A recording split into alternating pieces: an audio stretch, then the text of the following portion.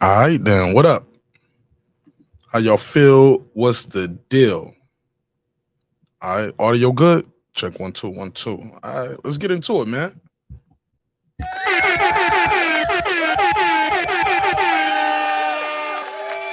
What up, what up, what up, what up, what up, what up, what up, though? What's popping? What's happening? What's going on? How y'all feel? What's the deal? You back in the lab with your favorite neighbor, your man, Mark Nash.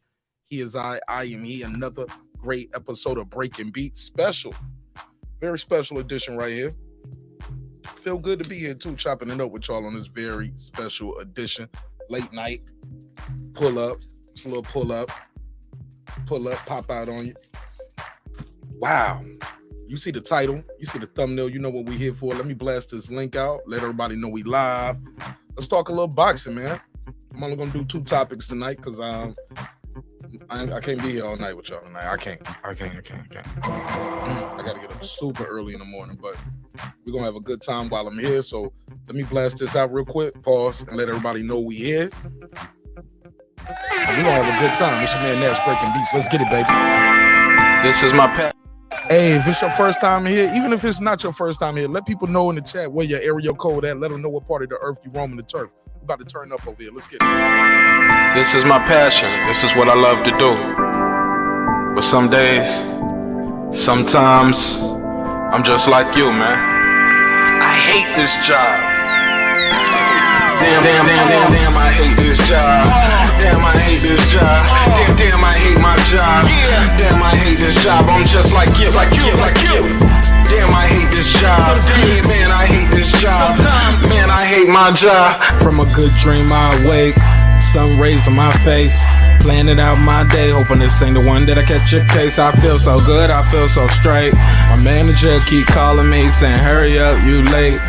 Hurry up, you lay off, y'all. Man, I hate this job. Man, I hate this job. Been trying to play it cool, but it's hard to play it off. I've been hanging on to this bullshit, cause my car still ain't paid off. I know I'm on my way up, my boy just got laid off, so y'all. Man, I hate this job. Man, I hate this job. These hoes here so ratchet. These hoes here so sneaky. Y'all don't even really pay enough for y'all to only pay bi-weekly. I'm trying to double up my cash, take this job, shove it up your ass. Yo, man, I hate this job. Sometimes I wanna say, walk in and slap my boss. This shit is getting hard. Damn, I hate this job. Gotta make it out of this struggle, bruh. And I don't really mean to take it out on you. You just a customer, but damn, I hate this job. Damn, I hate my job.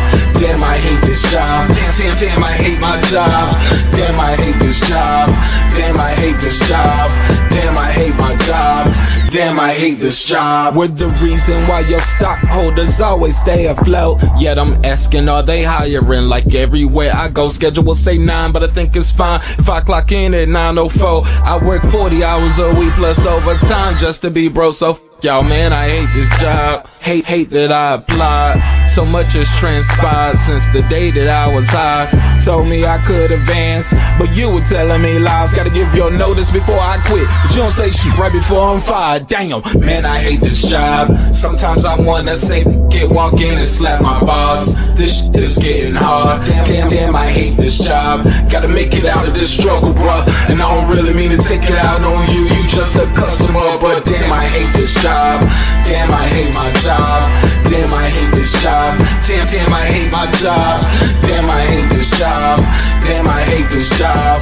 Damn, I hate my job. Damn, I hate this job. You and your procedures, you and your protocol, you and your policies, none of that shit don't apply to me. You and your quotas, you and your standards, you and your 2 sick days a year. Y'all niggas bananas. Wonder why the postman's posted with hammers, going postal with Popo on camera. His wage got him enraged, stressed out, it's hard to maintain. He flips the middle, grabs his. He said, if you don't get the picture, I quit, you ain't shoot. Mother, man, I hate this job. Sometimes I wanna say, walk in and slap my boss. This shit is getting hard. Damn, I hate this job. Gotta make it out of this struggle, bruh. And I don't really mean to take it out on you. You just a customer, but damn, I hate this job. Damn, I hate my job. Damn, I hate this job. Damn, I hate my job. Damn, I hate this job. Damn, I hate this job. Damn, I hate my job. Damn, I hate this this job. Look, man, I hate this job. I put my pants on one leg at a time, just like you. I'm out here trying to take care of my family. Damn, I hate this job. It's not always glamorous, for real, but I do what I gotta do for me and mine, you know? Damn, I hate this job. Damn, I hate my job. Damn, I hate this job. Damn, I hate my job. Damn, I hate this job. Damn, I hate this job. Damn, I hate my job. Damn, I hate this job. Damn, I hate this job.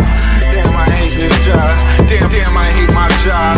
Damn, I hate this job. I'm just like you, nigga. Damn, I hate this job. Man, I hate this job. Man, I hate my job.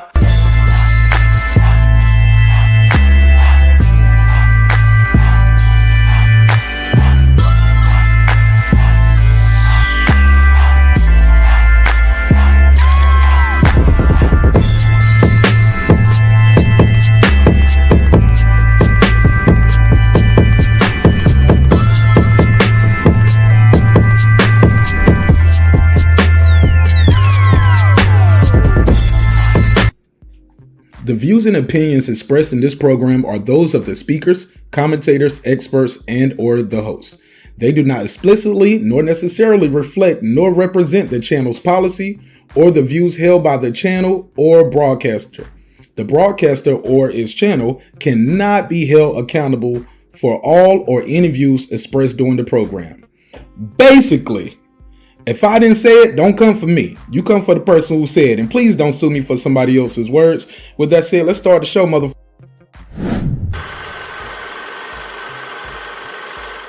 This that squad sound.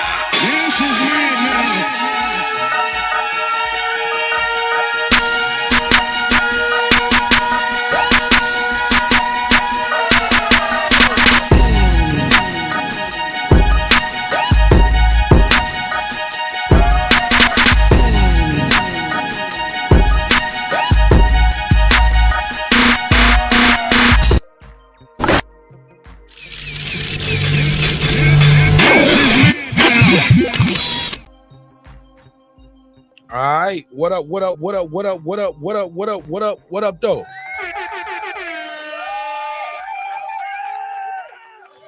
What's popping? What's happening? What's going on? You back in the lab with your favorite neighbor, your man Mark Nash. He is I am he. Another great episode of Breaking Beats, man. It feels so good. It feels so good to be home. Welcome home to all my neighbors. Oh, yeah. Damn, man. Sad day for narrative pushing, man. Okay. Or maybe not. We're going to talk about it. But I got to give a big neighbors only roll call to all the neighbors, because without the neighbors, the show wouldn't be the show at this level, man. And we well on our way to 17K. So let me take it from the top, do this neighbors only roll call. Because we got to get right into it, man. We got to get right into it. How y'all feel, though? Y'all drop your area code out there. Let everybody know what part of the earth you roam the turf. Let them know where you're from. Or if you're from another country, let us know what country you are from. Let me put this on the screen real quick. We got some news, man. And I'm excited about the news. Not all of it, but some of it. And I definitely will explain as we proceed. Let me see something. Boom, boom, boom. Let me switch this right quick. I got to put this band on the screen for you.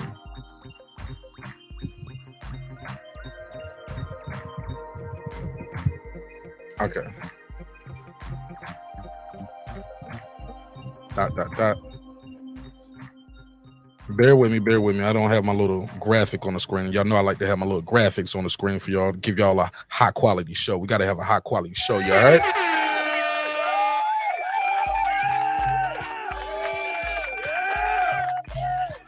And you gonna love it. But yeah, man, this news, I saw we was talking about it yesterday as far as Canelo, right? It was going around that he's possibly was gonna sign the PBC. This came from Eddie Hearn. We talked about it yesterday, and we was talking about the Charlo fight that most likely will be his next fight. Now, some of us did not like that news, self-included. Put a case on it. But I gotta take some of my, hold on a second.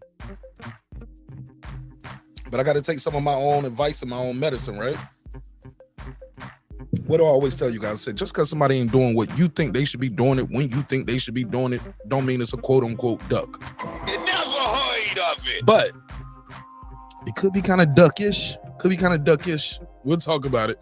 But look, let me play this neighbors only roll call because we got to give a shout out to all the neighbors, right? Let me get these Spence Crawford graphics on the screen because y'all know we pumping this fight all the way to July 29th. I'm not letting it go. We asked for this fight for years and years and years, and now it's right here at the precipice. We definitely going to be talking about this fight, Spence and Crawford. Again, different angle to the story, but we'll talk about it. And you guys are more than welcome to call in and beam in and give me your take too. So let me shout out to everybody who's here and all the neighbors who are not here, because without them, like I said, the show wouldn't be the show.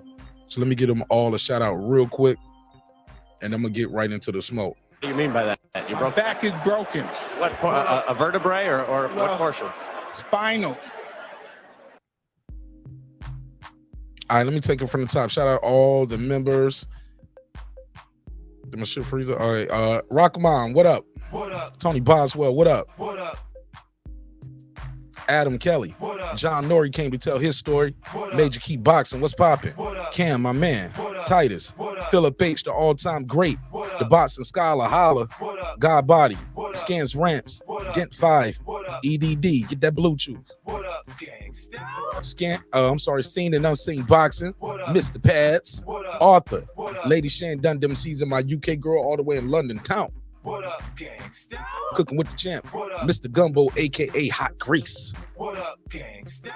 Show and more. What up? SLG. What up? Sam F. What up? Pound for Pound Sports and Entertainment. What up, gangsta? It's my guy F. Merritt. Shout out to Antoine Richardson. What up? That guy Clips 330. What up? Big Hova, I thought I told you. What up? Tell Toya. What up? Unbiased fan Brent Reaper. What up? Kendall. What The up? kid is back just like that. What up? Johnny Goodman, what's up, man? What up? D-Lo 44 Boxing. Let's get it popping. What up? My homie Big Sean T with the strap. What up? Kansas City Mac, where you at? What up? On the mic with Terrence Bailey Sr. What up? Karma Serene with a Serene Saturday. What up? Ace Retro, let's go. What up? Nick Rich in this trick. What up? Aaron Parker, the Big Talker. What up? Taylor Bell and TabTech UnlockSim.com. Unlock your next device today. What up? Stephen Bateman, all the way in Australia. Mama, we made it down under. What up, gangsta? Wanda Villa, aka Epoxy Magic. What up? Transcendent Sports Channel, my Filipino brother from another. What up? Fistiana Fights, she just might. What up? Jacob Sims, that's him. What up? Haplo, let's go. What up? MFB, What up? Patricia Shelton, What Miss up? Queen Sunkiss, What up? Beyond the Ring with Nonito and Rachel Donier. That's 9-time champion Nonito on his way to the Hall of Fame, on his way to 10 world titles. He got to fight July 15th at the Cosmo in Las Vegas. If you're in the area, go out and support. What up? True Media Today, USA Boxing. This Coach Malachi Williams. What up? Pudo, What up? Food Revolution, AK Foodie with the beauty. What up? KP from KC5, What up? Matt Wade, What up? Ill Status Boxing, What up? Tank the Sweet Science Examiner, What up? Beyond Above Media, What up? Pittsburgh T, What up? SF City Slicker, What up? I Know Boxing, What It's up? Mex, What Rider up? of the Storm, What Here up? to There, What Maddie up? Yoel, What Cliff up? Bailey, What Con up? Shawnery, What up? Lisa Bell, She Never Fails, What up, gangsta? HL Deezy, What up? Brandon Washington, What up? D Bevel the Champ, What and of up? course the big fish himself, my good brother Derek Lincoln. What up, gangsta? Oh yeah, Jerry the Terror Task. I see you, man. Shout out to Lisa Bells. What up, sis? King Mitch said, I currently prefer to see Benavidez get the Canelo fight, but if there's a line to the fight, Canelo, Maul, Charlo is definitely in front of that hoe. How he get in front of the line though, bro? He's 2.5 years behind the line, King Mitch. How he get in front of the line?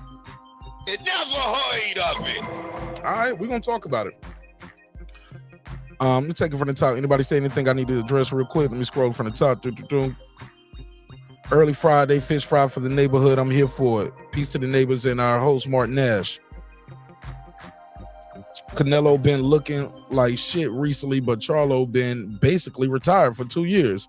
I'm happy to see Maul get in the fight, but I wish he was in a better place mentally and more active before taking it. King Mitch, I could not agree more, my brother. Lisa Bell said, hit that like button. Scan Rand said, Al Heyman is the greatest non-boxer in the history of boxing. Most likely overpaid Canelo, though. Oh, he said overpaid Canelo. and Dud to get overpaid. Okay, he overpaid Canelo and Dud. He's talking about Bud Crawford to get to the PBC. Well, shoot, at least they got 2 chances for undisputed, right? Spence gonna get a chance to get undisputed. He ain't gonna get it though. And Charlo's gonna get, and shoot, Canelo got all them belts at 168, so they got a couple guys over there that's gonna get a chance to get those titles, right? Gotta spend money to make money. And Crawford and Spence, that fight gonna sell, man. That fight selling, and it's 2 fights. It's only a 2-fight deal. That fight selling. It's him, and they got a rematch clause. If Spence lose, they can activate. Crawford lose, they can activate. So that's not a bad deal. It's a 2-fight deal, and the rematch got to happen this year. Got to happen this year, and they got to activate within 30 days. So that's not bad. Skins Ranch. Shout out to Skins Ranch. Yo, that music sound like it's loud. Let me turn that music down some. Is that loud to y'all? Possibly. It's at 26. Let me drop it down to 21. There we go. There we go. Let me see where we at with it. King Mitch and his bitch. What up, fam? What up, fam? All right, Clip said, fish fans always say they're gonna smoke Bud, but the only time when fish smoke is when they're being cooked. So I think that's one guppy gang. So I think that's hold up. So think on that, guppy gang. Shout out to the guppy gang in the building. Guppy gang. Whoop, whoop, whoop, whoop, whoop. Somebody said, where the fuck is 150 Junior at? Yo, he got a fight coming up. I'm gonna try to get them back on the show before his fight. He got a fight coming up. I think they fight. He fighting in North Carolina. He got a fight coming up. So I'm gonna reach out to Pops, reach out to Mike Williams Sr., and try to get him on the show. Him and Junior, try to get him on the show. And find out who their new trainer is and what's going on. So I'm glad you asking, to King Mitch, for real.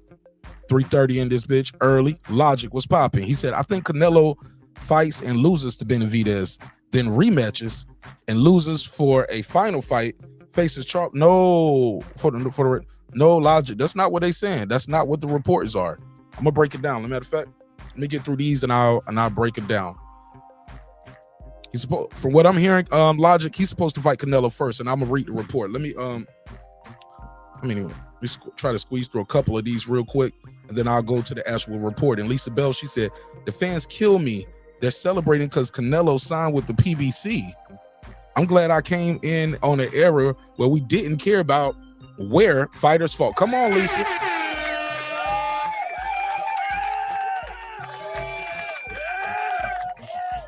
They're celebrating where he fights.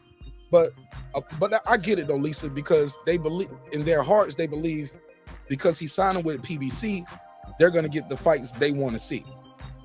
You get what I'm saying? That's what they believe. But we're gonna break that down too. King Mitch, he said Canelo gets bags everywhere. Suckers be mad when Haney makes makes similar moves. Come on now. He said, would like to see Canelo versus Charlo and Benavidez versus Morrell. Then Canelo versus the winner. Nah, man. I'm ready to see Canelo defend them titles against some of these top dudes. Why they got, you got an interim title over here and you got a WBA regular over here. I want to see them match up. And likely Canelo will still probably be the favorite, right? Do y'all think Canelo's the favorite versus Benavidez and David Morrell? He's definitely going to be the favorite versus Charlo because Charlo been out the ring 2.5 years. By the time they fight in September.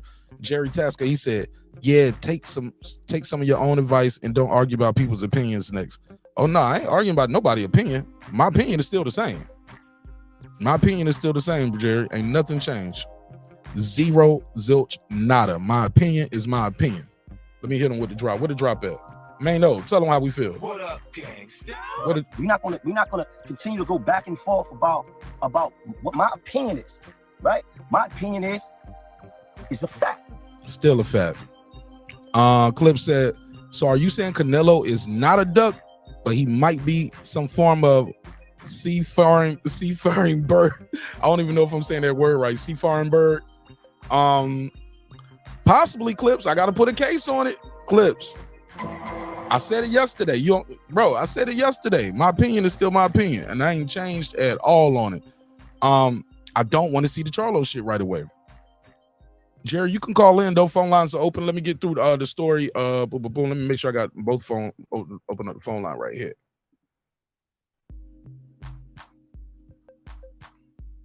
Cool. Boom, boom, boom. Got the phone line open just like that. He's King Mitch said, okay. I prefer to see Benavidez get. I think I read that one already. There's some people celebrating. Hello, Lisa Bell said the same people that's celebrating don't even like Canelo. Stop being fanboys of fighters and networks or advisors. The advisor. PBC is not even a network. It's a TV show ran by an advisor and a manager. Matt Wade, what up, man? Shout out to my boy Matt Wade. Got a dope single out called Poppy Daddy. Y'all check him out. Cool K Forever One. Salute to you. He said, Charlo been in the line since 154. Ain't it right, Scans Ranch? Shout out to the Serrano sisters on the picture, too. King Bitch said, Maul, Charlo been in line before most niggas even knew who David Benavidez was. Maul was in line first. Okay, fair enough. King Bitch, you might be right about that. You might be right, because he did get that, but that was at 160. Canelo got franchised and moved up, though, fam. So that's a whole new line. It's a whole new line now. Clip said, it wasn't too loud, but but now you definitely sound clearer. Thank you, sir. Thank you. Wayne Robinson, what's popping, fam? He said, don't be surprised if Spence doesn't make weight. Oh no. Spence doesn't make weight and Crawford fight gets canceled and it becomes Canelo versus Spence. No. Don't say that. Don't say that. It never heard of it. Low key, I did. Nah, the fight ain't gonna get canceled though. They're gonna put somebody in. They sold too many tickets. Somebody gonna fight in there. I think that place damn near sold out. They'll put Keith Thurman in there before they just cancel the whole event. Wayne Robinson. Somebody gonna fight on July 29th. Rider the Storm, what up? Suge Knight Cigar in here. He said, Heyman gonna buy them belts. Decision going to Charlo or Spence way. Nah, I ain't riding with that. What makes you say that, Suge Knight Cigar? Let me know. Rider the Storm, what up? Clip said, don't put that evil energy out in the universe, Wayne Robinson. Clip said, I'm gonna hit him with the let me hit him with this one. Hey, let me stop that shit. That's some dumb shit. Respectfully, of course. Lisa Bell said, these same people don't even like Canelo. It's fake. Come on. They like him when he doing what they want him to do. That's what I think, Lisa Bells. That guy Clip said, we want Spence healthy and at his best. When Bud knocks him out, no excuses. Oh man, they already got a ton of excuses. I blame myself because I gave him a whole list of excuses when I was telling y'all why he gonna lose. Shout out to Warren. I see you, man. What up, Warren? Mr. Warren. Irvin Mack, just like that. He's back. What up, fam? He said, one more for the like button smash. I appreciate that, my guy. You the real MVP. Clip said, Mark, he's not a duck, but possibly a penguin or a sequel. Yo. It never heard of it. Possibly. King Mitch said, man, PBC wilding for even offering Charlo to fight Canelo at this moment. Come on, King Mitch. That's where I'm at with it. Let me go through this article though. Shit, nice cigar. I'm gonna skip through some of the shout outs. Clip said, maybe he's a chicken. Or according to him, King Mitch said, Clips, maybe he's a chicken. Or according to him, not quite a duck though. If Charlo is next for Canelo, I got Canelo. You mean Jamal? He wrote Jamel though, but I know he means Jamal. He said Jamal ain't fought outside of bars and after parties. And how many years now? 2.5. Just 2.5. Somebody said line jumping, cherry picking, show entertainment, all the new for boxing champs. Come on, bro. Key Mitch, not even a swan or a stork. Y'all funny. Matt Wade says, support the movement. I snatched up that put a case on a hoodie. Oh man, thank you so much. What color did you get? He said, and I got Apple Pay. Mama, you got Mama, we made it. And I appreciate that, man. And he said, and my nigga got Apple Pay. Appreciate it, bro. You got the put a case. What color of the put a case hoodie you get? Shout out to Matt Wade for copying some new merch. He said, Logic said, has Hearn released a statement on the deal? He did yesterday, man. I covered it yesterday, Logic. That's when I went on my rant that Jerry's talking about tonight. I went on a rant. Somebody said, nah, Heyman keeps eight belts on PBC side. Hopefully Bud spoils the plan. He will, though. Bud gonna beat this dude. J-Rod's Level Up Boxing TV. It's a lot to say. It's a lot to say. J-Rod's Level Up Boxing TV. I'm gonna subscribe to your channel though real quick. He said, Bud for the bread. Shout out to my brother Pittsburgh T. Matt Wade said, you got the maroon one. All right, that's what's up. That's what's up. Let me subscribe to J-Rod real quick if I'm not subscribed. Shout out to you, J-Rod. Thanks for pulling up. All right, man, let me go into the article. I get caught back up on the comments momentarily. Let me do this real quick, and then I'll drop the link after I do the article. Let me go over here and try to subscribe to J-Rod real quick. Go to his channel. I like to support people that support me. Boom. All right. Yeah, 313 subscribers, man. We're going to try to get you up. We're going to try to get you, pause. We're going to get you up there. Get you up to this 1,000 mark real soon. All right, rock with me. I'm going to rock with you. We're going to get you up to that 1K. You heard? All right, let's get it. All right, so here's the story. Y'all smash that like button on the way in the room, too. It's like 50 y'all in here. We only got 23 likes. That's crazy. So here's the story. CANELO Alvarez.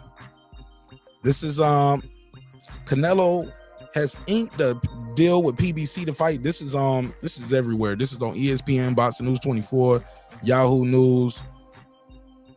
I'm gonna go with the most recent one. Maybe they got more details with it. So ESPN, Mike Coppinger. All right, I know y'all don't like him. It never heard of it. I know they're like, Mark, put a case on it. I get it.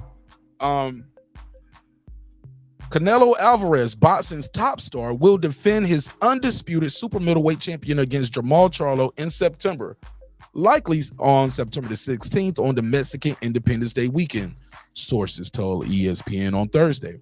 CANELO, as you know, is 52-2, 39 knockouts. According to this, it's a 3-fight deal with PBC, with the other 2 fights expected to take place on Cinco de Mayo weekend and Mexican Independence Day weekend 2024. So the same thing. So he's gonna fight in September, fight in May, and fight in September again. So basically it's a 1-year deal, 3 fights. Because earlier people was reporting it was a 3-year deal, but it doesn't seem to be a 3-year deal. It seems to be a 1-year deal with 3 fights. September, May, and September again. The Mexican fighter's bout against Charlo, the WBC middleweight, not super middleweight title holder, is expected to be a Showtime pay-per-view. You damn right it's going to be a Showtime pay-per-view. Y'all ain't getting this one for free. The network has declined to comment at this time. Alvarez announced on Instagram, done deal. Let me go to CANELO's IG real quick. Let me take this call.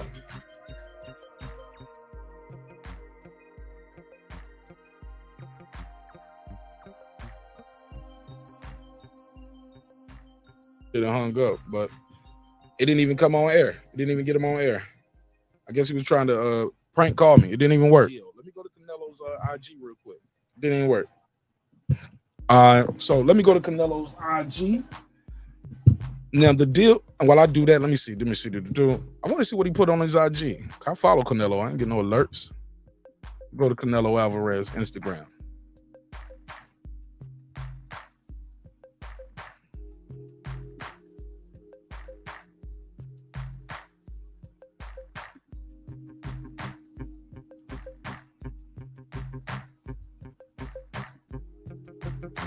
Whoa.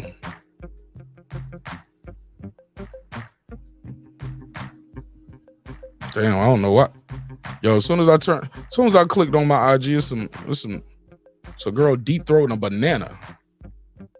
All the way down too. I'm like, yo, what kind of stuff I be watching? How does this even pop it? Oh, and she ate the banana out the thing when she did it. Yo, that's crazy. That's crazy. This girl is talented. All right, shit. I wish. Can I show y'all this? Can I show y'all this? This is. Let me show y'all. This is the first thing I see when I go to Instagram, yo. Look at this. Somebody look at this. She done took the banana all the way down and pulling it out, and she done ate the banana. That's crazy. Did you see this shit? Look at this. Look at this. Took the whole damn girl eating the whole man. Good night. Let me go over here to Canelo. You can't make this up. What the hell is going on? Play the Ron Osley drop. What the hell is going on? Damn, banana eating that bitch. All right. Let me see if can we get to Canelo. Let me see. Let me go to Canelo's IG. Canelo. Nope, that's not it. Go to Canelo. Canelo Alvarez. That shit freeze up. Somebody said Shorty was low on potassium. Somebody said round of applause, Mark, for that fine young lady. Yo, I'm real one, man. Shit, I'm telling y'all what I was looking at. I ain't lying. Y'all, somebody somewhere don't pause the show though. They was like, man, let me see that one more time. All right, why is Canelo's IG not pulling up? Go home. There she go again. She ready too, boy. She ready. Look at her. Oh Lord, let me get her off the screen before I get fined. All right, Canelo. Looking for Canelo. I'm trying to search his name in here. It's not letting me.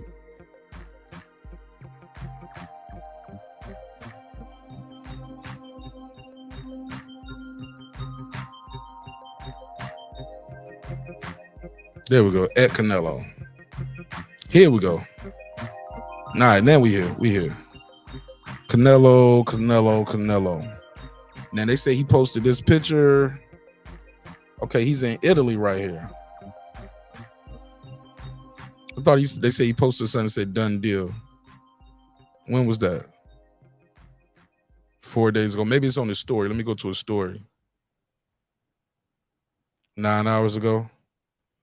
All right, let's see what he got. I just see him punching. Is he gonna say done? Is he gonna say done deal at the end of this?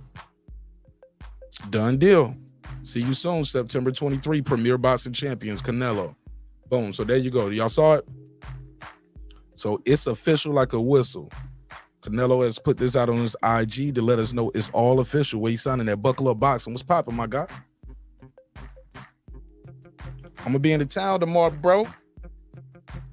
Buckle up. I'm gonna be right up there in the city tomorrow, man. I'm gonna hit you up while I'm up there this weekend. Yeah, but okay, so Canelo put this on his IG. It's official like a whistle. All right. Let me play this right here. No, let me read. I'm gonna continue reading. The deal is a coup for PBC, which brings the sport's top star into their fold. Why gotta be a coup? You know what I'm saying? Maybe it's just good business. They bring, because they're saying he got the top star away from their rival promoter, Eddie Hearn. Hearn's Matchroom Boxing promoted Alvarez's past 3 fights, including his most recent outgoing versus John Ryder in May. The other 2 bouts with Matchroom was a defeat against Dimitri Bivol and Triple G. So those been the last 3 deals. So basically, this goes back to the deal he was trying to make with PBC before. They didn't work it out. He went over there to Matchroom. He had those 3 fights. He fought Bivol, Triple G, and then he fought John Ryder. And then he went back to the table, and then he signed over there. Prior to that, Canelo scored 11th round keeper. We don't care about it. Boom.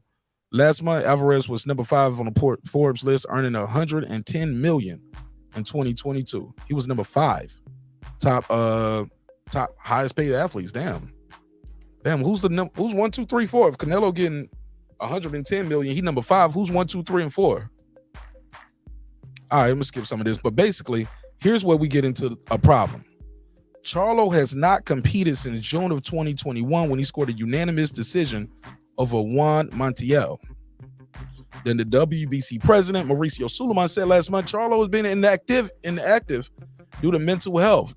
Charlo's the 154-pound title, as we know, and he's the current middleweight champion. But he ain't fought in 2.5 years, ladies and gentlemen. 2.5 years.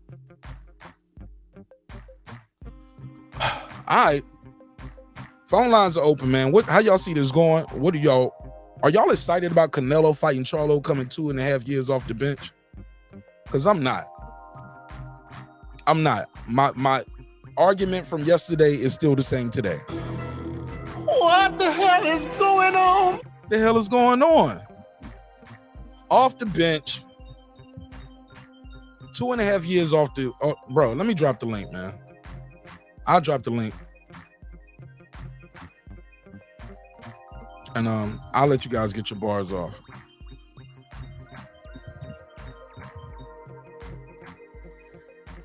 If you want to pull up, tell me what you think of this.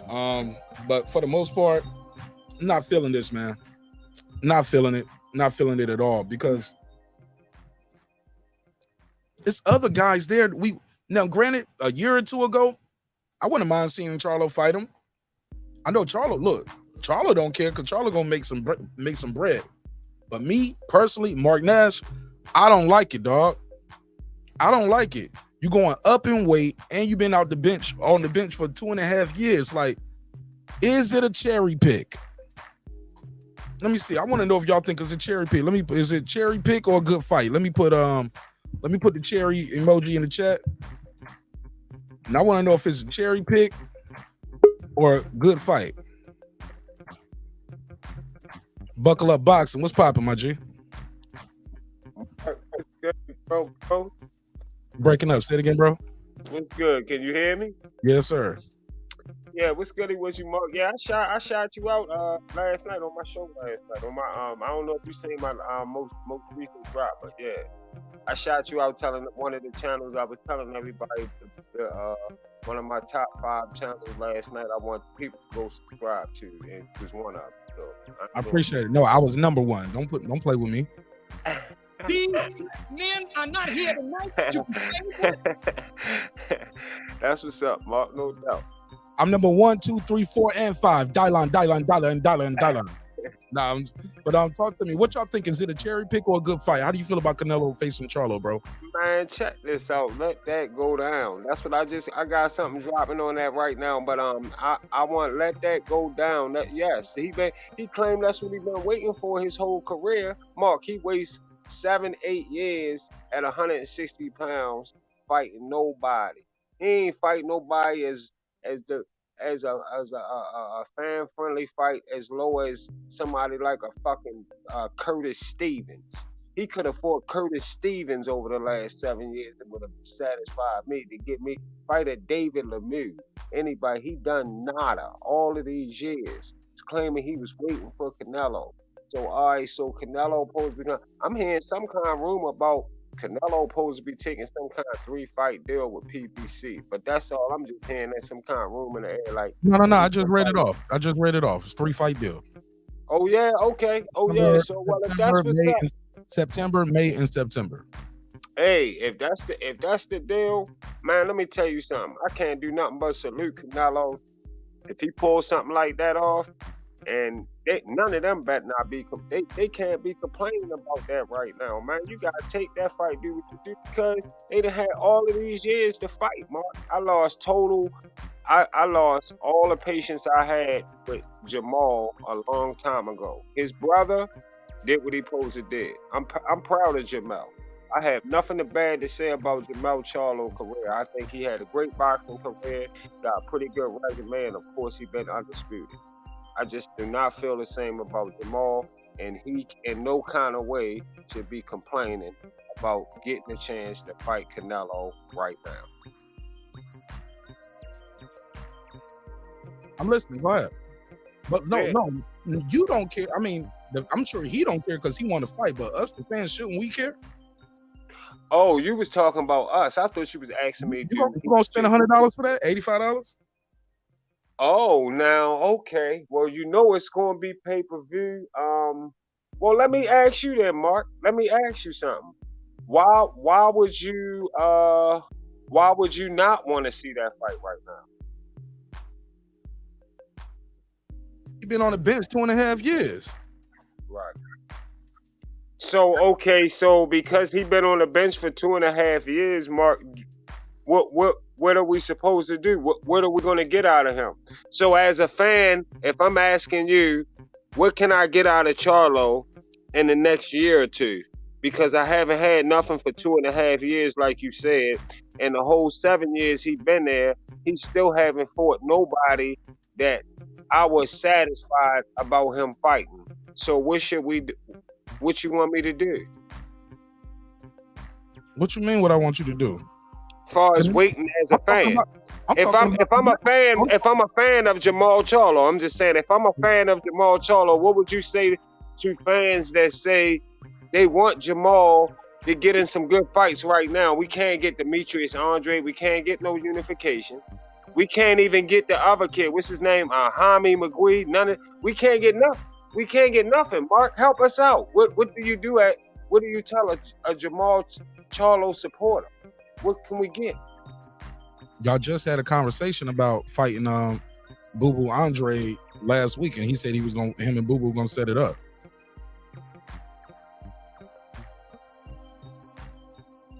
Did you see that IG Live? We did a whole video about it. Yeah. IG Live. Yeah, you did. Don't fight. I seen it. You right. I seen it. You right. I forgot about I ain't got no manager, nothing. I'm my own boss. I make my own shit. So yeah, he said, "Well, me too. We can set it up." All right, well, let's set it up. He told Boo Boo. Boo Boo said, "Let's fight at 68." I can't fight at 68. I ain't never fought at 68. Fight me at 160 for my title. Nah. How about 165? 65? All right, let's do it at 65. I bet he ain't gonna make Canelo fight at 65. He gonna fight Canelo at 68. I mean, I get it. You're a fan of Charlo. You want to see him fight, but do you want to see him sell his O? Or maybe do you guys think Canelo showed enough slippage? I seen somebody said in the chat, Canelo showed enough slippage where he might be able to take the fight. Charlo might be able to win. Hey, Charlo might be able to win. Either one of those three, if that's what's getting ready to go down, and he's gonna take those 3 fights, especially David Benavidez, that could work. But I'm gonna tell you to be honest with you, I'm gonna tell you something though, Mark. I think, to be honest with you, I think Jamal Charlo might got a better chance of beating Canelo than Benavidez. And I know some people might say, "Damn, Buck, what make you think that?" Nah, let me tell you. No, they probably saying this. Hey, let me stop that shit. That's some dumb shit. That's probably what they saying, respectfully, but go ahead. Right, hold up. But let me tell you why I said it. Because I know they probably said that. That's cool though. But let me tell you why I said it.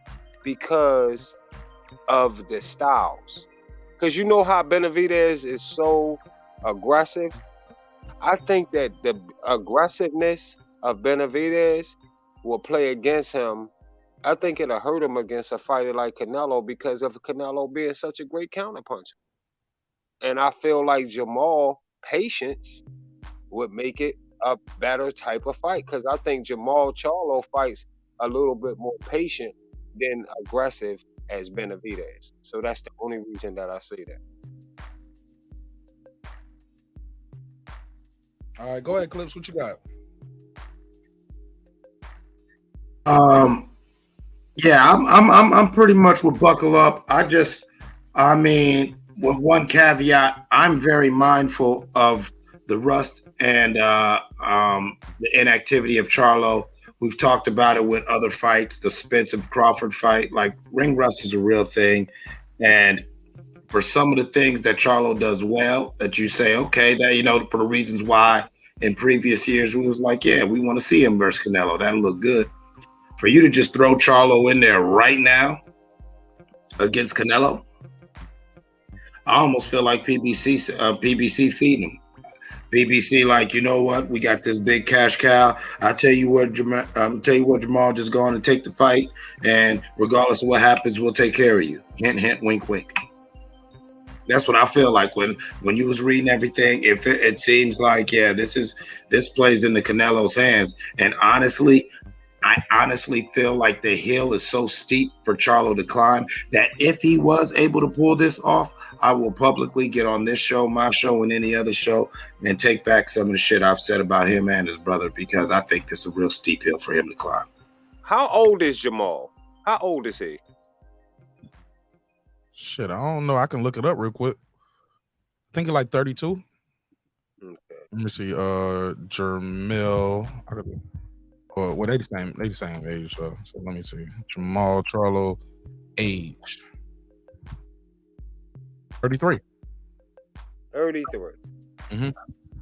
Why you ask? And Canelo's 32. Canelo old 32 though. Yeah. I'm just wondering, like, cause it's like I'm looking at Jamal, like, what is it that Jamal could do to, like, kind of heal the bandage of all of the wound that's open for him sitting and just all he's been through since he been at 160. He had a pretty good career. He had a pretty good situation going at 154. You gotta figure at 154 he fought what was Julian, whatever the fuck his name is, I forgot his name, but he fought him and he fought J-Rock back in the day? Yeah, didn't he fight him at 154? Yeah, that was his last fight at 154. What is that? All right, so that's what I'm saying. That everything was good at 154. It's Sir, just because he even fought Austin Trout at 154, didn't he? Didn't he fight Austin? Sir, you're right, and he did good in all these fights. No, he did good in these fights. My point is, he's been out. I think Jamel might have fought him. I got to look that up. Might have been Jamal or Jamel, but I think both of them fought him. But I see what you saying, Mark. He ain't done nothing, but he been sitting and he rusty. But all I'm saying is he ain't done nothing at 160 though. For me though, he never impressed me no more when he got to the 160 pounder. He had a couple of questionable fights in there. People thought he didn't do the best. But let me go to who is this right here? J Rod Level Up Boxing, right? TV. Don't forget the TV. What's popping, J Rod? Welcome home to your new home away from home. What's popping?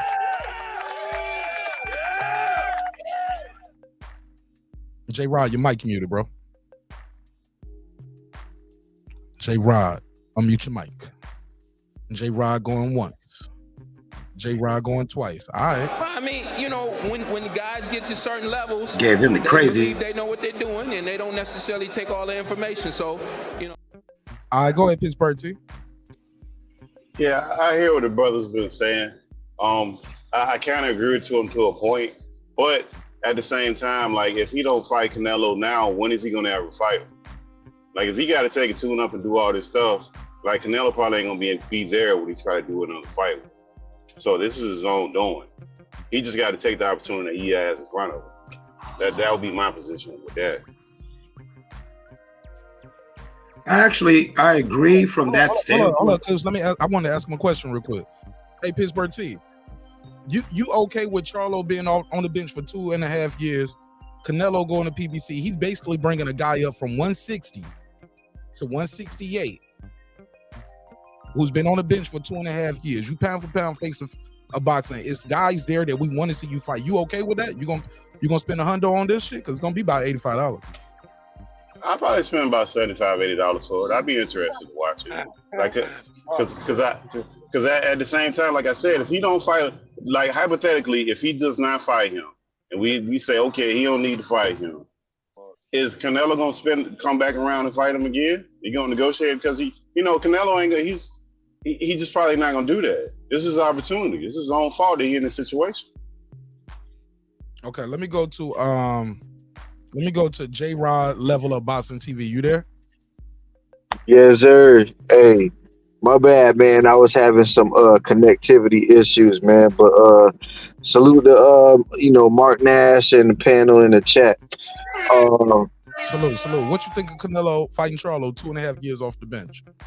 Man, I think it's bullshit. But in the same token, I see it as a PBC play. It's a win-win for them, and the reason that is because either they got a chance to revive Charlo's career because he'd been on the bench for a hot minute. They got a chance to revive his career, and in the same token, they also got a chance to wheel in Canelo. If Canelo win, they got a chance to wheel in Canelo to try to make the David Benavidez fight. They can do the Benavidez fight now, though, J Rod. You got Canelo over there. You can do Benavidez. You can get Andre. And in the middle of that, you can let your one of your flagship guys get a tune up in, get a fight in before he fights Canelo. Yeah. But man, after Canelo took that loss to Bivol, he not gonna take somebody like Benavidez right now, man. He fought John Ryder since then. Yeah, but John Ryder ain't he's not Benavidez. He's not Benavidez, man. He not. You know what I mean, you talking about the Mexican monster. This dude is nasty. Every guy that he gets in the ring with, he's gonna either pummel you or he's gonna knock you out. You know, whatever which way it goes. I know that fight with Plant, that was a very good fight. But you know, Plant came out there, you know, doing his boxing thing. But what ended up happening? He beat the shit out of fucking Plant. Canelo just, you know, in my opinion, I know they say that Canelo was there to be great, which he was, but you know, the way he went up against Bivol, he got his ass whooped. So for him to come back and try to make a comeback for himself and get his ass whooped against Benavidez, I think that's highly unlikely for him to choose that fight. Right now, I see him a tad bit on the decline, and you know, I think what he's doing is he's trying to be careful. All right, it's open to everybody. Everybody got to open a statement off. It's open. Go ahead. Oh, sorry, I spoke too soon. Let me take this call. 410, you got the flow. Tell me your name. Where you from, fam? Silence. What's up, Jerry? It's Jerome. What's up? Nah, that's Dragonfly Jones. Let me hit him with a drop. Silence. Talk to me, Jerry. Right.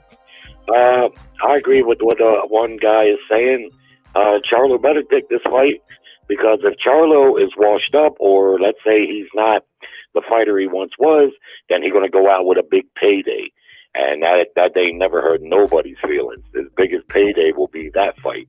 If he's still a valid fighter, then he has a chance of pulling off an upset and becoming an undisputed champion. Now, I'm an advocate for fighters staying busy, but part of me feels like this might have been a little bit by design. Charlo, him and his brother, because who I think is really going to pay the price is Tim Tszyu, because I think when he moves up to take that fight, his brother's going to move up to 160 and avoid fighting Tim Tszyu. And so, you know, as far as the ring rust, a lot of that he can shake off in sparring, because taking a tune-up fight in between, that's one fight on one night. Meanwhile, he can spar and fight in the gym for weeks on end to get sharp again. That's if he's still a valid fighter. That we won't know until he fights again. But also, if he took a tune-up, he might risk losing that payday. So he better take that fight. And I think he'll do surprisingly well, because, like you said, Canelo's got a lot of fights, man. He even has, I think, like 12 or 15 fights that aren't on his record. He's had a lot of fights, and you can tell that he's not the fighter that he once was. So if Ryder can go 12 hard rounds with him, I'm confident that Charlo can make a good showing and maybe pull an upset, maybe. All right. You got anything else? So you okay? You okay with Charlo 2.5 years on the bench, coming from 60 to 68? He just told Andre last week, man, I ain't never fought at 60. I can't 68. I can't fight you at 68. Is he selling his O to Canelo? In your opinion? Just your opinion. He might be. But what better to do? I mean, these fighters are in the game. They're in the game for money, man. So I wouldn't want to fight Andrade at 168 either, because no money in it. But he's talked a lot about fighting Canelo. He knows Canelo's the undisputed champ at 168. He knows that's where that fight would happen. And the fact of the matter is Canelo's a small super middleweight. Charlo his size is definitely not going to be an issue in that fight. He's probably going to be as big or bigger than Canelo Alvarez. Activity, timing. Well, Canelo been getting hit by guys that weigh 175 though. Well, he got hit and lost against the guy at 175 a year and a half ago, but I don't know how much we can count that. Activity plays into it, but for each guy, it plays a little different. Canelo's activity has put miles on him, and we don't know what Charlo's inactivity has done, but I think if he's still a valid fighter, he'll shake it off in sparring. That's what sparring and training is for. You know what I mean? That's where they fighting every single day. Bigger not gloves, just one bigger night. gloves, headgear, shorter rounds too. I mean, switching out guys. It's not quite sparring ain't the fight, bro. Well, I realize that, but it's still, that's how you get your reflexes sharp, and that's how you get back in the flow of things. Having one fight, a tune-up fight, risk everything. It risks the payday and it risks the opportunity. So I don't really have a problem with the fight, and there's nothing that really can be done about it at this point, because you can't take back Charlo being off. It's already been done. But lastly, I'll say this. I kind of feel like this was all by design, because when they, like you said, when Canelo last fought on PBC, they tried to put a similar deal together, but they wanted to make that Golovkin fight. Even though Canelo said he didn't, he did. They wanted to cash that last Golovkin check. And in order to get that done, they probably had to sign a 3-fight deal with the PBC, with the Zone. So they probably had to make a 3-fight deal there. And in doing so, they circled back around with this PBC deal that they was going to make then, and now we're seeing it coming to fruition. What I believe is going to happen is if he beats Charlo, his second fight will be a rematch against Plant, and a third fight will be Benavidez. All right, shout out to Jerry the Terror Tasker from Baltimore, Maryland. Appreciate you, bro. All right, guys. All right. Salute. All right. Anybody want to respond, or what you guys think of what Jerry said? Yeah, I think that's facts. You know what I mean? Like it plays into, you know, everything that I was just saying. It's a PBC play, and on the PBC end, that's a PBC play. They either gonna revive Charlo's career. Charlo gonna take everything over there on his side, fight Andre next. Either that, or they gonna wheel Canelo in for a Benavidez fight. Let's not forget, you know, like I said, I think that, you know, what Canelo is a tad bit on a decline, and like that last caller just said, that's the reason why I said it is because, you know, Canelo's been through a lot of wars. This dude's got a lot of wear and tear on him. Now with Charlo, you know, he's showing the same things a little bit at an early age, which is the same thing that Canelo was showing, which is fatigue. You know what I mean? They tend to fade a little bit going towards the end of the fight, and that's what I think this is going to make a very good fight. In my opinion, I think this could be actually a very good fight. What the heck is going on? I guess. All right, go ahead. I said the same thing. Go ahead, T. No, go ahead. You good. That ain't Pittsburgh T. That's Buckle Up Boxing. No, buckle up. Yeah, go on, man. Get your balls off, kid. No, I was just going to say, yeah, I said the same thing. I think it'll be a pretty good fight. He'll have some time to get maybe some sparring to help him out, get him out, get the dust off a little bit, Mark. I know you see that dust from that sitting because you keep bringing it up about this 2.5 years, and you're right. It do make a difference, but he gonna have to do a lot of sparring and train his ass off, because he can't let this kind of money fight go by like that. This is a chance that he need this fight. He need this fight right now, Mark. Right now. 2.5 years off or not, we need to fight now. He need this fight. Yeah, because if he look bad on the next fight, then he definitely ain't gonna get that fight. If he do a tune-up and look like crap, he definitely ain't gonna get no Canelo fight. I agree with Buckle Up and Pittsburgh T, and the fact that Charlo, for whatever reason of his own design or whatever, that inactivity, he fucked himself. He's in a corner. Okay, there's money on the table, and this is that Canelo money. This is that change your life. And this is that generational money if you invest in it right. This is that I ain't never got to get embarrassed at the Waffle House again type of money. So he got to take it. Now, with that said, this is where Jerry, I agreed with Jerry that this could be PBC fuckery. I do believe, I've said it in the chat. I've said it, you know, yeah, he's selling his oath. and I don't see it happening. But he's here now, but I do think that ring rust is very important. Canelo has shown trouble with bigger fighters getting into the distance now that he's gotten a little slower. The Bivol fight was a perfect example of that, and even some of his other fights, even the Ryder fight. I don't know how he went to the distance with Canelo. It seemed like either Canelo let off the gas or Canelo's losing steam. But there's got to be a lot of factors come into place for Charlo to pull this off. And I'm sorry, Buckle Up. I'm sorry, Jerry. I'm with Mark 1,000%. That fucking sparring ain't fight experience. And when you go up against elite like Canelo, you're not only fighting his skill set, you're fighting his experience. Yeah, I can feel you on that, though. That's fact. I feel you. That's That's facts. fact. That's facts. I wouldn't even dare try to debate you on that. Right. How many But Canelo? hey, but you know No, what? seriously. What can we do right now? What can he do? What else? Oh no, do he you got do? no choice. Charlo fucked himself. I'm with you on that. Charlo fucked himself. Whether Right. he really had legit reasons not fighting, or this was some bullshit and him trying to be slick. Right now, it's shit or get off the pot. Right. Basically. Yeah. But my thing that I was getting ready to say to you, is with this fight though, it could be a good fight. But here's my thing: when you talk about Canelo's experience and Canelo's last 10, let's even go back 15 fights. How many fights did he win just off experience alone? Well, we seen him getting in trouble, but we seen him able to make the adjustments and do what needs to be done. That's nothing you can. That sparring doesn't prepare you for that.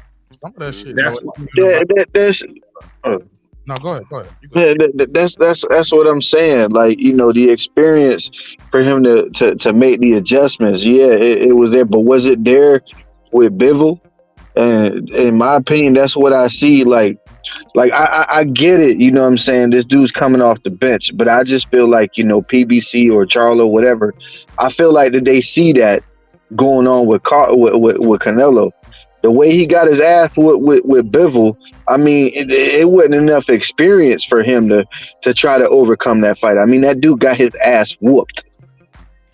I agree with you, He bro. didn't belong up there. Yeah, the Bivol fight was more of he didn't belong there. That boy was too big. Canelo's power wasn't translating. And if you see, it was Canelo's experience that still made it competitive. He knocked because out. other than that was an ass whoop. You know what they're gonna say? He knocked out Kovalev. I did the video about that, but I did a video right before he fought Bivoli, but I knew he slipped past Kovalev. And guess what? You call him, fam? You call him Bivoli? Bivol, what's his name? Bivol, Bivoli. Man, I call him Bivoli. Bivol, my fault, but whatever. No, I thought that was a joke. You know how fans be making nicknames for people. I thought that was your nickname. I'm calling him Bivoli from now on. But I didn't think. I tell you the truth. I didn't think that I had Kovalev beating Canelo, whoever that was talking about, as far as him when he beat Kovalev. But I think a Kovalev like about maybe 5 to 7 years younger would have beat Canelo. But that ain't what it was. He beat Kovalev, and then he tried to go up there and fight Bivol, and I already knew before the fight that Canelo can't beat Bivol or better Biev before he went up there. And if he would have fought, and check this out, if Canelo would have fought better Biev instead of Bivol, Canelo might not be fighting now. His career might have gotten that night. I agree with you on that one. I've been on record on this show several times. I believe Dimitri Bivol is outside. He's a monster. And I think the only thing that can even stop what Dimitri Bivol's got going on in his division would be better beef. And that's something that Canelo needs to just watch. He needs to be in some Dolce & Gabbana, sitting front row, doing a little fist at the camera with a bad bitch at his side, because Canelo does not want to be in the ring with Bivol again, and he damn sure don't want to be in the ring with better beef. I'm just keeping it real. No, because even like I was saying in the chat, Canelo kept it competitive in the sense that he didn't get his ass knocked out or totally motherfucking completely dog walked. He got whooped on. If that was all experience. Because if you take away Canelo's experience, Bibble would have put him to sleep. He might have got mauled. Yeah. I think the reason why Bivol ain't put him to sleep is because he was focused too much on boxing. You know what I'm saying? I think, you know, going towards the later rounds when he started getting more comfortable. I think if this would have been a fight like back in the days that went 15 rounds, he would have knocked Canelo out. In the rematch, I think he will knock Canelo out. That's why I said I don't know why Canelo, and he tried to say he don't even want to mess with Canelo no more. He tried to stay away from Canelo. He really want to unify with Beterbiev, what he should be doing. He don't even really want to waste his time there, and I really don't want to see it. I'd rather see Canelo wasting his time with Benavidez, Charlo, or Demetrius Andre before all of them can't do it no more.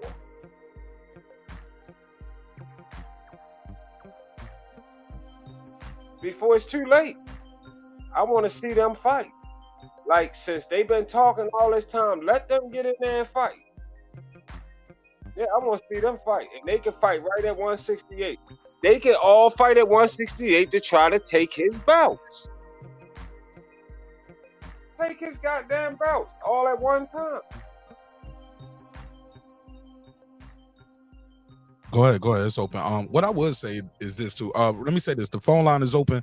404-692-1766. 404-692-1766. It's in the bright yellow letters at the top of the screen. Also, if you prefer to join the panel, that's cool too. You can chop it up, kick it with us. I just ask you respect yourself, respect the host, respect this show, respect yourself. You know what I'm saying? Respect a different opinion. A lot of us are disagreeing up here, but we ain't call nobody fanboys, capping for Canelo. You know what I'm saying? You got to be able to respect a different opinion without disrespect. All right. So long as we can keep that going, shit, we can rock it out. But I ain't with it. I'm sorry. All that shit y'all niggas say sound good. I love the food revolution. Yeah, I got this Dolce & Gabbana body wash my wife had bought me. Man, I be dabbing with that motherfucker. I don't even want to use it all. That shit smells so good. He said he only used that bar of soap on date nights. Nah, it's not even. It's like a body wash. Man, I be putting the tiniest little squirt on that loofah because it's soap up so good. I be like, man, that's all I need, nigga. I'm stretching this shit out, nigga. I had that shit all. Hey, look, I don't even use it all the time. I use it when we got something special to do. I'm like, I'm using. Put my Dolce & Gabbana up. He said, don't even use that Dolce & Gabbana. You better use that Suave. The hell? Duh for men on that loofah. But look, the crazy part is, one night though, I was about to go out. My wife was like, "Nigga, I see you got that little black bottle over there by the shower. Where the fuck you going?" I was like, "Going out." She said, "Not wearing that shit, nigga. That's my shit." Yeah, shout out to Miss Nash. Shout out to Miss Nash. She was like, "Got you down." Miss Nash said, "Mark can step outside. Mark can look fresh when he step outside, but you ain't gonna look fresh and smell good outside." Bang. Some of that African oil from the corner store on your way out. That our version of Dolce & Gabbana. You know what I'm saying? All jokes. She smelled that shit. She was like, "What the hell is going on?" On God. Hey. Nah, it's all jokes. But all the shit y'all niggas said sound good, man. Sound good. And I had to do a pause for the calls with the comedy relief. All right? Cause y'all niggas, man, y'all, bro, this is what's wrong with boxing. Y'all ask and beg for some shit. They give y'all some shit you don't want, you don't like. Y'all know it don't look right on paper. But somehow, some way you talk yourself into thinking, man, maybe he can pull this shit off. This ain't that bad. Man, I don't see him. Y'all, does anybody got Charlo winning this fight? Y'all, who putting bread on Charlo? Let's keep it a buck.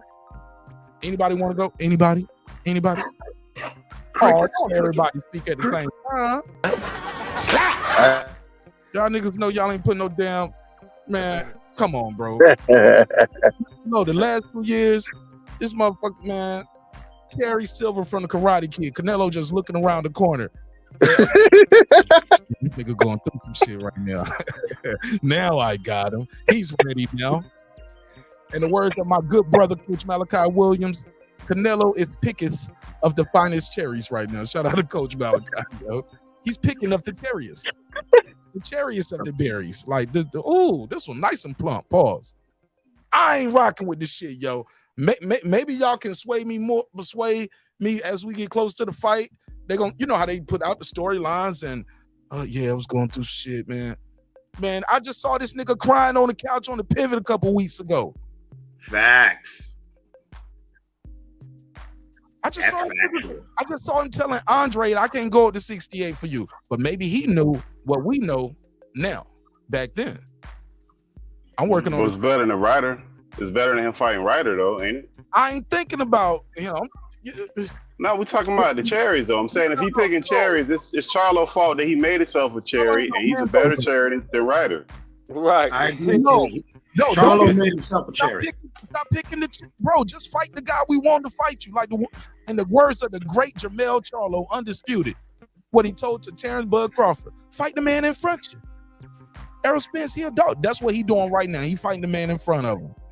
So look, man, why you can't fight the man in front of him? Benavidez is right there. It ain't even no side of the street. He right there. I'm with Food Revolution. Hopefully this is all speculation and we just gonna put a case on it. But if I was to find out tomorrow, like Canelo, like, I don't know why they said that. And like, nah, I want to fight David Benavidez. I'm fighting him now. I would have been like, finally, Canelo's spending time with me. If I find out Canelo Alvarez ducked David Benavidez for $50 million and he never fight David Benavidez before he leave the sport of boxing, that is a duck. Definitely. That is a whole duck. That's a duck. That's a whole duck. That's not like a swan. That's actually an actual duck. That's the full neck, head. That's the duck floating. That's everything. That's whole duck. That's full Daffy action. Full Daffy. He went full Daffy. Oh my God. I hope not. I hope not. I wish I had that little voice over here. You know, I got the little voices over here. The voices and all of that. Oh my God, I wish I had a damn Daffy Duck voice. Why you wish like a Daffy? Yeah, I can't do it. I know some people that can do it too as a kid. Pause. But I wish I knew how to do the little, the little duck talk. Oh my God. I don't like it. I'm going through the matrix on y'all niggas. I don't like it, dog. Mark said, "Fuck it." He took the red pill. He said, "I'm gone, y'all." I don't like. I feel Marco in that Charlo Benavidez. That's right. I want to see that too. I'd rather see that anyway. Benavidez and Benavidez and Canelo. I'd rather see that. Yes, bro. That's what we gon'. That's the shit, man. Now, granted, here's another thing. I say this all the time. So I got to take my own advice now. Just because people ain't doing what you think they should be doing when you wanted them to do it, don't mean it's a duck. Okay? So I got to take my own advice. I just saying I don't like it. I haven't used the duck word yet, and I don't want to call Jamal Charlo a cherry for nobody. He ain't no easy fight, especially after. Matter of fact, hey, look, seeing him crying on that damn couch.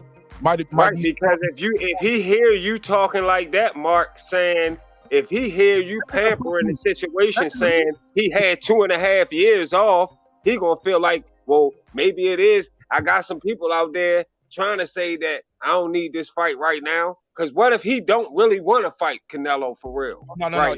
He definitely wants him right now. Hey, look, this gonna be the chance to get all the shit his brother got. Remember, he was like, man, you can get undisputed too, man. He was like, and he was seeing his. You saw Jamel flexing on him with all the belts.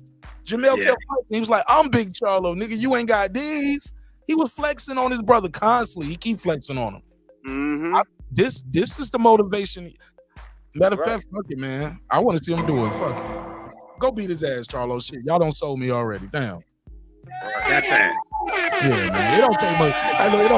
It don't take much for me, man. I love boxing, man.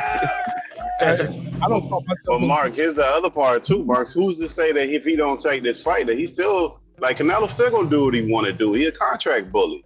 I mean, he gonna do what he want to do. He come in there with the stipulations. He coming there with the weight clauses and all that. I mean, it is what it is. He not gonna stop doing that. So that's just what nobody likes it, but that's just what he does. It ain't like Charlo undefeated. I mean, lost. Ain't like never seen him like really get beat up. Nobody ever dropped him or stopped him or nothing like that. Never been down. in these 2 years. He hasn't been injured.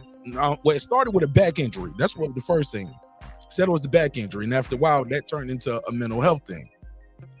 And then we seen the relationship stuff going on. So he even talked about separation anxiety, being away from his twin. So we seen a lot with that. So fuck it, man. Y'all sold me, man. I'm riding with Charlo. Beat his ass, big Charlo.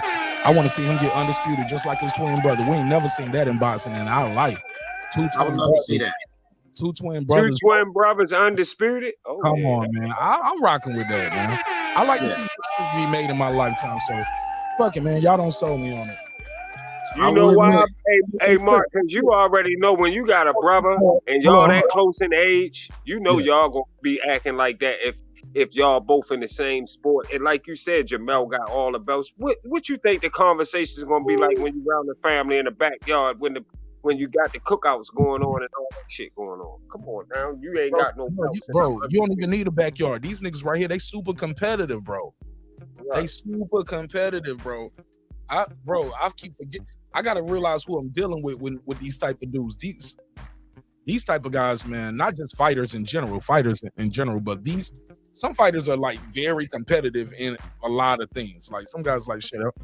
It is what it is. Boxing is my thing. I don't do everything well. Some of these guys are super competitive and they think I could have been anything. You know what I'm saying? If I wanted to do it, I could have been a basketball player, football player. You know what I'm saying? Mm-hmm. So fuck it, man. Yeah, I'm gonna root for Charlo for this shit, though. Hey, look, don't get this twisted, though. Clips. I ain't about to buy this shit, but I'll be having a fight party for this motherfucking nigga. We definitely having a fight party for this shit. You know what I mean? You feel me?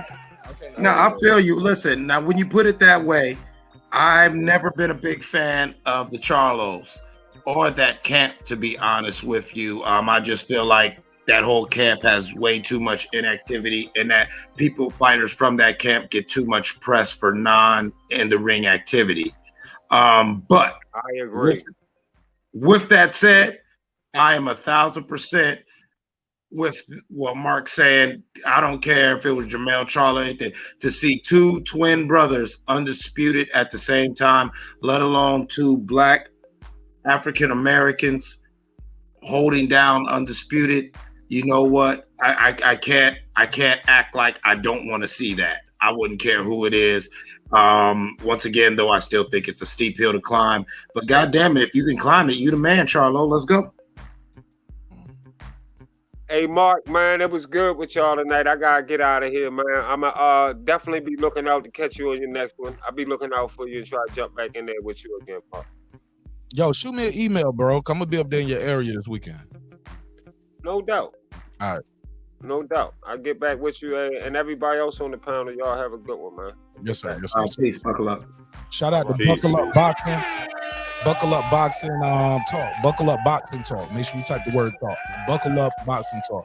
Appreciate you pulling up. All right. And then there were two. I mean, damn. I want to keep cooking this. I want to keep cooking this motherfucking shit. But you goddamn, Mark, you hit us with the motherfucking Trump card right there. Because now my blackness is like, well, you know what? Damn, I do want to see them boys get history, even if everything else I feel about them's kind of out the window now. So I got everybody else beating up on Canelo. Let Hey, look, this is what y'all said Canelo don't like, right? He don't like to fight black athletic fighters, right? He got one right here. So that narrative is dead, right? True. Yeah. PBC, he signed for 3 fights. He could have signed a one-off, right? Could have just said, I'll fight Charlo and I'm gone. Who knows? Maybe he fights Charlo if he's successful, or if and when, if you're a Canelo fan, he's successful. Maybe that next fight is the Benavidez fight. What the hell of a tune-up. Like, yo, I fought a black athletic guy. Y'all said I didn't want to do that. I fought another Mexican. Y'all said, a young, strong, pressure fighter, throws a lot of punches. He ain't gonna be moving. David Benavidez ain't gonna be moving all night from Canelo. He gonna be walking him down all night long. He gonna be running to some shit too, but he gonna try to eat them. He gonna eat them shits up. He might get full. He might not. He might treat that shit like a buffet. Mm-hmm. But maybe Canelo might be like, okay, I'm fighting Charlo. Fight Benavidez with a rematch clause if I lose, but also I'll fight. Maybe the next guy is Andre. Like, Andre, we told you we was gonna get you the Canelo fight. You get what I'm saying? Like Andre's in the right place too to get the Canelo fight. I do see it. This could be the end for Canelo too. This could be his last couple fights too. This could be a cash out for him, or is where in these 3 fights, whatever he signed for, it could be the end for him. Shit, I don't know. So as I say, we don't know. We don't. That's what I'm saying. Like Charlo, I don't think he's in a position to turn the fight down because, like Canelo, on the back end of his career, he don't have the opportunity and whatever's going forward. I think you're missing the point. Nobody's blaming. Hold on, let me make this clear. Leave Charlo out of it. He's doing what all of us would do. Me and you would try to make 168 pounds to fight Canelo. You get what I'm saying? No, I'm talking. My pressure was always for Canelo. For like, why not fight the guy in front of you that we want to see you fight? You just fought your mandatory. Fight Benavidez. Now, like some call Ryder a tune-up. But after you watched the fight, that shit didn't look like no tune-up, huh? That was a little tough fight, wasn't it? His ass was getting cracked. He was trying to knock him out, but he was getting cracked in the process. But it's enough intrigue in this fight, Mark, for us to be interested. It's a lot of intrigue in the fight. The fact that it's a lot. It's a lot of intrigue. We wanted to see, bro. That's all I'm saying. On the side of the street, we wanted to see this years ago.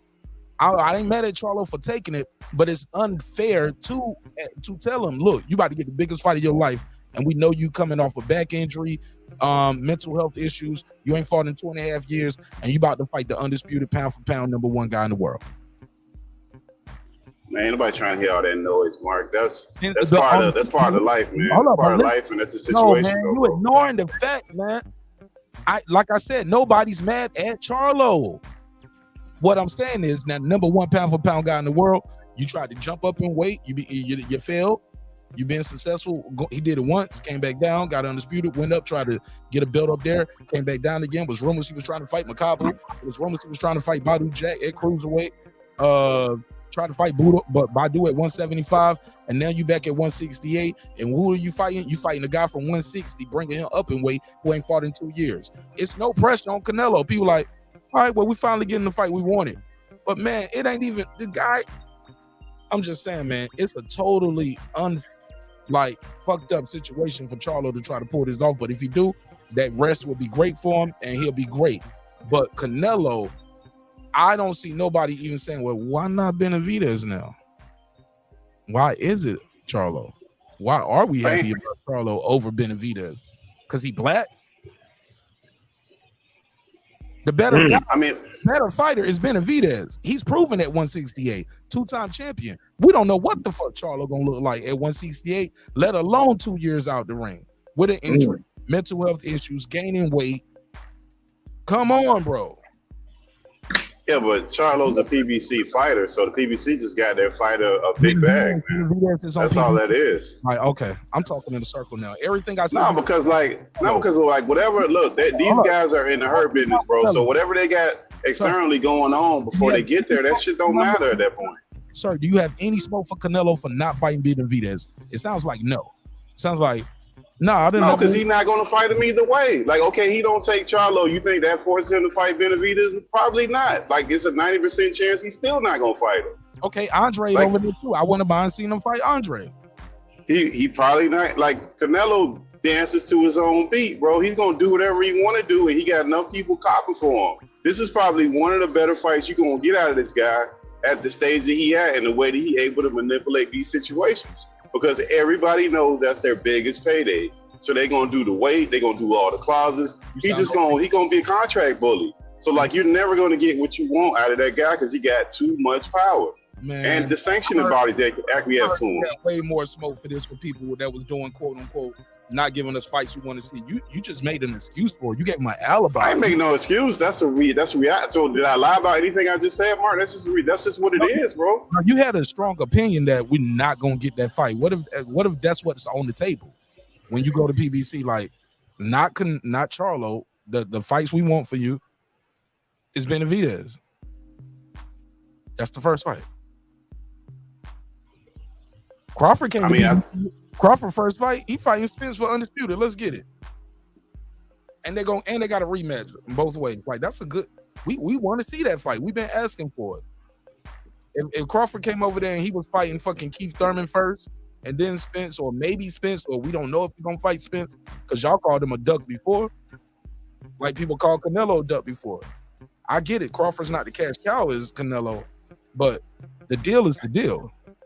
But that's the whole problem, though, Mark. The cash cow is what gives him that kind of power, bro. I don't think Canelo's going over there and he's not gonna fight Benavidez. I think it's pretty much similar deal, just a 3-fight deal, probably with a rematch for Benavidez. I'm in the middle of this debate right here. What the original shit was? It was Charlo, Benavidez. Mm-hmm. What the original shit.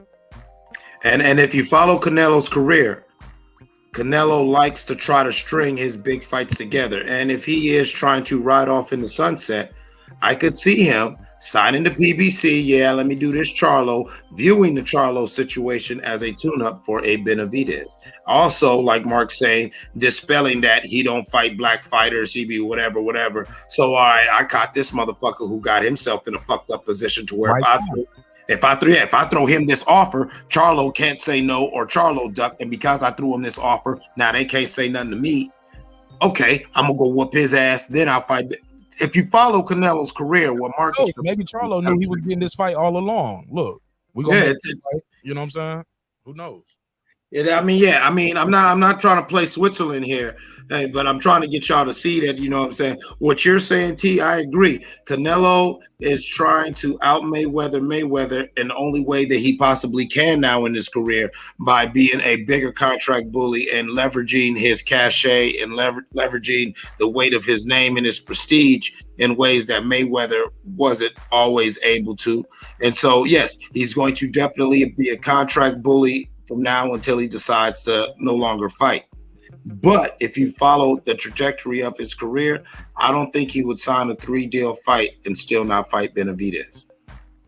It might not happen immediately, but trust me, I don't think he'll he'll get out of that contract without fighting Benavidez. The only thing that can stop that is Benavidez, getting upset, or, something crazy happening with him where that fight can't happen.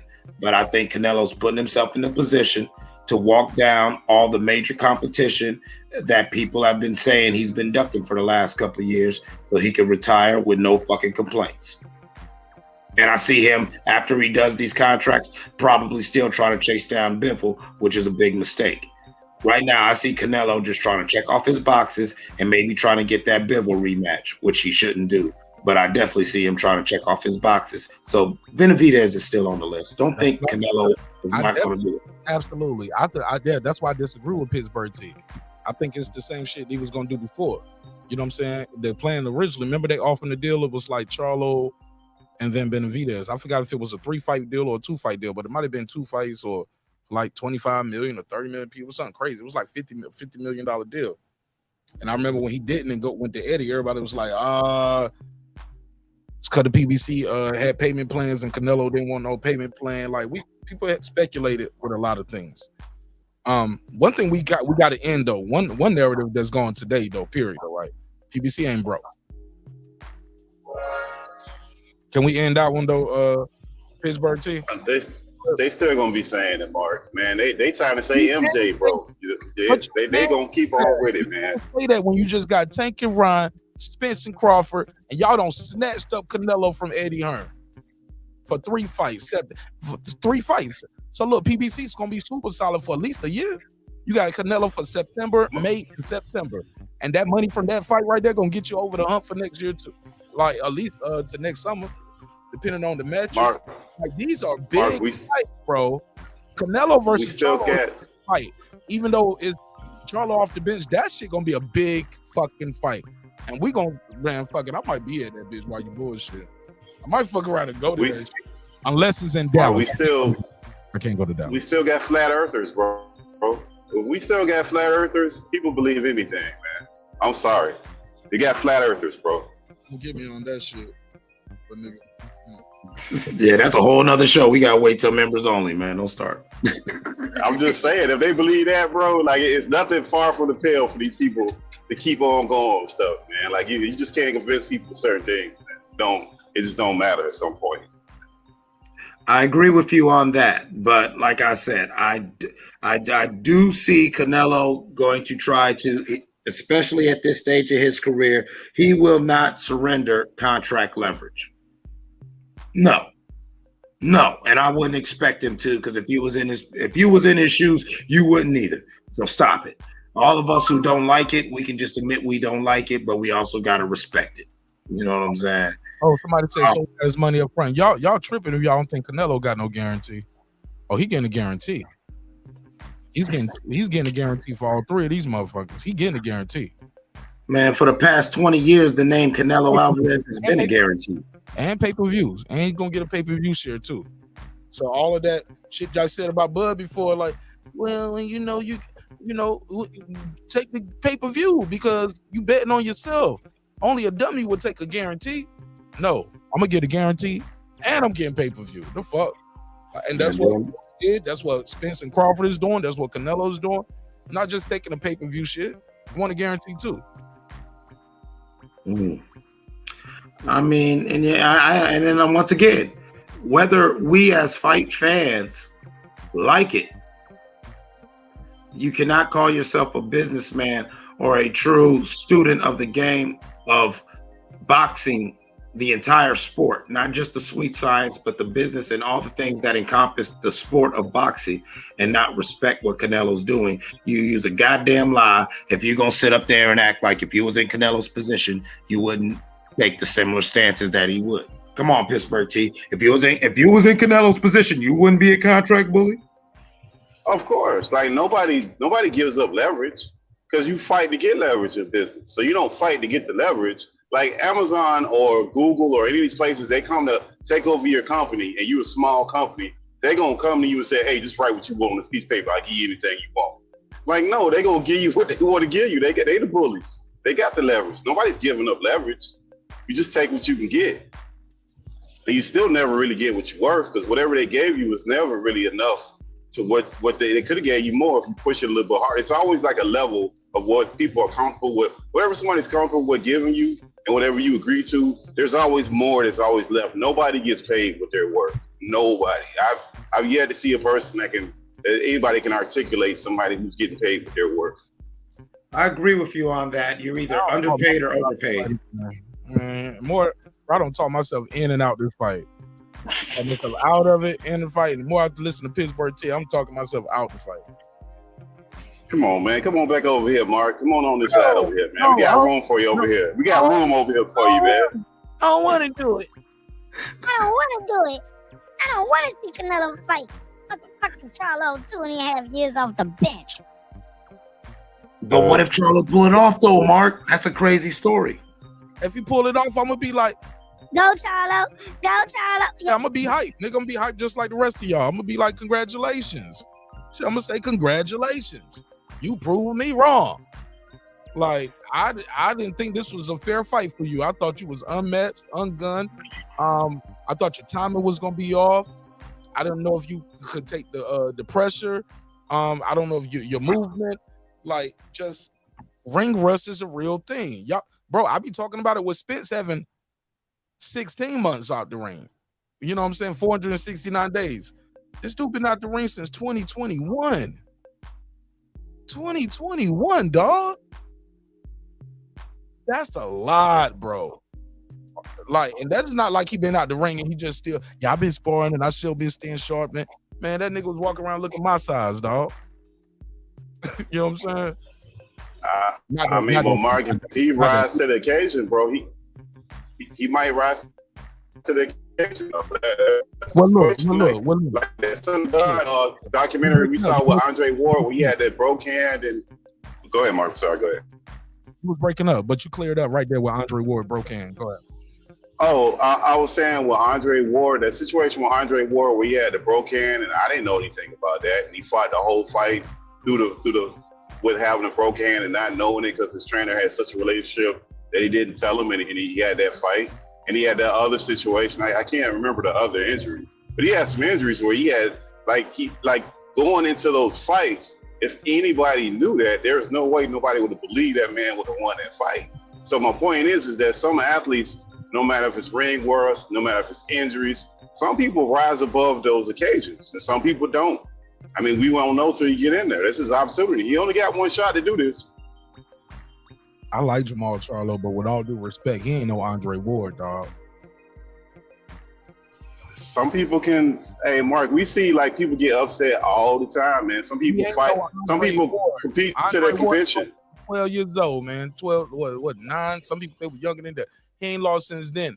All the way through the amateurs, all the way through the Olympics, all the way through the pros. Super 6 tournament where it's like Olympic style. You can't duck. You got to fight the next man. You got to fight the man in front of you. Like Jamal Charlo would say. Got to fight the man in front of you. Bro, it ain't no ducking with Andre Ward. That guy fought everybody who was in front of him and beat him up. Rarely even had close fights. You count them on one hand or less. Well, on Kovalev won. He stopped him the second time. Shit, and what else? What's Andre Ward's other close fight? Anybody? I'll wait. That's it. Okay. So I wasn't comparing them as fighters. I was just saying that sometimes people rise fighter like that grit. That's what I meant, bro. You know what I'm saying? But go ahead. I ain't mean to cut you off. Hold on, let me see when the last time Andre Ward had anything other than a UD when he did go to the cards. Okay, has he ever had a split decision? This nigga haven't even had he never even had a majority decision or a split decision. Everything is it was unanimous or I stopped their ass. You know who won this shit by the end of the fight. Every single one. Andre Ward ain't got no majority decisions. No split decisions. Unanimous. Or I stopped him.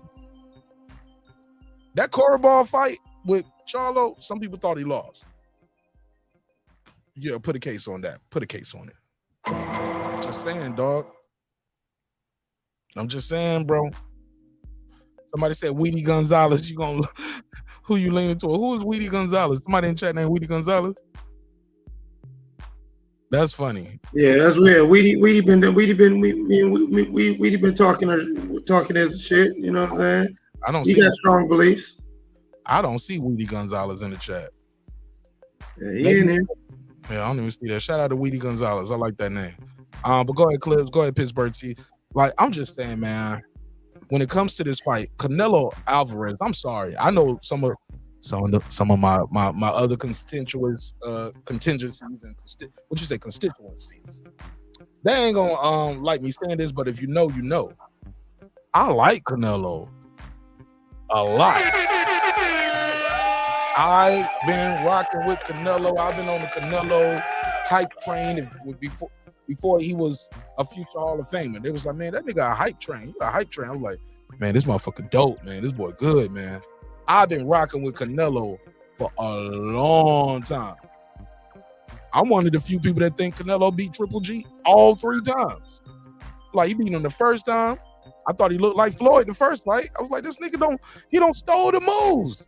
I was like, he got it. I was like, ain't nobody gonna beat him. He got it. You got cars and shit going back. But when I saw that first fight with Triple G, I was like, man, this kid CANELO got the Floyd shit now. He's rolling shoulders. He doing the shit off the ropes, pull counter, roll counters and shit. Well, he don't do the pull counter as much in the Triple G first, but he definitely was doing that roll counter. He would roll with the shot and then come back, bang. I was like, oh shit. He showed me he got a beard. I never seen him drop. I never even see him do the stanky leg or buckled or like, damn, he's hurt. CANELO's hurt. None of that. Nigga never heard of it. It never heard of it. Like, that guy is good. And he fought everybody. Damn near everybody. But as you get older, guys keep coming up. There's new guys coming up all the time. So in boxing, it's never over. It's like the NBA. Every year, some guy is coming out of college, coming to the pros, ready to dunk on LeBron James, bust 30 on Steph Curry. Like, I'm gonna put 30 on 30, nigga. 30 on 30. They can't wait to see Steph Curry. I've been waiting for this my whole life, bro. You get what I'm saying? But Mark, I got a question. Are building in excuses for Charlo though? Are we built-in excuses for Charlo if the fight actually happens and he loses the fight? It's you sound like you were in the Matrix when we were talking to me. You sound like this a little bit. You said what? I just want to know. Yeah, you sound like no. Can you hear me now? Am I clear now? I heard you. I was able to decipher what you said. You said, You weren't probably making excuses for Charlo. If Charlo was to lose, was it the ring rust? Was it the inactivity? That's a fact. It's not no excuse. It's a fact. He never fought at 68. He hasn't fought at all in 2.5 years. And he ain't never fought nobody on this level in his life. He's not Floyd Mayweather taking 2 years off, coming back, fighting Marquez. This ain't Floyd taking 2 years off, coming back, fighting Marquez, bro. This ain't that. Floyd stayed in shape year round. Floyd had a plan, activated the plan, and Marquez is a naturally smaller guy, limited in skills, speed, power. This ain't that. He ain't Floyd, and Canelo ain't no Marquez, bro. It's a lot of dynamics to go into winning the fight, bro. And it ain't just, well, I'm taller than you and I'm bigger than you, I'm supposed to win. That's what niggas on the street think. But ring rust is a real thing. Activity is a real thing. Your timing. The guy you fighting, his experience. When the last time he fought? Like, all of that shit matters, man. Canelo's been taking punches from bigger guys for a long time. He's been taking punches from 168-pound guys who shrink down and then blow back up because they fighting Canelo.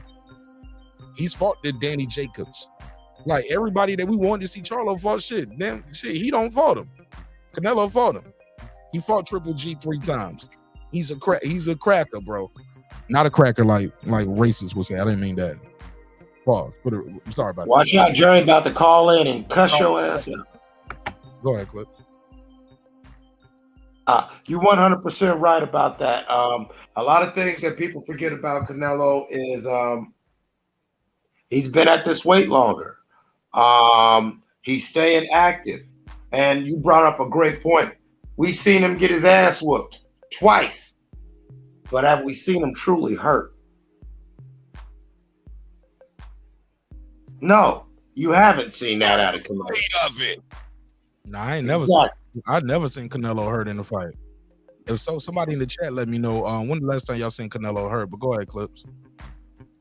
Yeah, no, and so these are things that, as much as it'd be awesome to see Charlo be able to pull something off, let's be sober and clear-minded about what Charlo's going to have to do.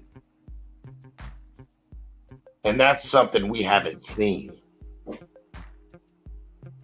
I'd like to see it, but realistically, my money's still on Nello. Yeah, I said that earlier. It was crickets, nigga. I was like, so who on the panel is putting their money on Jamal Charlo to beat Canelo? Everybody was.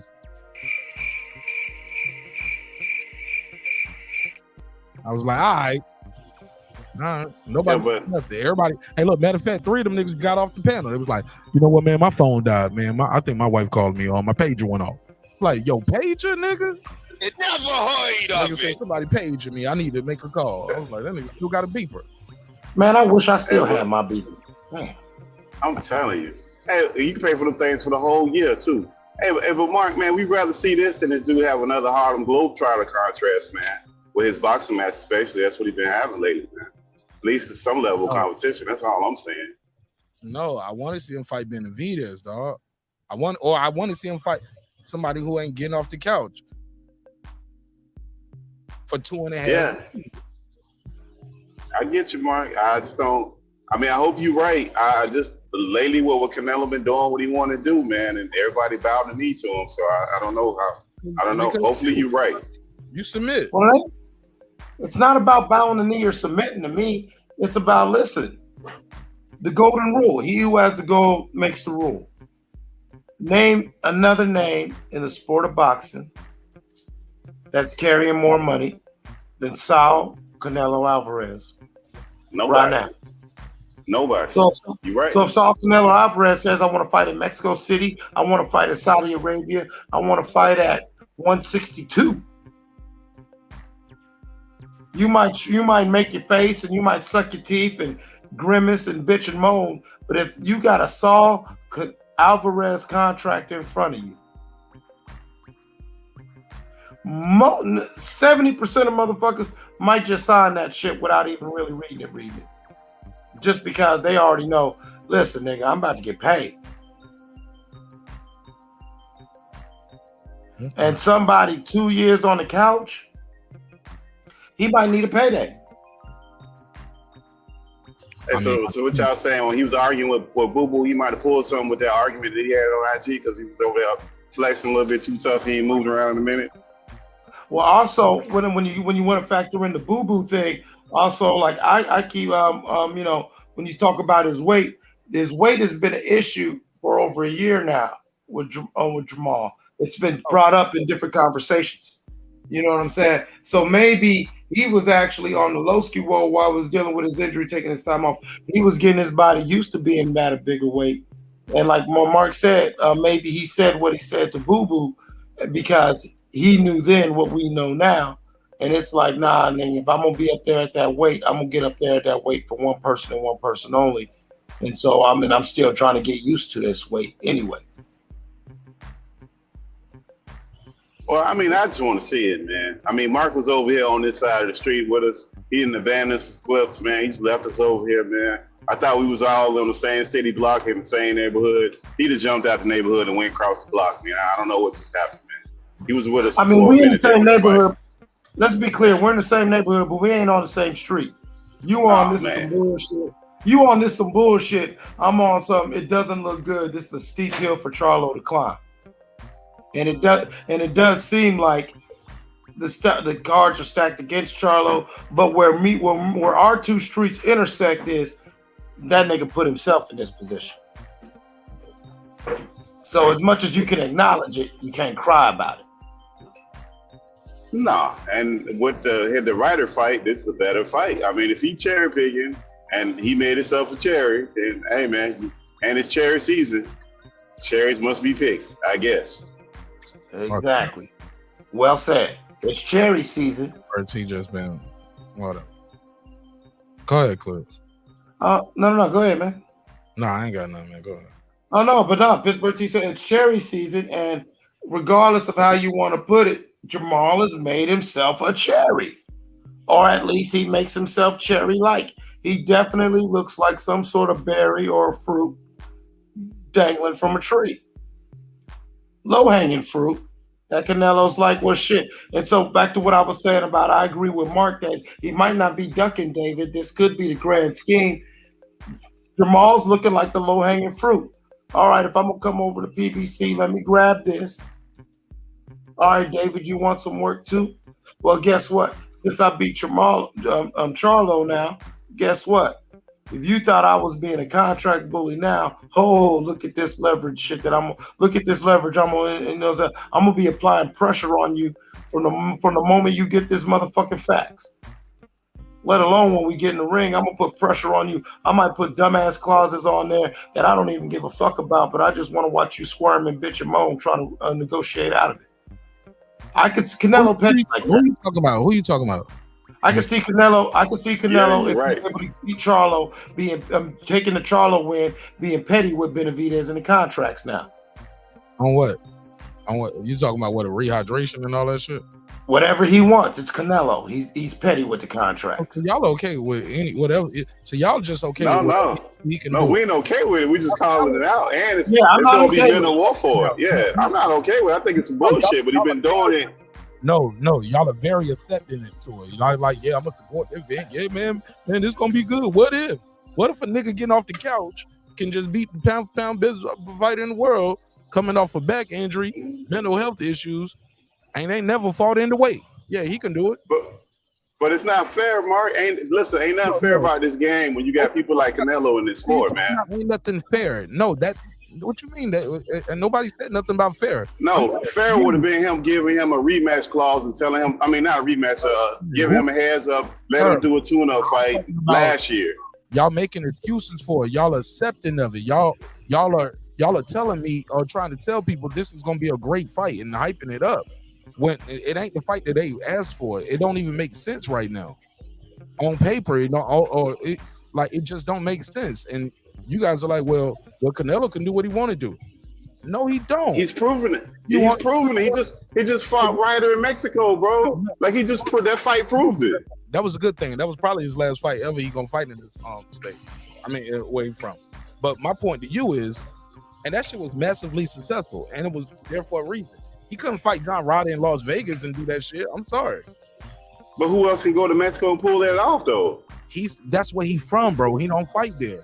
Okay, so name another Mexican fighter that can go to Mexico and do that. They did, bro. I seen Danny Garcia, motherfucker, have fights in good fights in Puerto Rico, and like people fight in their hometown and their country where you from. Come on, Errol fill out no damn football stadium everywhere in America. Come He on, can man. put a football stadium in Jerry's world, though, right? Exactly. That's my point. Like who else can do what Canelo can do? Who else can do what Canelo can do? Nobody. AJ sold fights out that people don't want to see in his own. Tyson Fury fought a guy he fought 3-4 times who ain't never been no world champion like that. Then he beat the shit out of Jared Chisora for the 3rd time. Yeah, but that dude, that's another one. He's another one that's bullying the contracts and doing what he wanted at this point. It's the same thing. Okay, well, support him the same way you support Canelo. I ain't supporting anything. I'm just saying what it is, bro. Listen, I'm just acknowledging the fact that how the guy moving, and he's not changing how he's moving. It don't matter how many times people call him a dog or say he's bored to fight. He clearly doesn't care. He knows this stuff is going on. And that's pretty much what I'm saying when it comes to Canelo being a contract bully. You literally just said Mark was on the side of the street with us, i.e., those who are supporting the event, and then he back on the other side of the street. So, are you supporting the event or not? You sound like you was super supportive. Now you saying like, no, I'm supporting it. Support it? No, I'm supporting the fight, bro. I mean, I'm supporting the fight. This dude ain't gonna never get it. Yeah. So I just said you supporting it. You just said you're not. So I never said that. Bro, I never said that, Mark. I said no, I didn't, bro. Clips, please tell me I ain't insane, bro. I said you supporting it. You said no, I'm not. We go to this, bro, and then we get to the point now. No, you asked me was I supporting Canelo or what Canelo's moving. No, I mean I acknowledge the way Canelo's moving. The fight itself between these two guys, I supporting this. I know. Well, maybe I misunderstood. Maybe I misunderstood you, Mark. Maybe I misunderstood you. I misunderstood. That's my fault. What he's doing, like the fuck, like we all acknowledge it, bro. The problem is, I acknowledge it and I'll be like, man, this kind of whack. My issue with you is you acknowledge it and you'll be like, and I support it. I'm gonna support all these bad decisions. With the, you know what I'm saying? Well, I think the only way that you could actually check that sort of behavior is the fans not buying. Yeah, you affect that with the dollars, man. But Canelo's at a point where you know that's not going to happen. He's going to sell off his name alone. So many tickets are going to be sold to where, you know what I'm saying, it's all gestures now. You know what I'm saying? We get everybody in the neighborhood not to buy the fight, and Canelo's not going to miss our money. Is what me and Pittsburgh T are saying, that he's going to be able to dictate terms unless somebody puts Canelo to fucking sleep or just really embarrasses him to where he just loses a lot of his cachet. Until that man retires, he can dictate the terms. It's sad but true. I mean, even if he get put to sleep, they gonna make excuses for that. They gonna come try to come up with some crazy theory. I mean, it just, I don't know, man. I just look at it what it is. The dude got to take that fight. It'll be an interesting fight amongst the ones that we've gotten lately. Not the future fights that we could think of. That'll be one of the better fights that he's taken lately. So I mean, I don't know. Even though the dude ain't been fighting, and that's sad to say for his competition, we can acknowledge that that's a better fight than Ryder, a guy that ain't fought in almost 3 years. That's very true. And also, like you said, Pittsburgh T, about the excuses. Come on, Mark. We just went through this with the Bivol fight. How many times have we had to rewatch that fight over again And we got neighbors who, as soon as you bring up Canelo or Dimitri Bivol, will still argue and make excuses about that fight in perpetuity, to where nothing short of just completely annihilating Canelo will truly be like, okay, that's the X. No. Canelo will still be able to dictate terms on a goddamn contract until. And so it might take someone like Charlo. Oh, I'm just coming off the couch, and hopefully Canelo's thinking he's a cherry, and hopefully Charlo still got some good fight in him. Because until that happens, if it's not broke, don't fix it. I don't expect Canelo to change. Yeah, but why would he though, Clips? That's the other part. Like, why would he? What would be the reason, the motivation to do it? That's the problem. Yeah, I agree, Pittsburgh T. He don't got to. He at the point that Mayweather was at, where they on the tail end of their career, and it don't matter what they do, the supporters gonna support.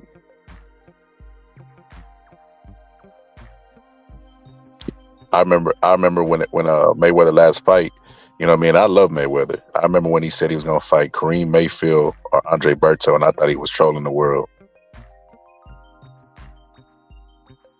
But hey, you know what the fans argued? They said, hey, he built his career. He deserves a fight like this. I mean, you could say Floyd never got undisputed, so you can say that about every fight.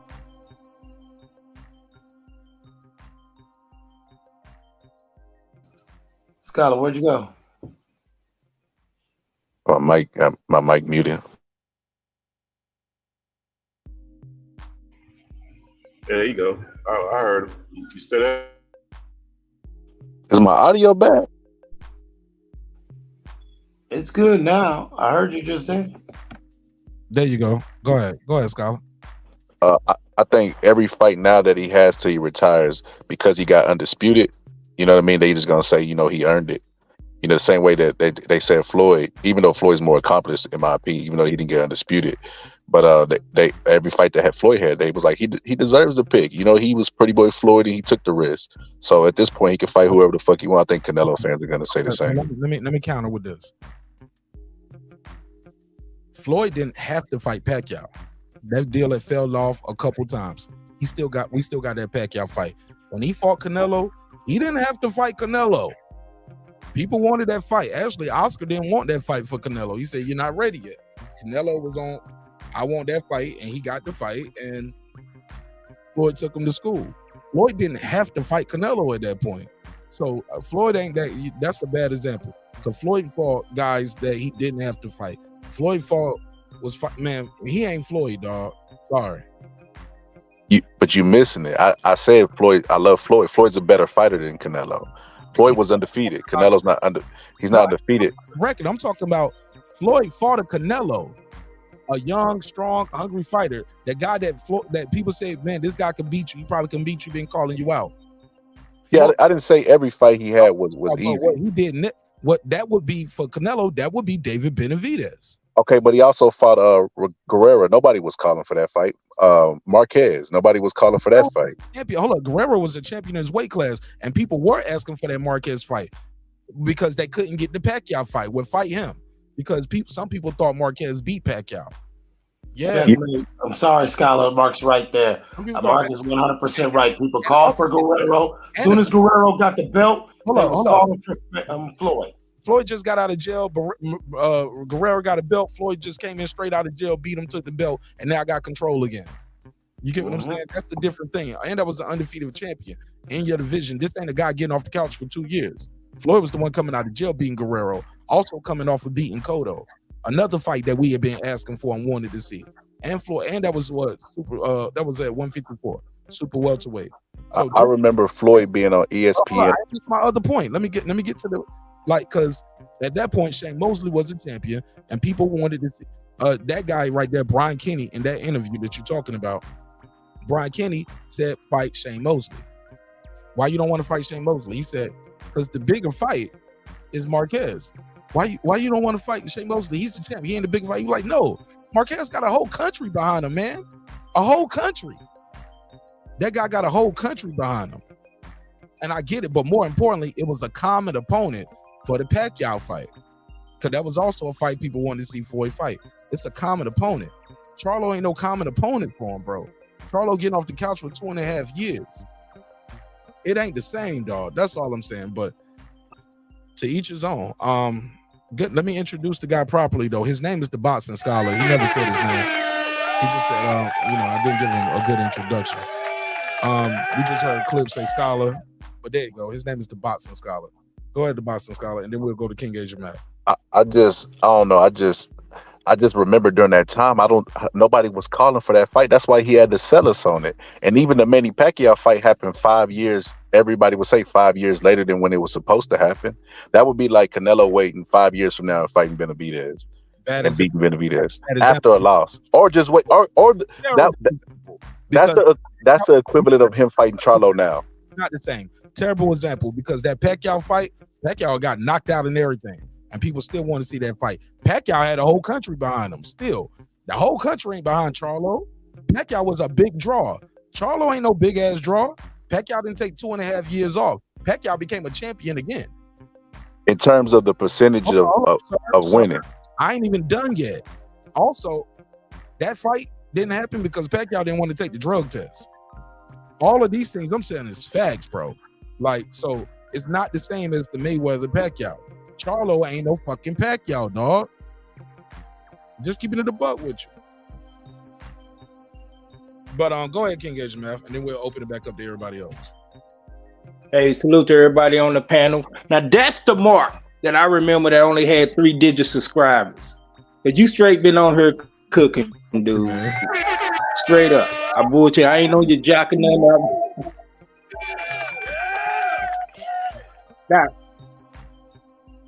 Now I'm gonna give my little take on it for what it's worth, and it might be sound like I'm trying to play on the fence. Unlike Mark, I'm not a big, huge Canelo fan, and I feel like there is, he made some suspect moves in his career, and if any time he got left in his career, he need to make amends for it. Him picking Charlo to be that at this particular time, I don't know, but it's something I heard Clip say. Who has to go make the rule? And as far as that might be or sound in this pro sport, it is what it is in this day and era. So you got to ask yourself, if you was in Canelo's shoes, would you do the same thing? I know a lot of people probably say, nah, I'll still be darned to be great. And you get there and then we'll see. But right now, at the position that he is at, he want to do that. He want to continue to make them suspect moves until he ride off into retirement. What can anybody do about it? And what they could do about it, I answer that question. Like you say, them guys could have been fighting each other. Fuck you, Canelo. We putting you on the shelf, and we don't give a fuck how revered you are. And yes, you do come with a payday. But for the legacy, we not fighting you. We gave you the opportunity. We done called you out in the ring. We done sent you contracts. We done talked to De La Hoya. We've been banging on the Golden Boy doors. No answer. So let's move on. Now he's come back. Oh, he done played the weight game. That's in both double entendre. He done weighted them out, and now he's jumping up and down in weight classes. Who's the low hanging fruit in this weight class? Who's the ring rust person in this weight class? He's picking them, and he's been winning. Besides the bill, he did a wrong cherry pick on that one, but for the most part, he been on the money with his picks, and he make the rules. He want to, put all these clauses in there. He got it like that, because like Mark said, you got a whole country behind him and people that's going to support it. What can you do? But thanks for allowing me on the panel, Mark. Salute to everybody on the panel. What's up, Clips? You used to be my homie. Now you act like you don't know me. Man, you know I fucks with you, King Asia, man. You know I fuck with you, man. I can't wait till I get to Ohio and pull up on you, man. Straight up. Man, let me know, man. Sure. Yeah. You got me on IG. You got my info or something like that, man. Go on, talk. This the only social media I do. I don't do the Facebook, the IG. I don't do none of that. I did the Twitter for Glove Gate. That's it. That was just my bad. No, you good. Let me go to the Boxing Scholar. What? Because he just got here and he gave his tape, but I did kind of cut him off a little bit. Go ahead, Boxing Scholar. I don't know. I just like I said, as great as Floyd Mayweather is, I mean, and the biggest, I'm a big fan of his. I have to admit that he got to a boss seat and he was doing whatever the fuck he wanted to do. Not to say every fight was just you know what I mean. He was going downhill. Something like Canelo fight was a push uphill. He was even light in that fight. Like he said, he ate a lot to gain weight and he didn't gain weight. Canelo was really big, so I give him a ton of credit for that win. But I can remember when he fought Zab. And Zab had just got knocked out by Tim Tszyu, and they was on his ass about it, like about not fighting Margarito. Like it was a lot of stuff, a lot of fights that Floyd didn't take, but he was in the driver's seat. Like he had to explain over and over to them, like, I got to build pay-per-view. I'm the pay-per-view star, and he was like, I can't fight everybody. Like if it was up to the fans, Canelo would be fighting 6 times a year, because once he beats somebody, they're gonna throw somebody else in front of him. So while I'm not making excuses for his cherry picking, I just feel like he's in the driver's seat to do it. And it is what it is. I ain't gonna not watch the fight because I don't agree with it. Yo, I think some people in the chat are confused a little bit. We don't even all agree on these same things. Somebody was like delusional, jealous. Hey fam, we ain't even on the same page. All 5 of us are not saying the exact same thing. Well, all 4 of us are not saying the exact same thing. So well, five. So I think you might be misconstrued or what part you came in on, but trust me, we are not all agreeing. Some people are all for it. They like the move. They like the opponent. Some people are saying, "Oh, y'all talking about the first opponent. You just got here, homie. You missed the first 2 hours." Yeah. And can I just say something? Can I just say something real quick, Mark? Piggybacking on what you said. No, I don't hear us all agreeing as well. Well, I'm gonna say what I'm saying at first. I do not agree with the way he's moving in his career. But like Clip said, he got all the gold. He can make the rules. And you can't compare what he's doing to what Mayweather did. Mayweather did fight the killers. He just couldn't fight all the killers at once. It's been proven. Canelo, like, I don't want them killers. And him calling out Charlo right now, that's not saying he want to kill. It's like, I think he done lost a couple of the L's in killer. He just a peer. You know what I'm saying? Killers, but he don't beat some killers though. That's why we disagree on that too. No, he got some credible wins, Mark. I'm not saying his whole career was sham. Canelo, like, I'm a fan of Canelo. You're not a Canelo fan, correct? What I admire his career, but I think it could have been more. I think he moved. He got some suspect moves. But go ahead. Okay, go for it. It's open to everybody. Man, Kovalev was a tough fight for Canelo. As much asterisk that they put on it, like Mark always try to tell people, man, try to go knock out your neighbor. Next time you get in a fight with somebody, try to knock their ass out and see how that shit goes. Like, not only did he beat the bigger man, but he knocked him out. Like, that's not an easy thing to do. And Bivol, that was a tough fight. Like I said, like, when you get in the driver's seat, they're gonna criticize your pick no matter what. So it's best as the fighter to do what the fuck benefits you the most. So like that term cherry pick is very loose, right? So Bivol was a tough fight, but I feel like Bivol was probably easier than Better Be. So he's the easier of the two. But it's like going to war with a mountain lion versus a regular lion. It's still a fucking lion, you know what I mean? So I wouldn't necessarily say that, you know what I mean? Like, everybody be saying he dug cherry pick gone wrong. He might have picked the easier of the two, but it wasn't a cherry pick. He could have fought a fucking bum and still did the numbers that he do because he's in the driver's seat. Right, and I think that's what I was saying as well. No, his opponents were good caliber opponents, but was he really darn to be great in some of his opponents? And did he let some of those opportunities go by? We're gonna harp back to the Charlo. Come on, we know what Charlo was really at his door banging like dude. And then you're gonna relinquish the belt and play, oh, I'm going up and all that, follow me up there. You know what I'm saying? Now you want to drag the man up there down that he been out for 2 years. Stop it. You know, but he has credible wins on his resume. So I ain't trying to play in the gray area. It's just, you can't compare it to Floyd. Floyd did fight the killers when he could. He did. You got to give him that. You know, that is very true. Floyd fought killers. He didn't duck no. I will say he didn't duck no smoke. And then when he got to the end of his career, hey, if he wanted to ride out on a safe, if he wanted to take a safer route, I felt like he earned it. Now, do I feel like Canelo earned the way he's moving right now, like King Asia Map? I'm not a fan of it. However, I am a person who respects when you work for something and you've earned certain things, I don't see you giving them up. You know what I'm saying? You know, Mark Nash worked hard to build this platform in this channel. I don't see him just because he's in a heated debate with King Asia Math, me, or Pittsburgh T, or whoever, saying, you know what, I'm gonna surrender the leverage of my show. No, fuck that. And that's what I feel like. Canelo's not gonna surrender his leverage whatsoever. The only thing, King Asia Math, you brought up a great fucking point. Oh my God. If these fighters really had some nuts and really were sick of Canelo's shit, they just fight each other. Yeah, and that would have made him come to them. Mm-hmm. That was the chess move right there. That was that genius motherfucking chess move right there. But that's the thing. Something like that, it would involve multiple people all being on the same page, which probably ain't gonna happen. Because Canelo's gonna wave a bag out there and be able to pick them off one by one. You don't believe me? Look what he just did with Charlo. That's 2 years later. That's 2 years later. But still, it was going to happen regardless. It's gonna somebody's going to break the line. It's like a union strike. Somebody's going to break that line and say, "Fuck that! I'm going to work. I'm gonna get this check."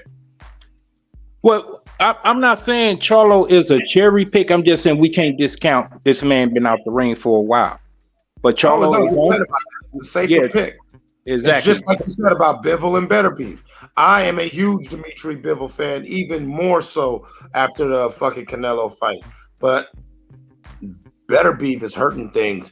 It's like the Bud Crawford thing. Like, people are different when you fight Bud. People are different when you fight Better Beef.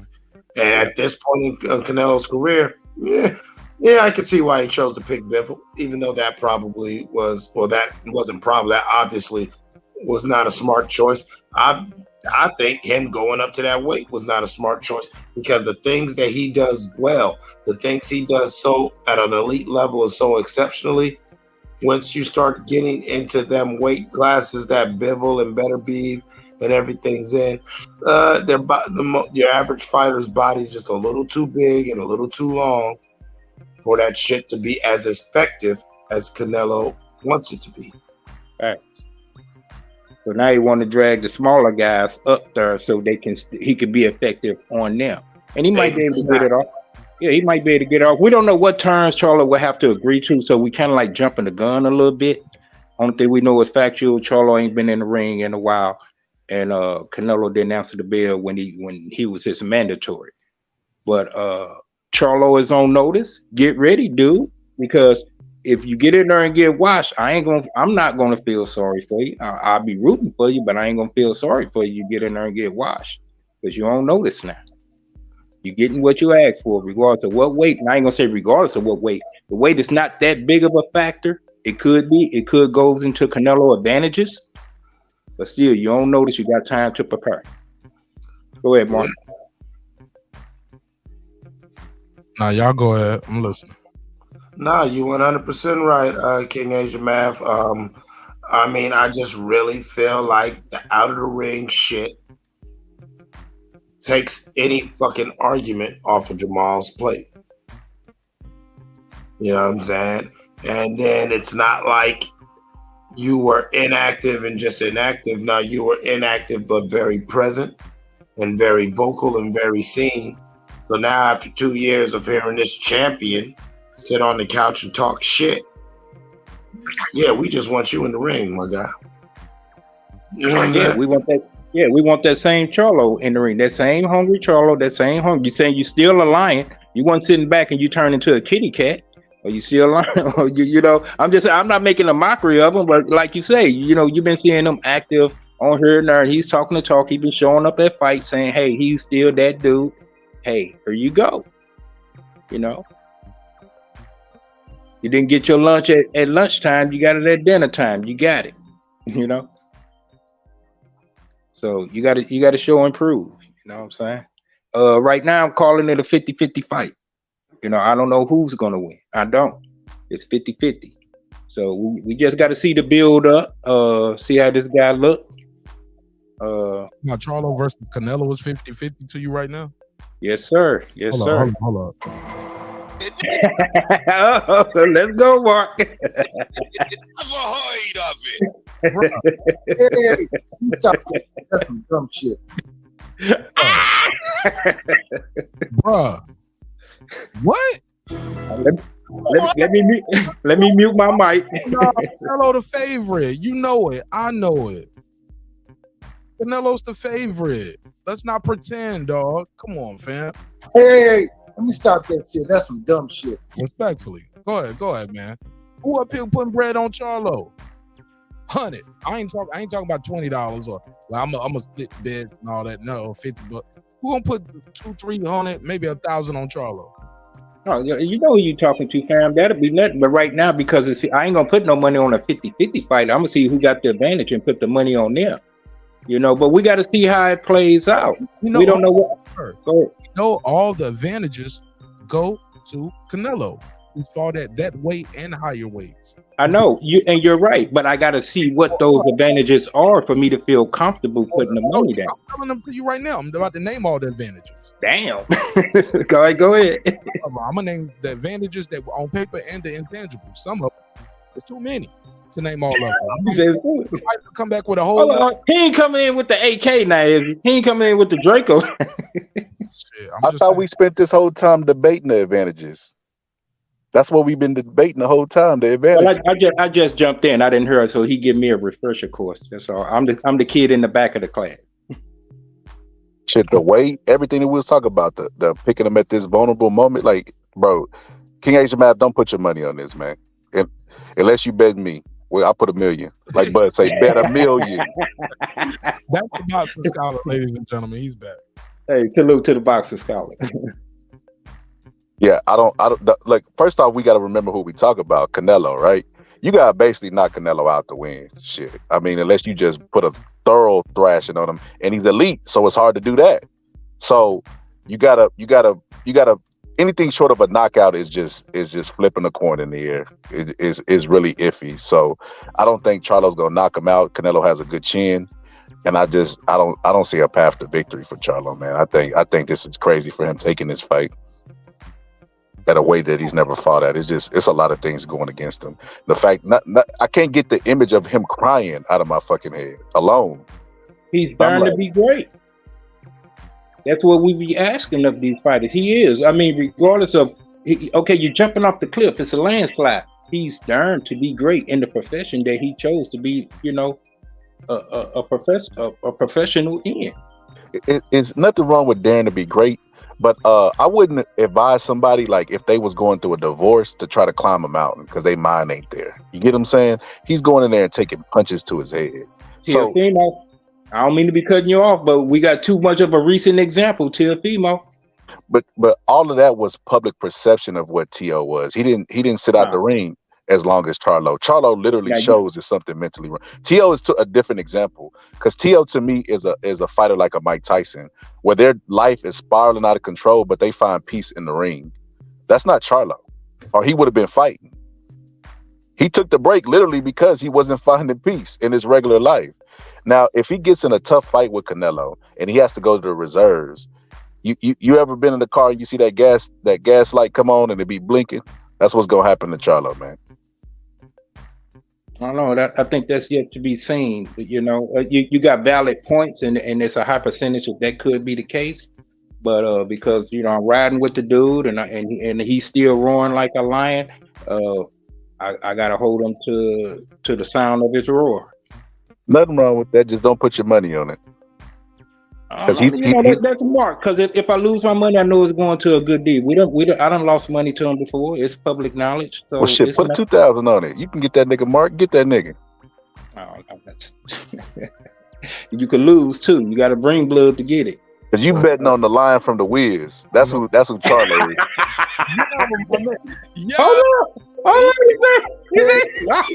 Oh, they gonna hear this one, dog. Yo, my man. Jamal, that was the words of the boxing scholar. That was not Martin Nash, man. Oh my God. Damn. You think he the cowardly lion? Yeah, he the cowardly lion, bro. I just wish I had some heart. Hey, but didn't he find courage at the end? What'd he do, Tough? I don't know. I'm asking. It's a question. Can they get that nigga a necklace with a heart on it? What did the wizard give the Cowardly Lion, man? Shit, let me look that No, up. but what he had to do something to earn it. Come on, man. They ain't just give it to him, did they? He walked with a white man down the red yellow big road for 2 hours. He saved Toto. Oh, yeah, man. I don't know what the wizard do to get the. What did the wizard give the lion?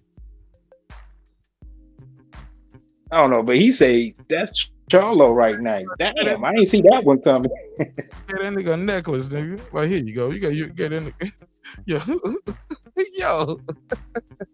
You get that nigga a medal. He gave him one of them WBC medallions that you get at. And y'all done gave the whole YouTube Streets community some content of Charlo. He finna be that mean. Oh, nigga, I'm making it while we speak. I can't let the Boston Scholar beat me to it. Shit, I gotta do it right now. But seriously though, not Boston Scholar. That's you. You got that. Cause I like Jamal Charlo, man. And if that's the fight, shit, I'm rooting for Jamal Charlo. Fuck it. And I'm a Canelo fan.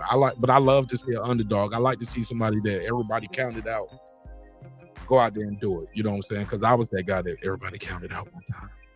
And they clearly miscounted, didn't they, Mark? Surprise. Hey, underdogs make our sport, man. That Buster Douglas will come on every special talking about the day he whooped Mike Tyson's ass, but I just don't think that this is a scenario. I could be wrong. He said this ain't that.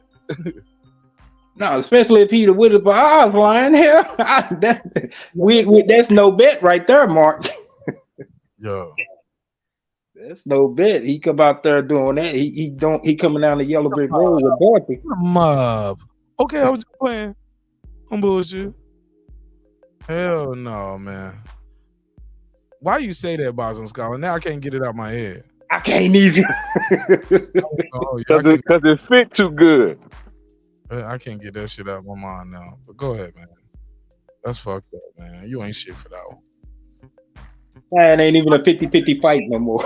That crying, man. It's that crying, bro. It's that crying, bro.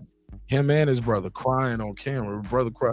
That's why I don't even like to play video games. Cause I don't like to lose. Oh my God. Yeah, his next press conference is gonna be a problem. Yeah, that's gonna be interesting. Oh. When they build a fight up, they build the next fight up for him. He can't talk shit to Canelo no more. That's what I'm saying. It's gonna be interesting. What's gonna be? He might get roasted, roasted and toasted. Nah, Canelo. Nah, if he ain't gonna he ain't gonna run his mouth to Canelo, and Canelo is a good dude. Canelo gonna be respectful. Canelo ain't up there for the bullshit. Now, if you talk crazy to Canelo, he definitely gonna get the smoke. But you know what I'm saying? Yeah, you just here for payday. But for the most part, if he get up there and be like, man, I'm just glad to be here. Thank God for the opportunity, man. Thank you, Canelo. Lines only. We're gonna go out there and be victorious. He ain't gonna be up there talking crazy to Canelo. I thought, look, he couldn't even talk crazy to Boo Boo Andre. Nah, he ain't you're right, Mark. Yeah. If he do, he gonna get slapped like Plant. Bro, he better not try to step to Canelo on that bullshit. You definitely will get them cheeks clapped. Pause. Fleece Johnson out too. On another note. Who?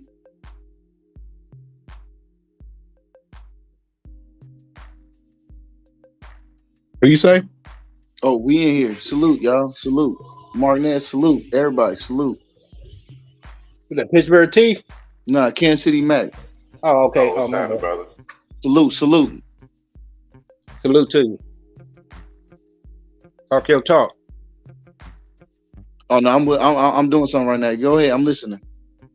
Yeah, but if Charlo done turned into the Lion of the Wiz, do that mean Iron Man Charlo he turned into the 10 man?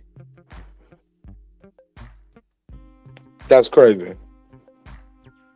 Kansas City Mac, you there? 10 man? Yeah, we got my man Kansas City Mac in Say here. that one What more up? time. Can y'all hear me? Yeah, we can hear you. Kansas City Mac, talk to me. Say that You one more just got time. here.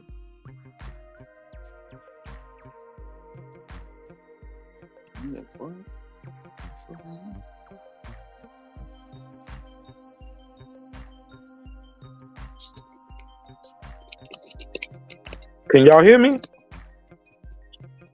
Yeah, we can hear you, Mark. I can hear you. Kansas City Mac, can y'all hear him?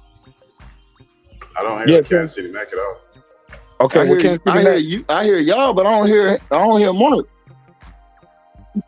Everybody else hear me though? Okay, I can hear you now. All right, go ahead, Kansas City Mac. No, I was just listening. I was just coming in here to salute. I'm listening. I just came in. I'm doing something right now, but as soon as I get done, then I'm gonna talk my stuff. Go ahead. I'm listening. Okay, so they haven't picked the location and all that. They just in the prelims. Do we know did Charlo come with any conditions, or he just at the mercy of Canelo making this fight? What conditions he gonna come with? He got no conditions. He ain't in the condition. I don't think he is in that position to be demanding anything. To be honest with you. Nobody is, except for Bilal. Yeah, that's about it. Especially Charlo. Yeah. But he is known to be vocal, so I kind of like want to hear his talk. You know what I'm saying? Enough with the jokes about him. Boxing scholar, you got that in my head. Now I just want to joke. Try to get back serious with it. I need to see him, voice on how he feel about this, and rebuild my confidence in him, and see how it play out from there. So what's the timeline where we can expect that? You know what I'm saying?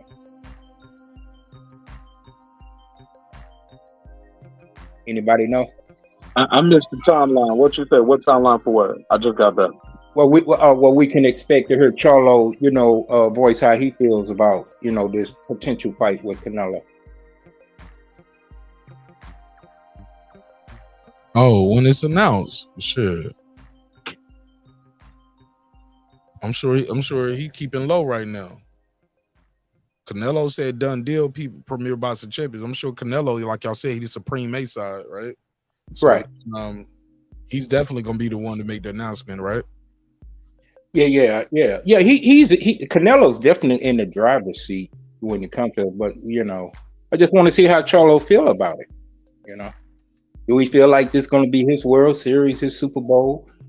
Or he just feel like he's just gonna be a person to go in there and lay down with the built-in excuse. I've been out for 2 years. I'm going through this. I'm mentally that. That ain't what I really want to see out of either one of them. I want Canelo, he needs to be great. And Charlo, he needs to be the lion he once said that ran the jungle. And not what Scholar said. Yeah, but he can't be aligned with that crying stuff, man. Every time I think about him now, I like that crying stuff just sticks, man.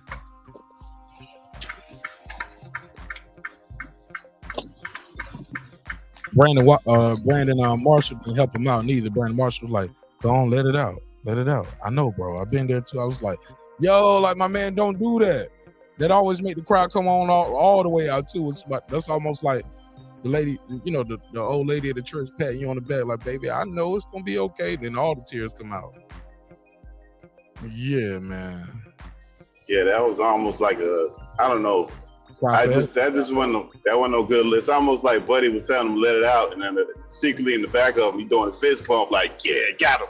Like it just didn't. It didn't play out. That didn't age well for Charlo at all.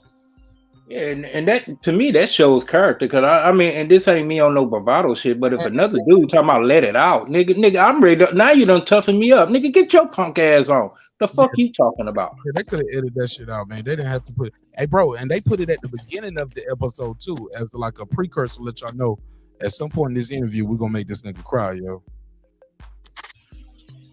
That's what I'm saying. You got it on the screen right there. You go buy some Scholar. If he only had a heart. If he only had a heart. Y'all ain't shit for that, man. Y'all ain't shit. Shit. Take that off screen. Leave that man alone. I don't want that smoke with the Charlos. Don't be saying I did. don't put it on me. Them niggas will come after YouTubers. Hell yeah, they will. For real? Danny Jacobs against the wall. They ain't nothing better than to come out some YouTubers. Danny Jacobs. I wouldn't even study a YouTuber if I was in their position. Kansas City Matt, get that phone still. That phone moving a little too much for my ears, bro. Whatever that, or the earbuds, whatever that is, it's moving around too much a little bit. Why does shit keep doing that? I don't know. That's your device. You tell me. I'm on the telephone. It keep pausing where I gotta hit the play button. First of all, I ain't never heard a nigga say telephone in a long time. That motherfucker sound like he had a rotary dial on it. That nigga said, I'm at the telephone. So he said that motherfucker, I thought rotary like a motherfucker. That shit funny as fuck. Nigga, I pronounce all my syllables too. Shit. Telephone, nigga. First thing I thought was one of them shits, not even the Rolodex. I thought you talking about the landline. He said no Rolodex. Oh yeah, this nigga in my age bracket. This nigga said the Rolodex. Like you had to crank that shit. Like, this nigga said the Rolodex. Like, yeah, like he said the Rolodex. No, you said the Rolodex. No, he said the rotary. That was Asian Math. I'm thinking little Timmy had when he was on the phone with Lassie. Man. You had to crank that shit like a bicycle tire or something. Oh wow, you gonna do me like that because I said telephone? My bad. Look, your shit you couldn't even call the person back then. You had to say operator. Yes, you did. Dial 0, nigga. I'm old school. I'm from the era. 69, star 80, all of that. Back in numbers, star 67, calling back. Before then, before then, that was that nigga. I'm from that era. Some of them young boys don't even know what the fuck I'm talking about. Okay. But go ahead. You doing that? You fixed the audio. Go ahead. Say what you were trying to say before. Okay, now he's gone again. No, that's me. I'm still here. All right, go on. What was you trying to say before when the audio was clicking? We couldn't really hear it. I was just laughing about the picture you had on there with the Wizard of Oz with the heart. Oh, this nigga right here? Yeah, that shit funny. If I only had a heart. But look, I think the kid got hard. I think he's tough, but I just think like Boston Scholar said, that video of him crying in Pittsburgh T, people don't want to see they fighter crying unless you up there getting an award for like undisputed or some shit, or getting inducted into the Hall of Fame, or you just won a title. But just sitting there crying about your brother being undisputed and having like separation anxiety from your twin. I think Errol and Crawford will expose him. It don't matter who will win at his match. I think they'll expose. I think they'll expose him at 154. Bro, this is a different Charlo. Which one is it? Mel or Maul? We talking about is it Mel or Maul? We talking about Maul. Was okay. Because Jamel got the L and Jamal got the O. No, one got an A, one got an E. Yeah, I'm saying one got the Jamel got the loss, Jamal got the O. Kansas City, Matt, you sounding real lost right here. Let me get you caught up to speed. Jamal Charlo at 160, been out the ring for 2.5 years. He was on a podcast called The Pivot, and he was crying. You think we're talking about Jamel Charlo when he cried? Because he cried too. I didn't know that. See, I didn't know that. Too. He cried. He said both of them cried. No, what I was trying to say is, okay, so no. Let me finish. Okay. Go ahead. Please. So Jamel Charlo, yeah, he cried after he lost to Harrison. But we're talking about Jamal Charlo. He was on a podcast called The Pivot. Have you ever heard of it? I believe so, but I'm not familiar with it. It's not something I listen to all the time. But go ahead. Okay, well, on that episode, it's hosted by Brandon Marshall. Yeah, then I know who it is. Then Brandon Marshall, a football player. Yeah. But you didn't see this episode. No, I didn't. Okay. Jamal Charlo was crying in that episode.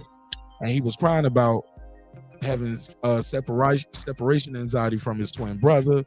He was talking about the stuff his brother accomplished and what he hasn't accomplished. Mental health, talking about people doubting him, he going through with his wife. Like, yeah. And you ain't got to look for it hard. They start the episode off with him crying. I can find it quick. And then they build up to it. So yes. So that's what we're talking about, sir. Just okay. I was just trying to figure out which one had the loss. That's how I remember which one is which. Yeah, but because Jamel got the L. That's how I did it. One of them got undisputed and was fighting. Yeah. That's the undefeated one. No, that's not. That's the one with the loss. Oh shit! See, I'm already behind. Lost and got the draw, got undisputed. He got blemishes on his record, but that's the one that did the rematch with Harrison. That's because he's fighting. Yeah, he's fighting. The other guy ain't fought in 2.5 years. The one with the O. Got you. Man, All I'm right. gonna put you back in the chat. Got you. Man, you lucky you're a member to the neighborhood. I was boy, if you want a member to the neighborhood, ooh, I would have did you dirty right then. But But why? Because one of them be yelling all the time. I just know Both of Jamel. them be yelling. I know Jamel. I know Jamel is the one with the L. That's how I remembered it. all right. I'm gonna leave you alone, bro. Let's All right. call All it. right. Okay. We good. I'm caught up. All right. Go ahead, Boss Scott. But what I'm trying to say is Crawford and Earl How many? No, what I'm will trying, both give him problems. What I'm Both of them will give him problems. well, what I'm trying to say is how many drinks you had before you clicked that link. Man, how you know that shit, dog? know, it's pretty I had obvious, bro. I had 2 glasses of wine, man. I had 2 glasses of wine, I promise. Man, I swear. I just left work. Oh look, he had 2 32-ounce glasses. Of No, wine. I didn't have no 2 30-ounce glasses. They was 2 8. They weren't even a full 9. Nigga, what was the year of the drink? It was a Pinot Grigio. It's the barefoot. This cheap shit. Nah, nigga, you saucy than a motherfucker. You over here mixing up names and shit. How am I mixing up names? That's a brand, and then that's the type of wine. I'm not mixing up the names. So you had Just that. don't start crying, Barefoot is the You brand. Pinot Grigio is the type of wine. Hey, look, we ain't judging you. You ain't on trial, my brother. But I had No, that. I'm just correcting that man. He said I said 2 names. No, I'm telling him I'm explaining the drink. Oh yeah, you explaining a lot right now too. It's How all am I explaining a lot? I'm teasing you, bro. I'm teasing you. Don't get emotional, man. It's all love. Oh, here you go. Here go The the alcohol semantics. bring out some emotions, bro. Here go the semantics. Now he trying to say I'm emotional. Stop it. I know you get drunk and be like, I love you, bro. Like, No, I really swear to fucking God I love you. don't. Hey, can't see the Mac. Just don't start crying, all right? Oh wow. I'm a Charlo triple now. I'm a Charlo triple. Hey, look, crying only. I'm sorry, lions only. There we go. Crying. I thought it was crying. Oh, it don't matter. I'm a gorilla anyway. I don't want to be it online. I'm a gorilla. I'm not a lion. There you go. Beat your I'm silverback, straight from the Congo. No, you straight from the corner store. With that The Hey, my guy, man, where I stay at, we ain't got corner stores. I'm up north. If you know Kansas City, I'm in the nice area. I didn't ever like I'm not in no corner store. Somebody said your voice was going up and down. Nah, he sound clear to me. His audio sound good to y'all? Hold on, let me take this call from I think it's hold on, let me put my translation on. I'm getting a call from 469. When I see 469, I know it's gonna sound like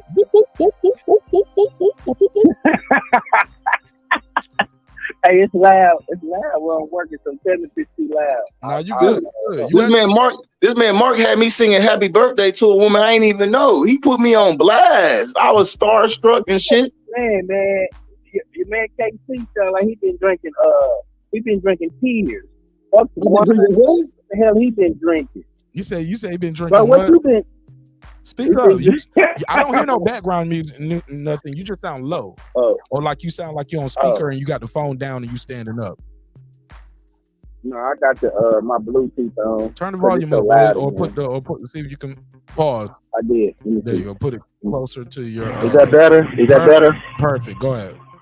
Yeah. Kansas City, man. What you been talking about? You a silverback from the Congo? Nah, you a silverback from the KC. What you talking about?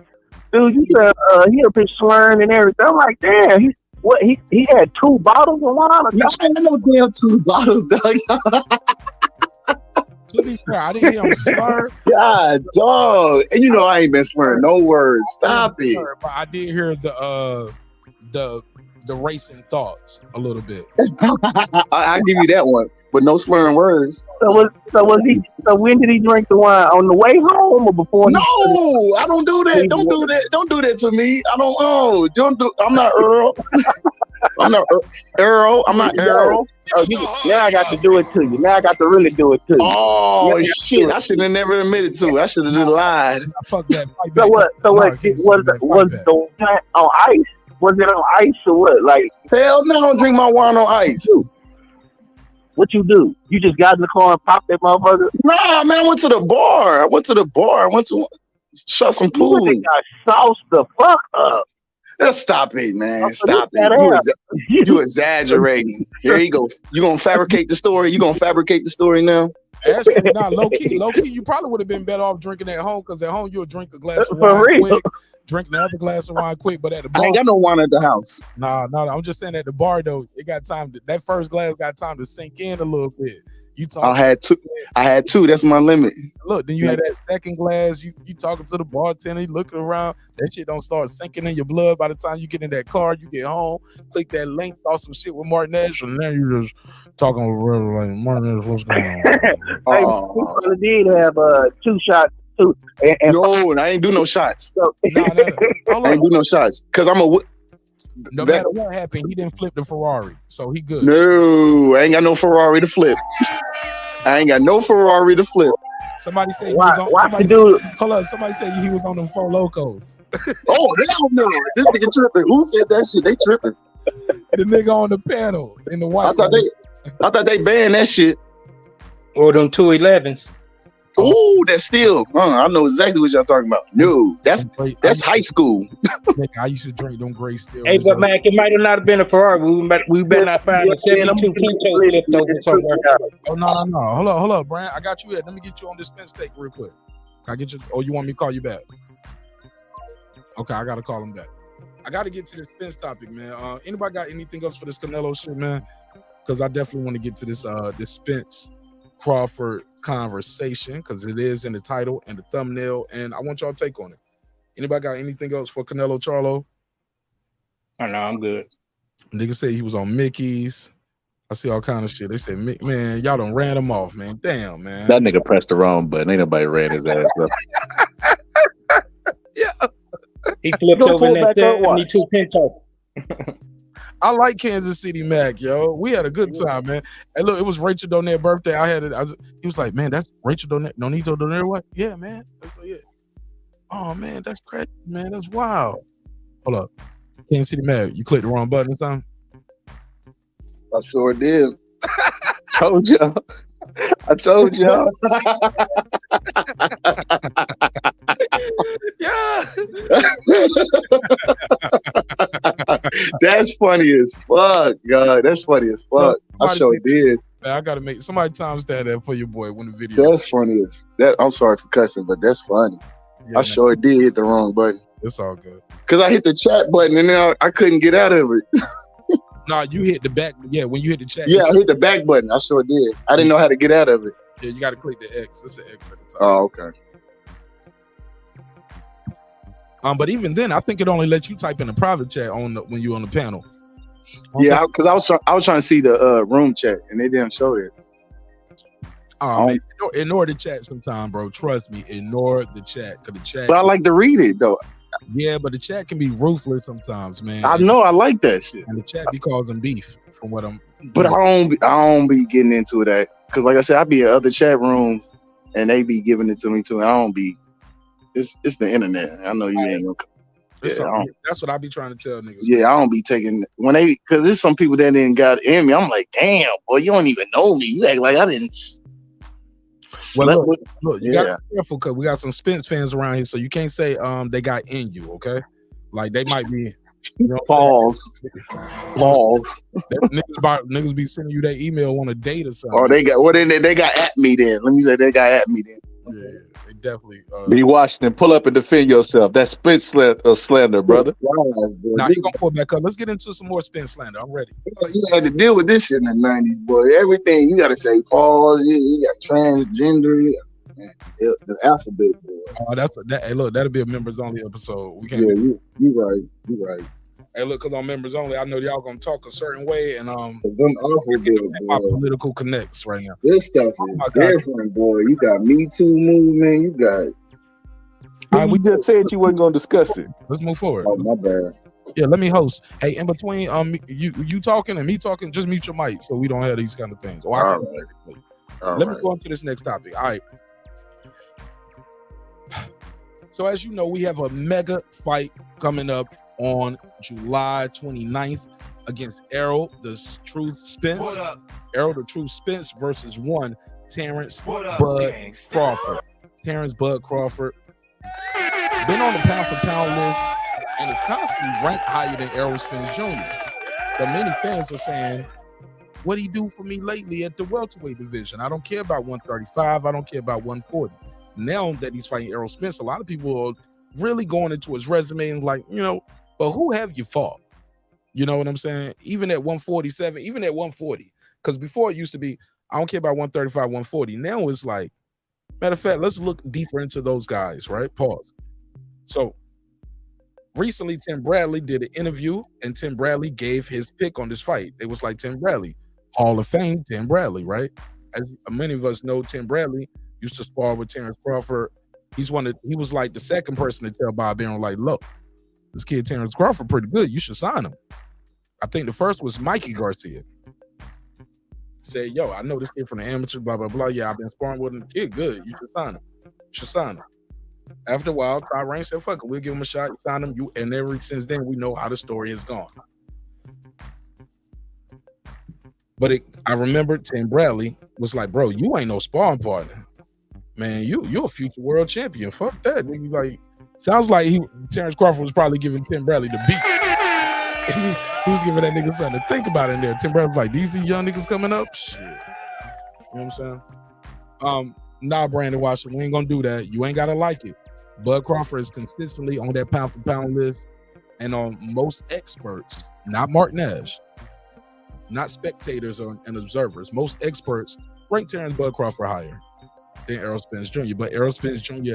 has all the hardware.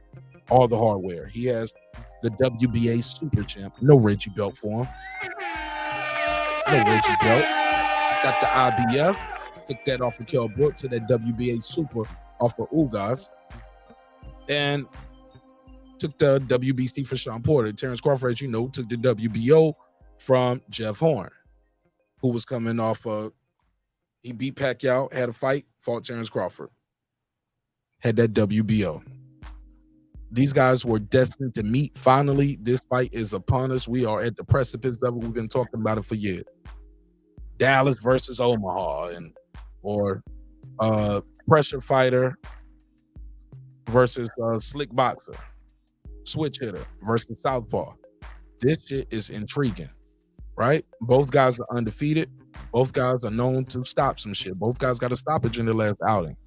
One guy's on the knockout streak. 10 fights, right? All right. With that said, Tim Bradley tapped in on this fight, and he had this to say about the most anticipated boxing match in the last several years. And it goes like this. The problem that I see with Spence every now and then is that when he can't get to you, he pushes the tempo a little bit more and he starts making mistakes and lunging forward with his attack. Let me make sure y'all heard that clear. He said the problem I see with Spence is when he can't get to you, he start pressuring with you, he start trying to speed up the tempo, and sometimes he lunges and he makes mistakes. This is a Hall of Famer. He's talking boxing. He ain't talking about the weight loss, cutting weight. He ain't talking about no eye injury. He ain't talking about no alcohol.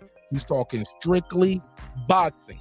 He ain't talking about his boxing, who can beat who, the power, the weight. He's strictly talking about boxing fundamental and what he sees and what he thinks Terence will be able to exploit.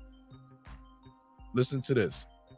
That I see with Spence every now and then is the problem that I see with Spence every now and then is that. And to be fair, he didn't say all the time. He said every now and then. Let's hear it again. The problem that I see with Spence every now and then is that when he can't get to you, he pushes the tempo a little bit more and he starts making mistakes and lunging forward with his attack. You can't do that with Crawford. You start making mistakes and lunging forward and getting overly aggressive, he gonna time you or something. He's gonna frustrate. I think his job is he's gonna frustrate the crap out of Spence. He's gonna get him overly aggressive and he's gonna run him into something. And that's why I say Crawford by stoppage. It's gonna be late. I take Crawford by stoppage. I'm crazy. Yeah. Everybody say, "Oh, you crazy, Tim? You crazy, Tim?" And some people say like a car accident even stopped this man. Spence is different. He's built different. I get it. I understand. But you don't understand. You don't understand. Crawford is a different animal. Best fighter of this generation. He can make adjustments. He has more tools in the toolbox to be able to make adjustments against what Spence ultimately do, and that's to pressure you, to fall you. The problem that I All right. He said he can offset what Spence does with the pressure and the volume. King Asian Math, I know you rocking with Errol Spence Jr. So since what he said was a pro Crawford statement, I would love to hear what you got to say next. And then we I stepped away. I didn't hear it, but it's I did catch the end. No, He was saying, you need to hear it. Let me play it one more time. You need to hear The it. problem that I see with Spence every now and then is that The problem with Spence, and he says he'll start lunging and start reaching with the shots. And he said Crawford will take advantage of that. But I want you to Elon Musk. the problem that I see with Spence every now and then is that when he can't get to you, he pushes the tempo a little bit more and he starts making mistakes and lunging forward with his attack. You can't do that with Crawford. You start making mistakes and lunging forward and getting overly aggressive, he gonna time you with something. He's gonna I think his job is he's gonna frustrate the crap out of Spence. He's gonna get him overly aggressive and he's gonna run him into something. And that's why I say Crawford by stoppage. It's gonna be late. I say Crawford by stoppage. I'm afraid, yeah. Everybody say, "Oh, you crazy, Tim? You crazy, Tim?" And some people say like a car accident even stopped this man. Spencer's different. He's built different. I get it. I understand, but you don't understand. You don't understand. Crawford is a different animal. Best fighter of this generation.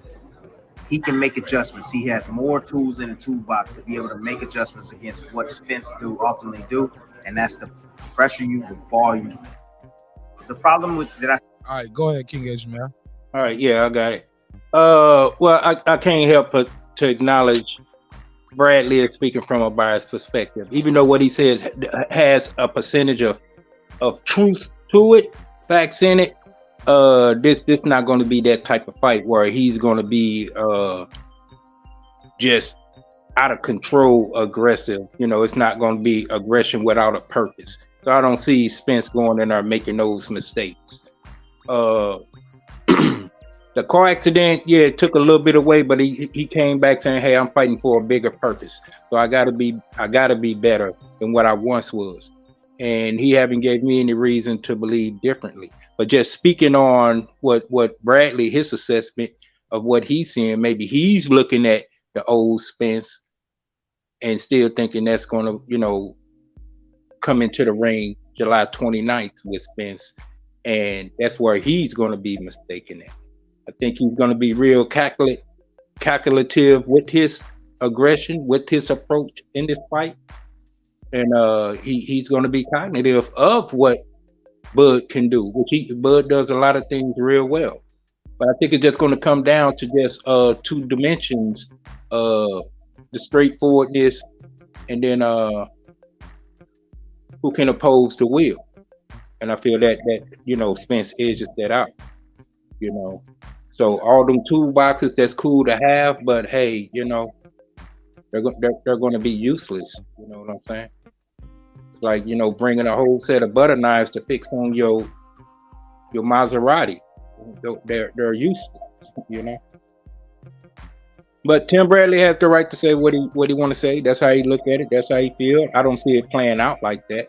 I don't see Spence just trying to lunge in and trying to find his way into Bud. I think he knows how to strategically cut off the ring and be effective with the one or two tools that he have to get that off and wait on that. Be patient and wait on that big shot when it comes. I don't think he's going to force it. He's going to step to Bud. Don't get me wrong, but he's not going to step to him recklessly. But that's all I got on it. Yeah. I got you. And I don't think that's what Tim Bradley was saying neither. I believe he was very clear. He was like, Spence, sometimes when he can't get at you, he'll start forcing the pace, and he'll start, and in the process, he makes mistakes. Crawford will capitalize on those mistakes. Okay. Yeah.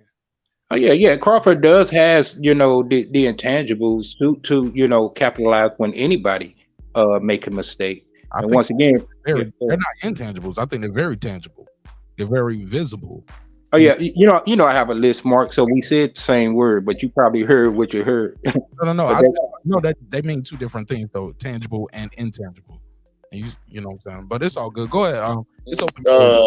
I gotta. Go ahead, jump in, Kansas City Matt. Go ahead, take another. Tell us from your telephone.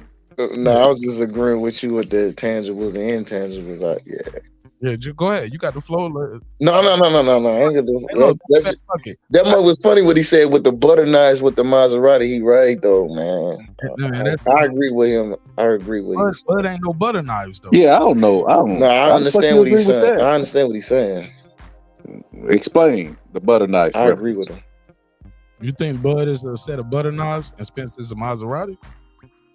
That's not what he was saying. That's exactly what he said.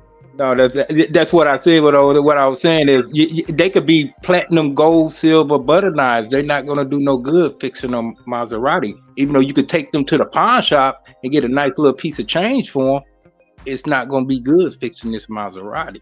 All right, go ahead. I still kind of feel like that didn't make no fucking sense. I still feel like going with Bud. it's one of those things that sound deep. I don't agree with. Let me say I don't agree with Tim Bradley how he said it. I don't think that leaning in is going. I don't think it's going to be a stoppage. What about the mistakes? He said Spence makes mistakes. That's what I was talking about. I don't agree with that leaning in. He's right. Mistake. I don't. He's 100% right on what he said. Force the pace. He said, "Yeah, Bud makes mistakes early on too." But he talks about sometimes Spence start trying to when Spence basically when he can't get to you the way he want to get to you early on, he start lunging and reaching, bro. It's a lot of studies out there. It's a fight. It's a fight. Everybody's gonna make mistakes in the fight. It's what you do to make the adjustments. Fair enough. So everybody, I think it's a fight. I think both of them got mistakes. But they got to fix these holes. Nah, I don't think that. I don't think. God damn, KC. He's trying to say that. You don't hear me talking, bro. Errol makes is this motherfucker, man. Gonna get knocked out. I don't think that. Matt, Kansas City Matt. What's up? Can you hear me? Yeah, I can hear you. Can you hear the boxing scholar? Go ahead, boxing scholar. I think Bud and Spence are both good fighters, but they just gotta fix these holes, man. But now, honestly, I think Timothy Bradley is still wearing the wear and tear from the Bud sparring sessions. So those ass whippings that Bud put on him is like fresh in his brain, even though it's been a while. And I think he just admires Bud because he was already a championship level and you got a sparring partner. I remember him saying that he would go watch the film, make an adjustment, and come out and Bud would do something completely different. So he has that great respect. Bud beat the respect into that motherfucker as a champion. So he knows he's a champion and he's a sparring partner who's putting a whooping on him. So yeah, he has a great respect. But what he said was 100% true, and that's why I picked Bud by stoppage. But there is a scenario where Bud is a late starter, and even though he says sometimes he goes and forces him, he'll square up and he'll be vulnerable for the uppercut, and that's how I think Bud's gonna finish it. But the thing that I worry about is Bud starting late, because if Bud don't get that engine started and Spence start laying into Bud's body, that's going to take away his power and his legs, and those are the two things that he needs to win. So that's why this fight is so intriguing, because you don't know what could happen. How you going to predict a fight and what's going to happen if Bud doesn't even know what he's going to do? He makes it up as he goes. So yeah, Timothy Bradley is definitely biased, but 50-50 fight in my opinion. I'm just leaning more towards Bud, and just looking at the habits of the two fighters, and I think that he'll stop him late. But I think if anybody wins by decision, it's going to be Spence. He'll start to the body early, take the wind out of his sails, and then like Bud will go down a notch, and then he'll just beat on him. It'll be a back and forth fight, but Spence will have more in the reserve because he won't be taking that body attack from himself. So you think if it's gonna be a stoppage, it's gonna be Errol, not Crawford? That's what you're saying? If it's a stoppage, it's gonna be Bud, and if it's a decision, it's gonna be Spence. Oh no, see, I got it the other way. I don't even have it. I don't even have Errol knocking out. I don't have either or knocking each other out. I think it's gonna go unanimous or majority. They know this is the biggest fight of their career. It's not. I don't. No. Both of them throw punches with bad intentions. It would be really, really. Everybody, each site I go to, every channel. Yeah, I understand what y'all saying, man, but they gonna have butterflies, and they're not gonna want to be embarrassed. It's too much. It was too much build up. It's too much talk. It's almost, to me, it's bigger than the Pacquiao and Mayweather fight, because this is for all the belts. Even though that one probably sold more because of their names, and you got a whole country behind Pacquiao, so you know that it'd probably be hard to break their record. Errol But got a this- whole country behind him. Who? Errol Spence. He got Jamaica, ain't he? Ain't he Jamaican? Shit, he Nah. got Texas. We a whole country. Stop it, man. It ain't the Philippines. Stop it. Y'all stop it. Man, we got more people than the Philippines over here. Then break the record then. Then break the record. The record for what? Most pay-per-views? Yeah, then break the record then. I tell you, it won't people in the Philippines buying that shit. Mayweather. You better stop it, man. That shit broke records and they were streaming. Imagine if that stuff was in the 90s without no streaming. You think that shit broke the records because people in the Philippines was buying it? They had a whole country behind him. He called Mayweather. Yeah, you damn right I'm calling Mayweather because that's the blueprint. That's why Mayweather broke the records. He understands that. They got a whole country behind them. They worship. It's different. It's like soccer. It ain't like the United States. It's like we jealous of each other. It's a capitalism here. So when somebody's at the top, only a certain amount of people root for them. When they people on the top, it's like the whole country loves them. It's like soccer. It's different over in the country. When they got somebody nice at a sport, they embrace them. But you know, a lot of Manny Pacquiao fights in the Philippines was free for the people. They wasn't buying pay-per-views at $100 a pop like America. You know that, right? Okay, so that being said, if there's a descendant from, even if it's the Pacific, they can be from Guam, they can be from Japan, and these people are in the United States, they're gonna buy it. So that's almost bigger than the whole country. That's a whole region. We're talking like the whole Pacific. You understand what I'm trying to say? That's why the number broke, and then the illegal streaming. You trying to compare the Texas to the Pacific? Okay. It's different when it's foreign. It's different when it's foreign. Hey, see, I don't know how much you weigh, but I'm guessing it's 106. You guessing I weigh 106? To be where you is off of two drinks of wine, my nigga. You need to switch. You need to switch addictions. Hey man, you need to. It's not, see, now we off the topic. You you going off of what I'm saying. I get you. And then you're gonna say I can't follow it. That's why I can't. That's fine though. But you can look at the numbers. You can look at the numbers. Mayweather showed you what I'm saying, and then you gonna insult me like that? I insult you. Wow, that's crazy. So now you intelligent. You real intelligent. You real intelligent. Listen to yourself right now. I don't want you gonna switch to some wine when I just showed you the numbers and you seen it for yourself, and Mayweather showed you, and you gonna say something so unintelligent like that? Really? All right, well let me Wow. let me mute some mics real quick. Listen, I think he was just joking with you, but let's not joke with each other like that going forward. Let's keep it boxing. Like I said earlier, when you click the link, I don't know if everybody was here when I said that earlier, but let's agree with each other or disagree with each other without calling each other names or, you know, buddies or aerosexuals. Let's just have a boxing conversation. Let's talk boxing. We did real good all night with no insults or even any mishaps. I'm sure he didn't mean no harm by Kansas City Mac. He was just cracking jokes based off the conversation we had earlier. So definitely no, I apologize for him.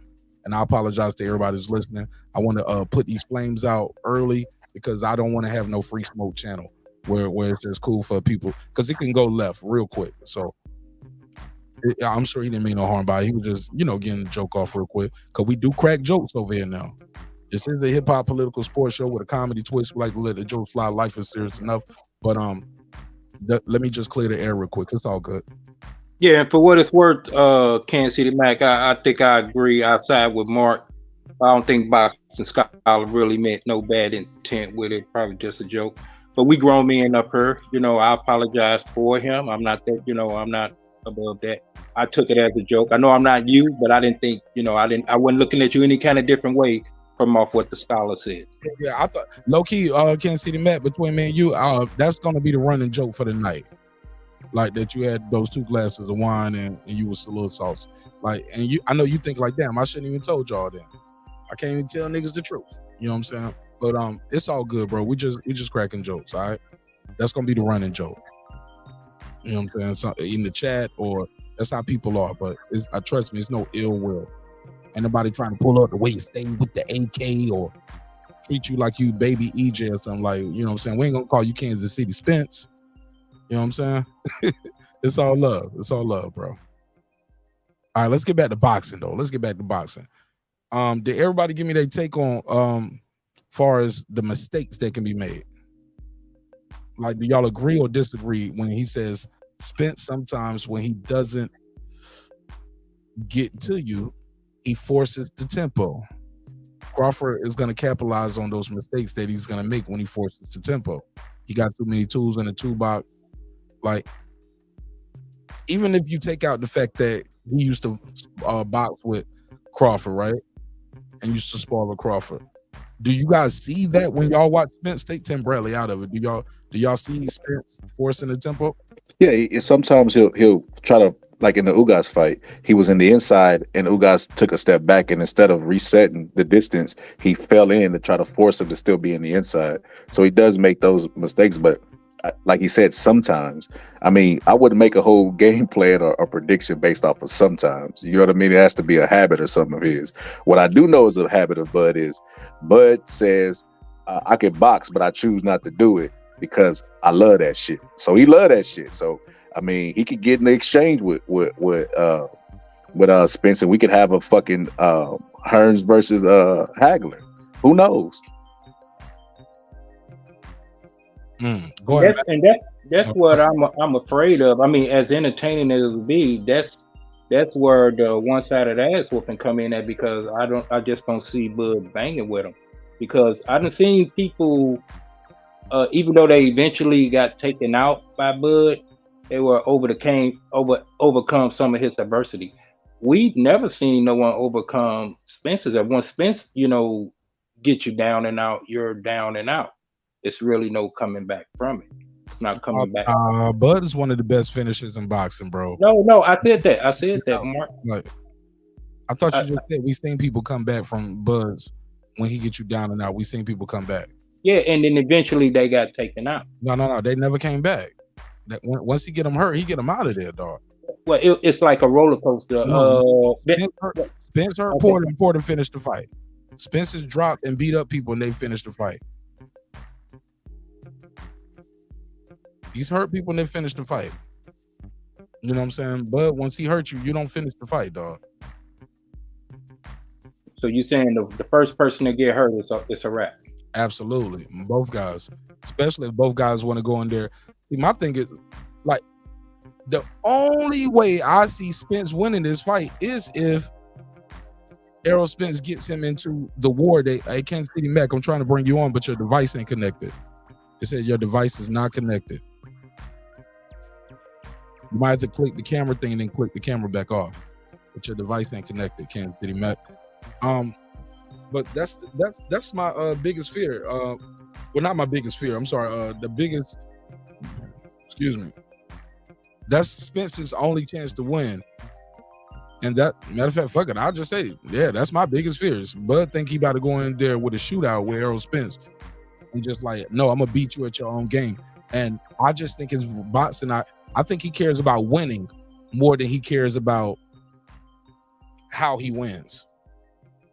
He ain't in there saying, oh, I gotta break him. I'm gonna break him. You know what I'm saying? Like, cause that ain't his only way to win. I can outbox you. I don't have to go in there like I'm gonna just stand there and he's not. Spence is saying all the key words like of he wants to toe to toe without saying, man, I want him to stand there, go toe to toe with me. Let's see who the biggest duffest dog is. He's saying everything except that. He was like, it's gonna be a war, Hagler and Hearns, Leonard and Hearns. Like, he's saying everything like that. Roberto Duran, like motherfuckers who went toe to toe and I finally cracked you. Bud can outbox this dude and win this fight, in my opinion. But Bud is on record saying that if he get out of line, that's where it's gonna be at. So Bud kind of like, verbally saying, hey, get out of line is you make a mistake. You better not make no mistakes. If you make any mistakes, you're gonna pay for it. You're gonna reach, I'm gonna teach. Every time you make a mistake, you better not get out of line. You better throw that jab perfect all night. You better have your lungs ready. You better have your legs ready. Come get me. I think Bud gonna run him into a shot. I'm with Tim Bradley. But like, let's say he does feel some of Spence power early. He ain't got to stand there and take it all night. No, let me move a little bit. I'm gonna make him come get me. I'm gonna wear him down a little bit. Now that kind of debunks you. If he feel his power, that's almost equating that he done got hurt by No, something. that's not true. That's not true. It's not true because even Spence said he likes to feel the power a little bit and see what they got, and he ain't never lost. Yeah, they like to gauge whether they could sit there and take it and what type of fight it's going to be. Yeah. Am I about to walk you down all night, or we about to box a little bit and I'm gonna let you wear it down a little bit? Like, it's not just, yeah, they can feel a jab and be like, oh, this nigga got a strong ass jab, or be like, oh, that nigga ain't got shit on his jab. You know what I'm saying? Or even when they clinch, you can feel the dude power in the clinch, like how strong is. You can tell in a clinch how strong a guy is, and then also you can tell in the clinch how he's weakening a little bit. Some guys allow you to clinch, and then sometimes they show their poker face because all night they ain't allowed you to clinch. Round 4, 5, you want to clinch it? I don't mind. They can take a deep breath. Hey, Kansas City Mac, you got to beam out and beam back in. Your device ain't connected. Let me drop the link for him. But go ahead. I don't know. I think it's not in Bud's character to just outbox somebody. I think Bud got that dog in him, and I think he's gonna make it an electric fight. And I think if he might start, if he starts to fight off orthodox like I think he will, and try to get it, download data and compute and all this shit, I think Spencer's gonna jump right on him. And I think if he takes the body shots for 2 or 3 rounds, by the time he decide to not be macho, I think it'll be too late. Like, even if he lands the shot that I'm almost positive that if it was a prop bet, I'll put like $200 on that shit, that uppercut. I know he gonna catch him with an uppercut, but if he's taking punishment to the body before he lands that uppercut, it's not gonna have as much steam and full force as it normally would, and that can make a difference in the fight. That's why I say I think Spence might win a decision. What, man? I don't need. Oh, he back. I was talking to you. I said King Age Math. Go ahead. Oh, I thought you said Kansas City Mac. No, I said Matt instead of Mac. But go ahead. Yeah, I mean, I just, unless both of them come in there very, very cautionary, which I don't see, because then that kind of like makes for a boring fight. It'd be almost like a repeat of Mayweather Pacquiao. Too technical of a fight. The build up is not for this to be a technical fight. This is a build up to, hey, some guy gonna go home, with all the marbles and done it in explosive fashion. We don't see this as the chess match of Haney and Loma. You know what I'm saying? This is like they keep saying, it's gonna be Hagler Hearns. That's what it's gonna be. I mean, I'm not wishing ill will on one, but it's somebody gonna go and somebody gonna get a K on a KO. That's I think, it's probably 1% chance that I'm proven wrong. 1% that this will go to the cause. And if it do go to the cause, somebody's gonna be so banged up. That's another thing you got to factor in. If somebody is the commission gonna allow the other person to finish. You know what I'm saying? It might not be, they might not be got put down, but it'd be like, hey, we're not letting this continue. I see it as that. That's the people not looking at that.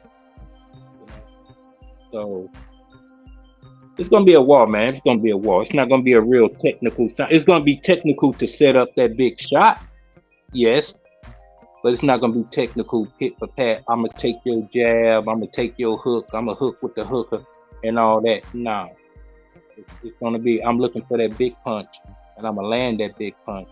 And it's I gotta stop you. I gotta break you. I gotta impose my will. Now I gotta impose my technique. I gotta impose my will, my force. I gotta take this.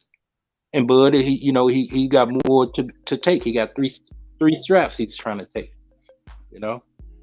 Spence got one, and they want it. That's all I got. Go ahead, Scholar. I don't know. My personal opinion, I think if Bud comes out and he has a slow start that he normally has, I think the damage that he'll take to his body will be the determining factor for the entire fight. Now, granted, against Shawn Porter, he did take body. I'm sorry, I mean, Coach, I was about to say, give me an example, because people always say he's a notorious slow starter, like he loses every round, like this happens every fight. Give me all these fights. No, he don't. I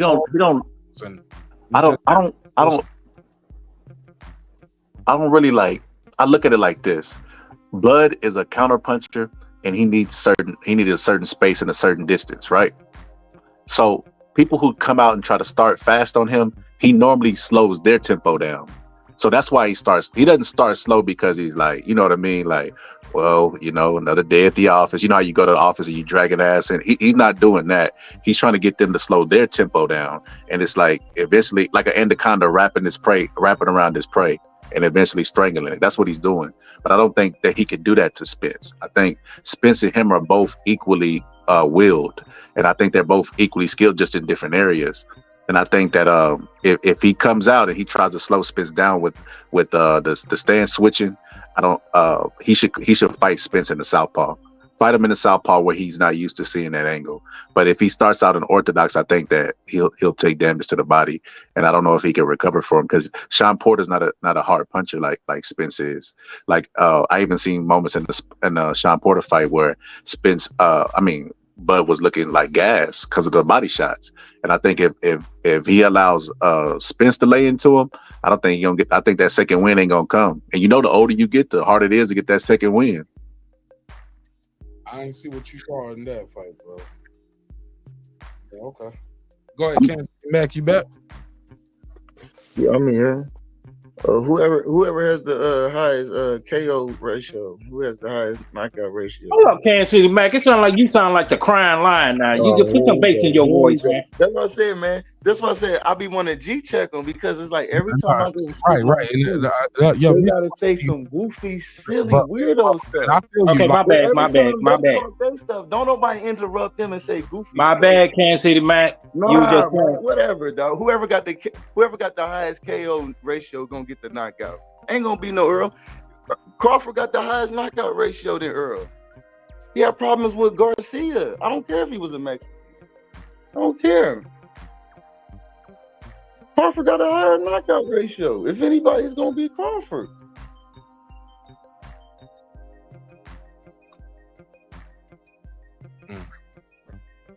President Jafari, undefeated.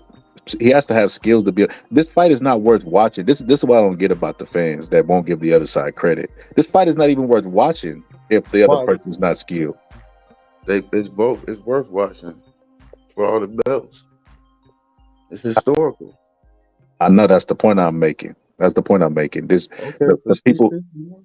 people who won't give the other side credit. I give both sides credit. That's why I don't think it's going to be a knockout. But if it is, it's going to be Crawford.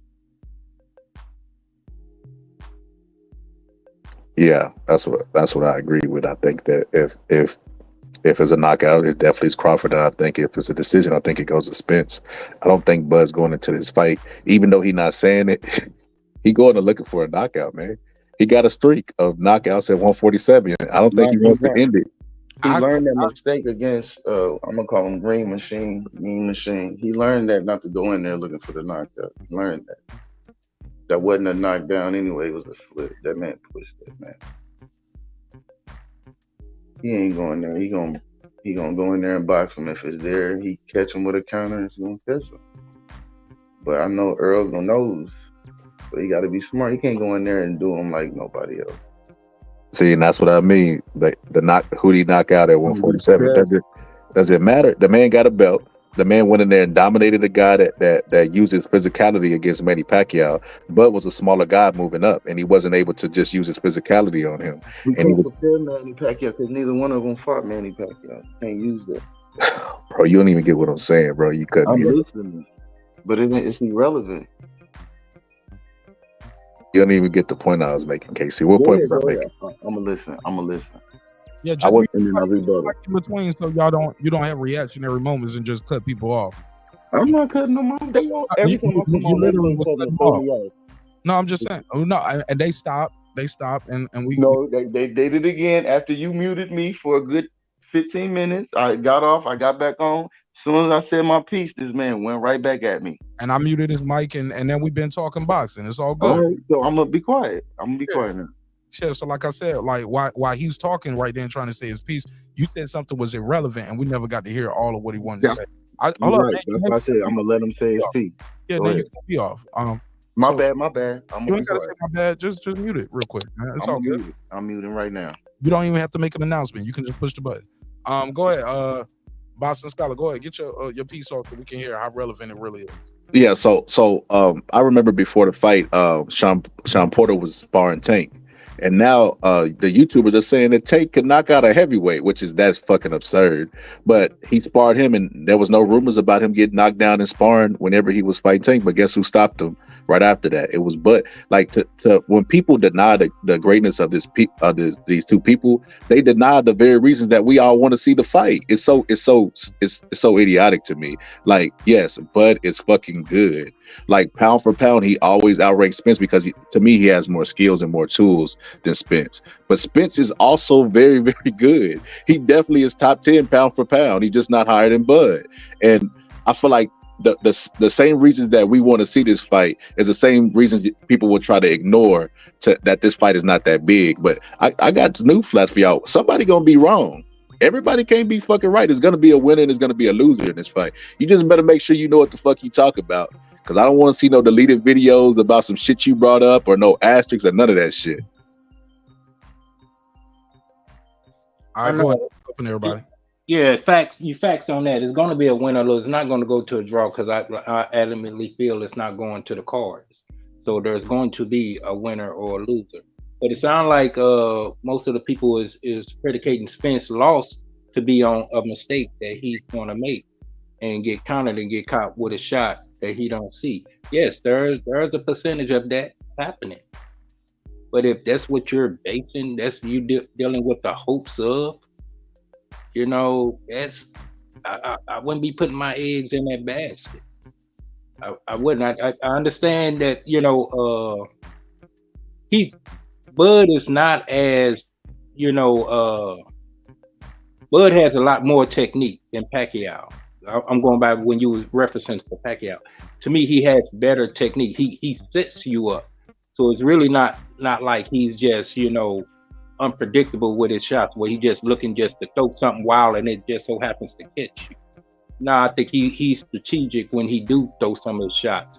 And he's strategic to throw it when the person is, is off guard a little bit.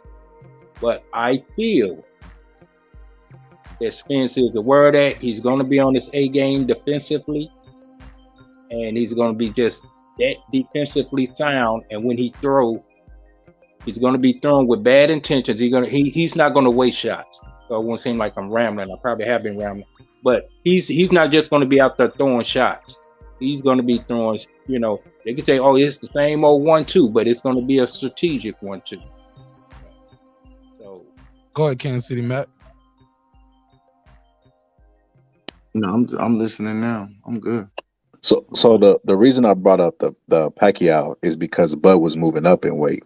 And it was the guy who just dominated Pacquiao with his physicality. I think Pacquiao did enough to win the fight, but it was close only because the guy imposed his physical attributes. And he tried the exact same thing with Bud. Which guy are we talking about? You said Pacquiao, which guy? Jeff Horn. Oh, Jeff Horn. So whenever he fought Bud, I would have been impressed if Bud would have just outboxed him. But not only did he go in there fucking and show his dog, but he stopped him. And I was like, holy shit, like, yeah, this guy's the real deal. Like, this is pretty crazy that, like, I'm not saying, because I already know what the people are gonna say. They're gonna say, oh man, Jeff Horn, he struggled against the guy before him. What I'm saying is Bud was a smaller guy. Manny Pacquiao's good. But a lot of the reasons why Manny Pacquiao struggled at 147 is because he was a small guy that was really, really talented. So talent can only take you so far. So when Bud moves up and he's stopping shit, that's impressive to me. It don't matter. It was a guy with a belt. You know what I mean? It's like Sugar Ray Leonard versus Donnie Lalonde. Donnie Lalonde wasn't no world beater, but he had enough to put Sugar Ray on his ass because he was a bigger guy. So that's why I was impressed with what Bud did. But like I said, both of these guys are really, really good. It's foolish. It's foolish for one person to really, really think that like somebody is just so superior over the other. They both have areas where they can both exploit and beat each other. That's why this fight is so, like, I wanted to see this fight 2 or 3 years ago. Call me foolish then. I think Bud is superior, bro. He is. I mean, he has more tools. But the one thing that, I mean, we got weight classes for a reason. Spence is a naturally bigger guy than Bud. Not talking about height. I'm talking about bone structure. I'm talking about durability and all of that to the body. Because Bud has a slim body. Spence is bigger than him. And I think that it's Spence got to shrink. Look, he's big. No, Spence gonna weigh 147 like on Friday. That bigger than him is that ain't all muscle. That ain't all natural, bro. That's fat too. That's living life. Like when they asked him how he do it, shit. Like he can't eat steak and shit like that. Like he was talking about, he eating plates of lettuce and shit. Like that nigga ain't eating like Bud eats, because he don't work out and train year round. Like Bud ain't too far off of weight right now. You can tell. Spence got a lot of weight to still cut. That is fuel. Okay, that is fuel. Missing my point. I'm talking about the weight cut. He ain't happy about the weight cut. He don't look at his fuel. He ain't looking at it as fuel, my brother. He's talking about, this my last fight at I ain't staying 147 for nothing and nobody. Fuck that. Man, they gotta offer me some crazy shit for me to stay. So Mark, I don't want to interrupt. Let me finish my shit, man. I'll Okay, let y'all go. My hope, and I don't mean, you ain't gotta apologize. I just want to finish this last part and I'll keep it short. When it comes to this fight right here, Spence has been complaining about the weight since last year, making this weight. Got in another car accident, the PTSD, the eye injury. Like, he ain't the same guy that fought Kell Brook. He ain't the same guy that beat Shawn Porter. That's what I've been saying. I think he's the same. Just like he was talking about Ugas showing off his house and living the American dream. When you watch that $1 million worth of game interview, he enjoyed the fact that they thought he looked like a rapper and he was out here moving and dressing, and he was talking about the clothes, and he enjoyed the fact that he was bragging about the 60 plus acres he got and how he about to buy the next 100 acres that's behind his ranch. He want that other 100 acres.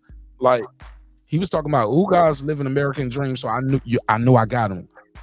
Okay, maybe Crawford looking at you like that right now too. Maybe a lot of us are looking at you like that. That's up to him to prove us wrong, but that weight is a real thing. So all that he's naturally bigger. Shit, man, that might make him sluggish. Dropping all that weight might hurt him. Dropping that weight again, like all the back sprains with the trainer on your back, like the human rucksack, homie. Never hoid of it, dog. Do what you got to do. Be ready. Make weight. Get your ass up in there. But I'm telling y'all, it ain't gonna be what y'all think it's gonna be. And the fight, I wouldn't be surprised if the fight might be a little easier for Crawford than y'all think after he as y'all like to say, download the information. But when guys like Jeff Horn went in there and tried to blitz Crawford early in that first round, they got their ass stung and they got their ass in check real quick. Shawn Porter tried to blitz Crawford early. That's the game plan. People say Crawford starts slow. You can't get in there and try to box with him. You got to blitz them. All them dudes get blitzed and they go through that buzzsaw and then they act like good boys in there, and then they do like everybody else do. Get their ass up off the canvas and go home and get their check and say I was in the ring with pound for pound one of the best fighters in the world. That's what's gonna happen. I'm telling y'all, bro. He gonna beat this guy, yo. He gonna beat him. And if he go in there trying to blitz Terence Crawford, it might be an early night. He definitely gonna run into a strong early in the fight too. You trying to blitz him, bro? You might get some shit. That's my opinion, though. Spence gonna go in there and he gonna try to box and be calculated, because he gonna feel the power, like he said. He gonna feel the stiff jab. He's gonna have to be careful and cautious. He can't just go in there and blitz this dude. Talking all of that, like all these people talking, man, he gonna go right at him. If he go right at him, it's gonna be an early night. Cause Spence ain't in there one punch. Y'all like Spence in there one punch knocking dudes and making them do the stanky leg and shit. The doctor stopped the fight from Ugas because his face was fucked up. It wasn't like Ugas ever got dropped. Ugas was wobbly. Ugas went backwards, started getting on his bike. But Ugas didn't do the stanky leg. None of that shit. And the Spence that was making people do that ain't him no more. He ain't Himothy. I know I said I was gonna keep it short, but my bad. Appreciate it. No, it's your show, and you made a lot of good, valid points. But the question I was trying to get in, glad I didn't lose that train of thought. When you saw him on $1 million game, if you had to make an estimate, what did it look like his weight was to you? Because I have a number. What did it look like to you? I didn't see him stand up all the way. I had to look at it again to give a fair assessment. Let me go to Brandon Washington from Dallas. Go ahead, Brandon. All right, I ain't no Brandon. What up? Hey man, I just heard somebody say that Bud got pushed by Green Machine. Who said that? Who said he didn't knock him down? Who said that? It don't matter because we ain't about to disrespect nobody by No, their opinion. no. I ain't gonna disrespect nobody because it's not opinion. It's not an opinion. You can play the video. Hold on, Mark. Hold on. I don't need you to dictate this. I'm not gonna disrespect nobody, and I don't disrespect nobody. Okay, well, but what I will say is, if they keep with that, who? I don't disrespect nobody. The thing about it is, I just come in, pistols are blazing like Yosemite Sam, and everybody can't handle it. Here's the thing. When the fuck did he push Bud? He didn't push Bud once. He hit Bud on the fucking chin. Bud fell and grabbed him, and he was pushing him off him after Bud hit the ground. Bud got his ass knocked down, slap on the chin by Green Machine, a dude that was knocked out right after that, a dude who had just came off a draw. Like, come on, man, and that's his toughest fight. So y'all overanalyzing this fight to me. Y'all making Bud sound like.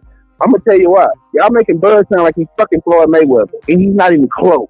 He's a chinny fighter who had been matched well by Top Rank. Other than that, we don't know what the fuck he's made of. We have not seen him tested. We have not even seen him be the underdog in most of the fights that he fights. Not only that, we ain't even seen him do nothing spectacular. He knocked out Amir Khan. Did he knock Amir Khan out? Or did they stop the fight? Oh, they stopped the fight. He didn't knock Amir Khan out. Let's get that right. So this KO stick, yeah, that's fine. But that's fine. But this KO, that's fine. But this KO, like, hit you, Bud got one punch knockout power.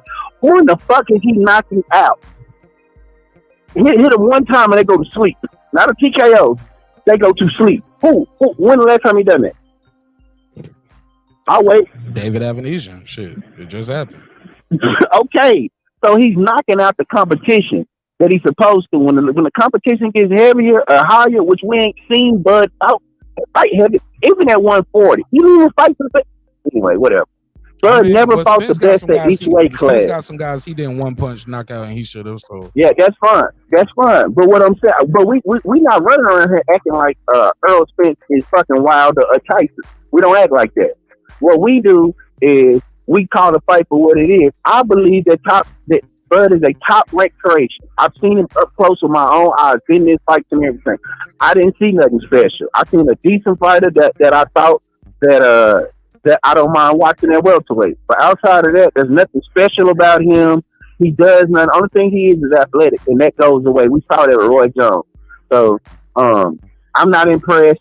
I can't wait to see him get stomped out. But we got to stop acting like this dude is the second coming of Floyd, because he's not. He's not even close.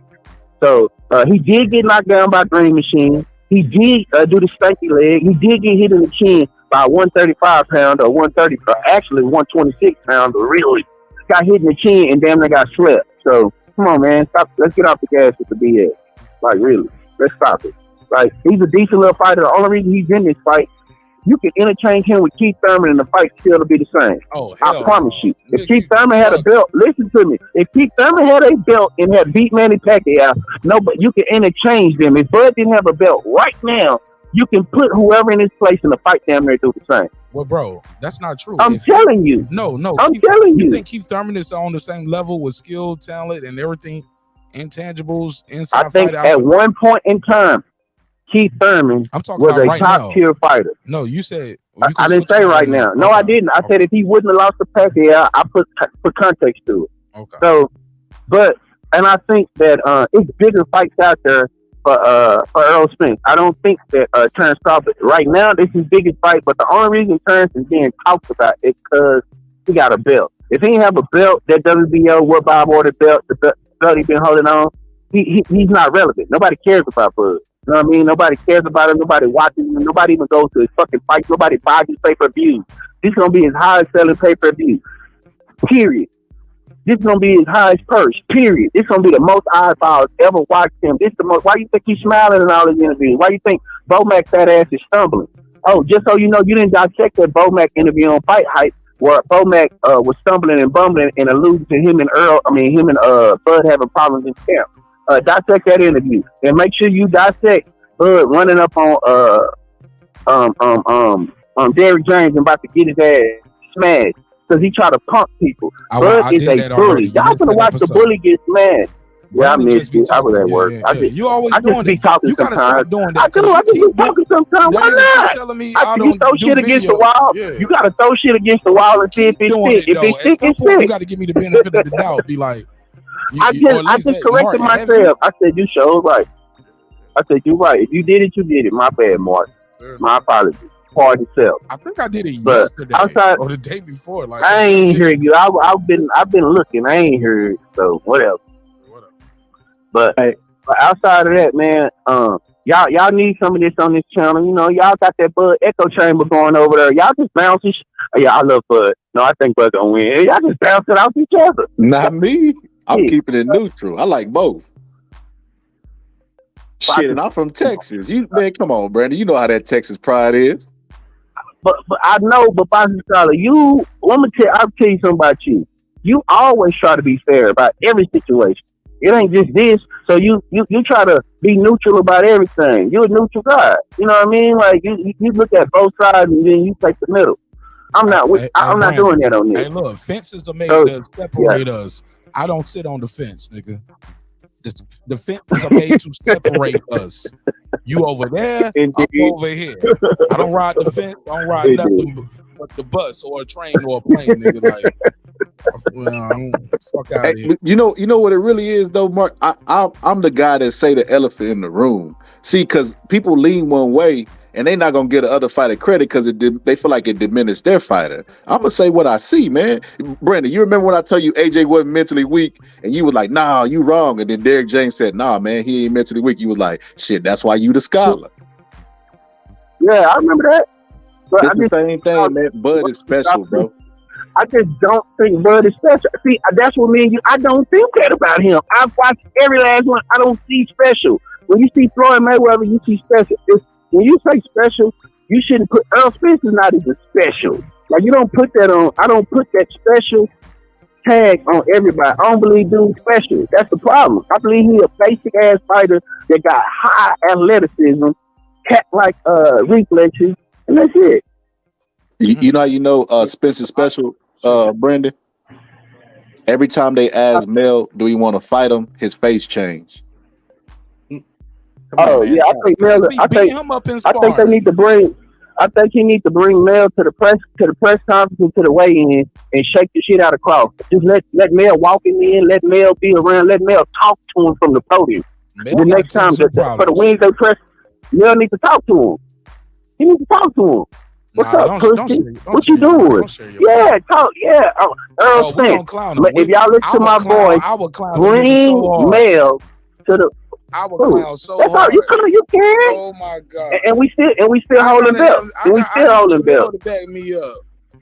I need the. And we still holding belt. Get the fuck out of here. Hey man, we got one dude that. Come on, man. You already know Shakur gonna be there. You already know what's up, boy. He got a fight coming up. He gonna be acting like that when you know they ride Shakur. Ain't no potential opponent for Errol Spence. It don't matter. They ride Shakur. Oh, my little brother. When did that become his little brother? When did that become his little brother? What's the problem with supporting your stablemate? Bronner told him to his face, you gonna lose. That's the only thing Charlo said. You gonna lose. You can't beat Earl. That's the only thing he ever said. You can't find it because that's all he ever said. And Bronner don't want no smoke is what he is. Hold up, Bronner don't want no smoke with now one of them niggas. With who? With who? Now one of Frank them. Martin wanted. Frank Martin wanted with Keyshawn Davis. I ain't talking, bro. I'm talking about Spence and Crawford. Y'all niggas all over the place. Stay focused. You talking about, bro? You just brought up. No. You just brought up Bronner. No, Bronner ain't no opponent. Bronner fight at 140. Now you just yelling over me. Stop it. I did not bring up Bronner.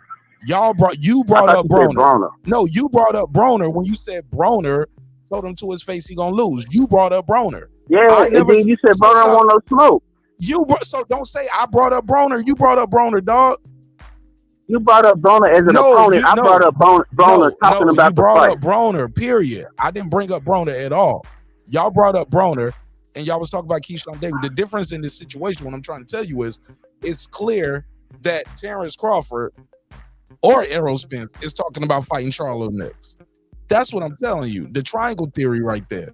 Like y'all talking about like Shakur, like is talking about fighting Errol Spence next. It's not the same. Terence Crawford is talking about fighting Charlo next. Like, Y'all think that's clout like that? Or also, we heard Errol Spence say shit. If It's the money, cloud. Why the fuck are you talking about the but that guy, 154 hold on, no, champion when you fighting at no, you missing the 147? Get point. his name out your mouth. No, Every and time he he had wants his some name in his attention. mouth. And Charlo, it's like he want Okay. attention, like a bitch. He You just want want to attention every time. match. You don't even want to Charlo, let me finish my thought. Charlo, and Charlo, and Charlo. It's like, bro, nobody asking you about these Yes, they dudes. have. Talk Yes, about they our have own. asked him about it. That's not true. That's a lie. They asked him about Nobody it. asking you about I this can play dude. the. You And want his to bet money? response, Hold on, and you know stop. what his Let's response bet money. should be? Bet 100. Bet 100. His Bet 100. Bet 100 on what? Bet 100 on what? At all times, I'm fighting Earl Spence. Bet 100. That should be his response. Bet I'm fighting Earl Spence. That should be his response. You know why they asked him to wild, crazy, sold out? Because he classless, just like his trainer. I told you these people ain't got no class. These Omaha backwoods trash. And we finna take them out. We finna take them out. Hold up, B. Hold up, B. Hold up. I can't let you B. These black men, B. These black men, you call it trash, bro. Bro, they trash. They trash. Hey, Derrick James try to fight Bud for saying what's up. Look how Brandon is very selective with his pro-black. His pro-blackness is very selective. Yeah. I call it what it is. They trash. You selective with your pro-blackness. Nah, get out of here. Yeah, it's just a fight, B. Watch. Ain't nobody got to be trash, man. They about boxing, bro. I'm gonna tell you why they Look, trash. bro, he I'm gonna talk tell you why about they boxing when trash. he does that. Everybody And on he- his and he team, just yes, I am. talking to hear Everybody himself. on his team. Like, he they wants to have call a Al one-way Haymon, conversation. They call Al He Haymon won't a let faggot. nobody else They interject. said that He just Al want to keep Haymon was talking and sleeping talking with and talking and Earl talking Spence. and They, talking. But Bernie what he McGee. don't know is, I got the power of the mix board. You don't just get to just over talk and talk.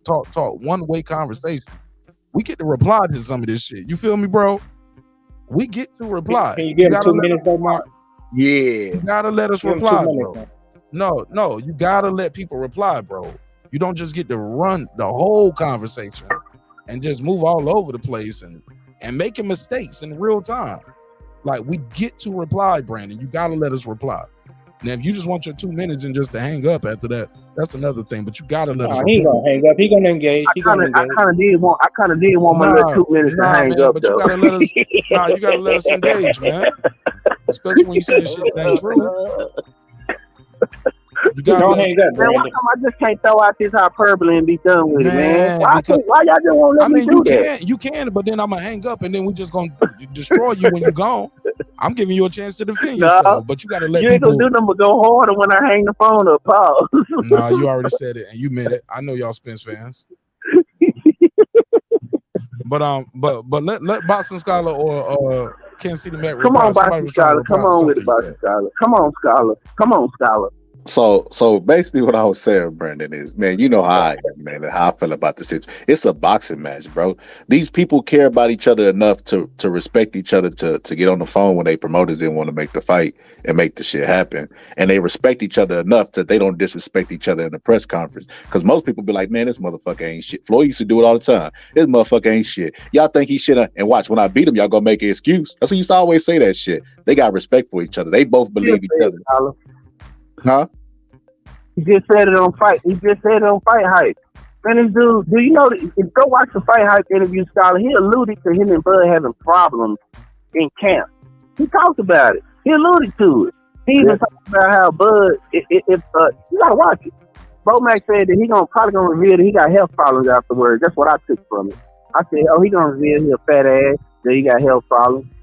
He might. I mean, shit. We all know he's fatty, so that wouldn't be breaking news. Everybody can see Bomac. They got 2 other trainers. Huh? We talking about the main one that they interviewed. I'm talking about the main one that they interviewed. You heard How many? Name his trainer. They got. Show me 5 interviews with them. Show me 5 recent interviews they done within last Hold on, week. Brandon Show Washington. me. You missed the whole point. There you go. I didn't even get to finish. Brandon Washington. That's not the only trainer. You got 2 other trainers. That's a head trainer. God damn it. Go ahead, man. I'll just let you talk. He don't even want nobody to talk. He wants to. I get it. You want to push your narrative over, and I get it, but you gotta let other people reply and respond and at least finish their sentence. Like, but go ahead. Fuck it. B, I know you buy some shit, but you could agree to this, right? Derrick James wasn't serious about doing anything to Bud, bro. He the suit wouldn't have been a reason. When somebody gonna do something, they gonna do it. You're right. But you see what Bud tried to do? Bud type of dude, that's some hood shit where you try to check a dude's temperature. And then once you see him back down, you be like, oh, I got it. He saw me He saw me checking when he walked by. I told him what's up. See how he ducked his head? That's what Bud on, some bullshit. That's why he gonna get, I'm telling y'all, he's a jealous heart. He's gonna get beat up bad. But that's smart though. That's boxing mind game. Close. And I don't think I believe it's gonna be a one-sided ass. I watch every last one of Bud's fights. I don't see it.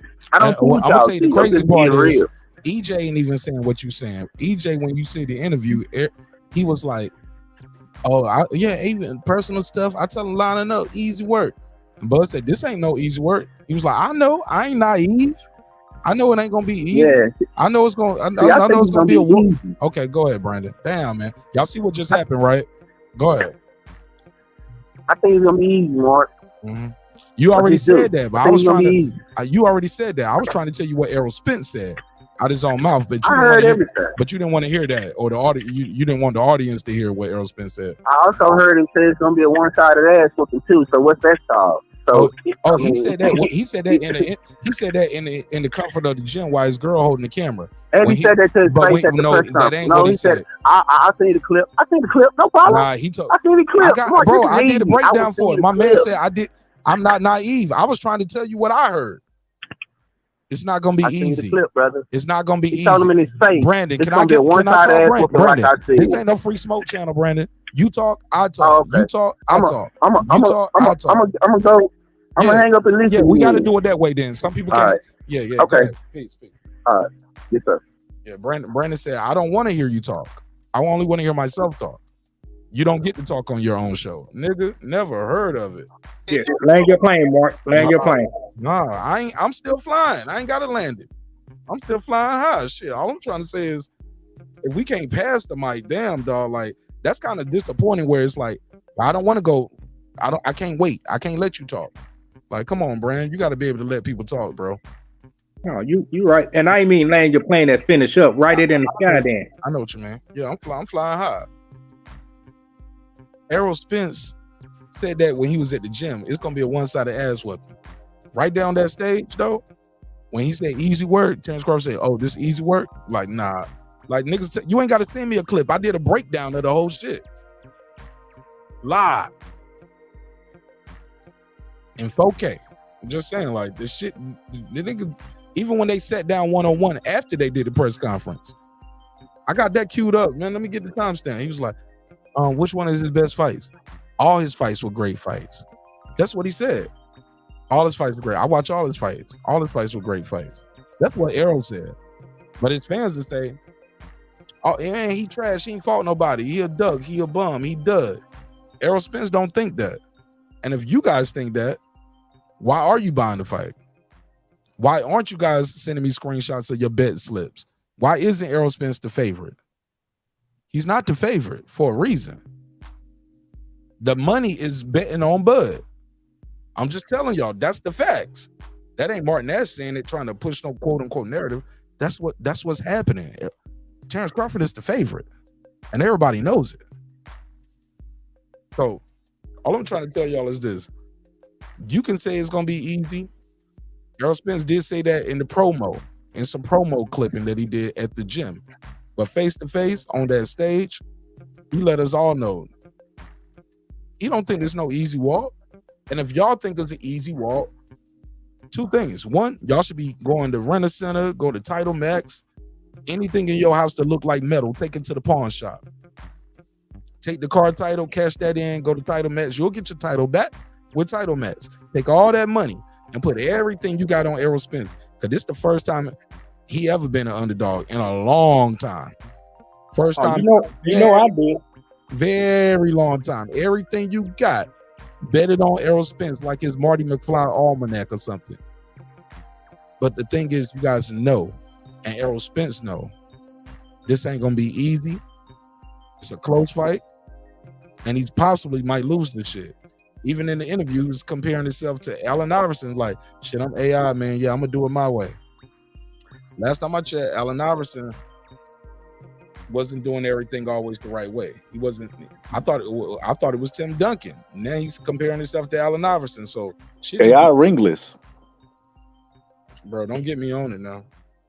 I seen an interview where AI was talking about Kobe and how dedicated he was, and he wished he had that work ethic and discipline. I never heard Errol Spence compare himself to Kobe. I heard Bud. I know that's why I said it. Yeah, I know. No, he said he was Tim Duncan. Nah, he You heard said. what he said? But I heard what he said. no, he said he said Allen Iverson in his last he interview. he probably said both. He did No, compare himself to his Tim last Duncan interview, as he well. just said Allen Iverson though. I mean, he probably did. I'm not saying he It didn't, ain't Mark, but probably. It ain't probably. He did. okay, Mark. I'm just saying it missed me. So I'll take your word for it. Probably though. He did. Okay, he did. Okay, he did. But he also compared himself to Tim Duncan as well. But as far as you saying, who people putting heavy bets on it? Oh, I'm looking to cash in, and I'm straight gonna be flossing. Straight gonna be flossing. 'Cause I ain't bet nothing that I can't afford to lose. But I'm looking for everything to gain. So yeah, I know where my feet stand in saying that, and I'm riding high with that. And I'm going to be looking for some motherfuckers to get my cheddar. We ain't making no threats, but I'm just saying, nigga, I need my bread. But damn, I forgot the one point. I've been hearing people saying excuses though. I've been hearing if Spence lose, blame Al Haymon for the inactivity and his timing might be off and all of that. Yeah, I've been hearing that. I mean, guys, people act like that was a flawless fight. Brandon Washington act like that shit was flawless. I got him on camera calling into the show telling me he need one more fight before you fight Bud. He ain't ready. That's what he told me the night of the fight. Wow. Oh, baby, we got the files. You know we got the files. Oh, go ahead, Boston Scholar. Let me cue it up for Brandon Washington. Let me remind him of his words. It's a boxing match. It ain't got to get into, you know what I mean, somebody being classless because it's a match, man. You're gonna play mental games. There's a constant trend in boxing, right? Some opponents respect each other, but for the most part, they feel like if they show respect, it's a sign of weakness. So a lot of the times they disrespect their opponents. Some, like we said, Mayweather, and after the fight, they always shake and get respect. My bad. Go They always like get respect for each other because they know what this fight entails, and you know what I mean. They just said it in the heat of the moment. Caleb Plant got an apology from Canelo for slapping him before the fight because it's just a mental game. Nobody wants to give. Everybody understands the fight before the fight. And I think that both of these fighters are extremely talented. They are special. Like I said, Bud is special because what he's able to do in the ring. He has a lot of options. He can switch hit. He can do a lot of different things. I think Bud's probably one of the most effective switch hitters I've seen in the game, including Hagler. I mean, just me keeping it real. But like I said, Spence is special also. Look at Mel, who's undisputed, how his face changed when they bring up a fight with him. I think Spence be beating the shit out of Mel in sparring. My personal opinion is speculation. Me too. But I think both of them are special. That's why we want to watch the fight. The one way you could tell if somebody is worth arguing with is ask them about the opposing fighter. If they a Spence fan, say, what do you think about Bud? If they say Bud is trash, walk away from the conversation because they're not going to be honest. But it works vice versa. If they don't give Spence credit, walk away from the conversation because it's going to get crazy. I couldn't agree more. Let me play Brandon Washington. This is the night of the Ugas versus Spence fight. This is Brandon calling in. Let's go. What up, Mark? Let's go. Let's go. Let's go. Talk to me, man. What you think? Man, it was a beautiful fight. I got a chance to meet all the brothers, Santos, Champion Hoyt, Kyle. We all sat together. You know what I mean? Just a beautiful fight, man. Hold up now. Let me put the date on the screen because I want y'all to hear this. This is what makes this so interesting is this is April 16, 2022. April 16, 2022. Spence ain't fought since this, right? I want to know where all this newfound confidence came from because Bud looked spectacular in his last fight. You ain't got to like the opponent, but this happened. You get what I'm saying? Let's play it. I think EJ probably need one more fight, just to be honest. Champion Hoyt, Kyle. Oh man, I need to show. I need to share the screen. Y'all need to see my face up here. Hold up, cause some of this shit. Hold up. Let me share the screen. Let me share the screen, yo. I need y'all to share the screen. Brandon Washington, if you listen, I ain't picking on you, bro, but this is funny, especially after that call you just made. It was so emphatic. You were just so into your beliefs. Let me share my screen real quick. Oh my God. Because when he said that, when he said he need one more fight, my face is like, what? Nah, nigga, we ain't doing no more one more fight. Nah, we about to fight now. We fighting Bud next. You know what I'm saying? Can y'all see the screen? Shout out to Brandon Washington. Oh, nigga, you know we kept the fouls, baby. I told you I was gonna keep these fouls. All right, let's play it. Champion hard, Kyle. We all set together. You know what I mean? Just a beautiful fight, man. I think EJ probably need one more fight, just to be honest, because Bud is sharper than attack. No, we ain't doing that. Yo, did you see my face? Did you see my face? He said, I think we need one more fight. I was like, nah, we ain't doing that. Look at my face. I was so hyped. I got my Terence Bud Crawford hat on. I'm like, yeah, Brandon Washington. Yeah, man, your boy won. He got 3 belts. My guy got 1 belt. Fuck it. Let's bring them together. Undisputed. That nigga said, I think he need one more fight. Bud looks sharp as a tack. He said, that nigga just got off the phone, told me Bud ain't shit, ain't fought nobody, ain't did nothing. Bud only had 1 fight since then. It was David Avenesian, and that was December of this same year. Wow, listen to this shit. You know what I mean? Just a beautiful fight, man. I think EJ probably need one more fight, just to be honest, because Bud is sharper than attack. No, we ain't doing that.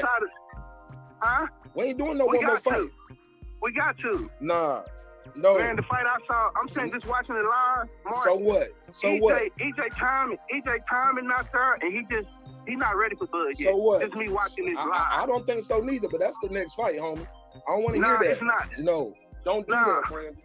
We're gonna give Bud either Oh, that look. Hey, look. That motherfucking record button ain't no joke, huh, bro? On a live stream. You said this on a live stream, Brandon. The phone number changed, but I'm still the host. This is still Breaking Beats, and the flames, those eternal flames are still burning in the background. Ain't nobody stopping those eternal fucking flames from burning. Or baptizing this fire with your own word. Hey, Brandon Washington. This shit don't age well after that last phone call, do it? Okay. Boston Scholar. Damn. Oh, we ain't done. Kansas City Mac. This ain't done. King Asian Mac. This ain't done. Let's go. I'm hurt. I ain't ducking the smoke. Go ahead. This is his immediate reaction. He's at the fight, walking out the venue. This is the call into the show. This is what he said. Let's go. Let's go. Let's go. Talk to me, man. What you think? Man, it was a beautiful fight. I got a chance to meet all the brothers, Centos, Champion Hard, Kyle. We all sat together. You know what I mean? Just a beautiful fight, man. I think EJ probably need one more fight, just to be honest, because Bud is sharper than attack. No. Bud sharper than attack. EJ need one more fight. We ain't doing that. We ain't doing no one more fight. We got to. Nah. That nigga done took his glasses off when he said, you see what I'm saying? I saw the excuse. I was like, nah, fuck that. No. Man, the fight I saw. I was like, no. I'm saying just watching it live. Mark, So what? So look at me. I'm like, so what? Blind that nigga. I wanted him right there. What? EJ timing not there, and he not. And his timing ain't gonna be there now, Brandon. Ain't nothing changed. He fought one time. And since you seen him, now the timing is all the way there. He ain't fought since then. The timing won't there versus Ugas. That's what Brandon Washington said. Let's go. Mark, So what? EJ, what? Told me to do a breakdown. I'm breaking this shit down. I'm breaking down my interview with you. EJ timing not there, and he not ready for Bud yet. So what? Just me watching this live. I don't think so neither, but that's the next fight, homie. I don't want to hear that. It's not. No, don't do that, Brandon. We're gonna give Bud either Keith Thurman or Danny Garcia. That's some bullshit. Or we gonna we gonna give Bud Keith Thurman or Danny Garcia. We're gonna give Bud Keith Thurman. But nah, man, he ain't. Bro, my whole mood changed. Look at me, I'm scowling. Bro, when he called in, I was hyped. I was like, let's go. I think he talking to me about we about to do this undisputed. That nigga was like, EJ ain't ready. His timing ain't off. Bud sharp as a tech. Nah, I don't want to hear none of that shit. A year later, whole energy changed. Good fight. Beautiful. He don't got some heart now out of nowhere. He don't heard some YouTube daddies hype him up, give him talking points. Yo, a week later, this nigga called in. He was calling EJ the eye collector. It was no eye collector talk this night. We gonna give We gonna get Bud. Look at me. I'm gonna throw some shit at the screen at this nigga. This nigga gonna make me mad. So what? EJ Timing not there, and he's not ready for Bud yet. So what? Just me watching this live. I don't think so neither, but that's the next fight, homie. I don't want to Nah, hear that. it's not. No, don't do that, Brandon.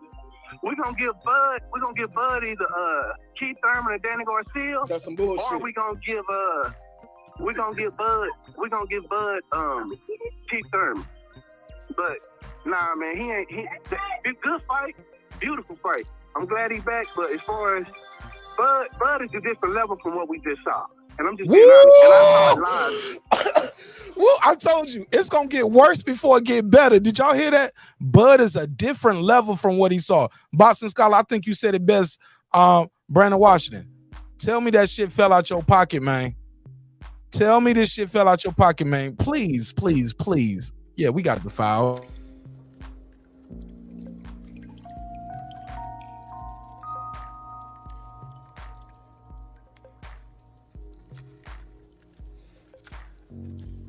Oh, it hurts. Oh, it hurts. Oh, I'm making this a clip too, Brandon. I'm gonna clip your call and I'm gonna add this to it. Oh my God. Spence fans last year versus Spence fans now. Tell me this shit just fell out your pocket, man. Yeah, tell me that fell out your pocket, Brandon. You didn't mean that. Ooh, that truth come out. Ooh, that truth hurt. Brandon Washington. Brandon Washington. Hey, Brandon Washington. Man. What, man? Tell me that fell out your pocket, Brandon Washington. Let's play some more.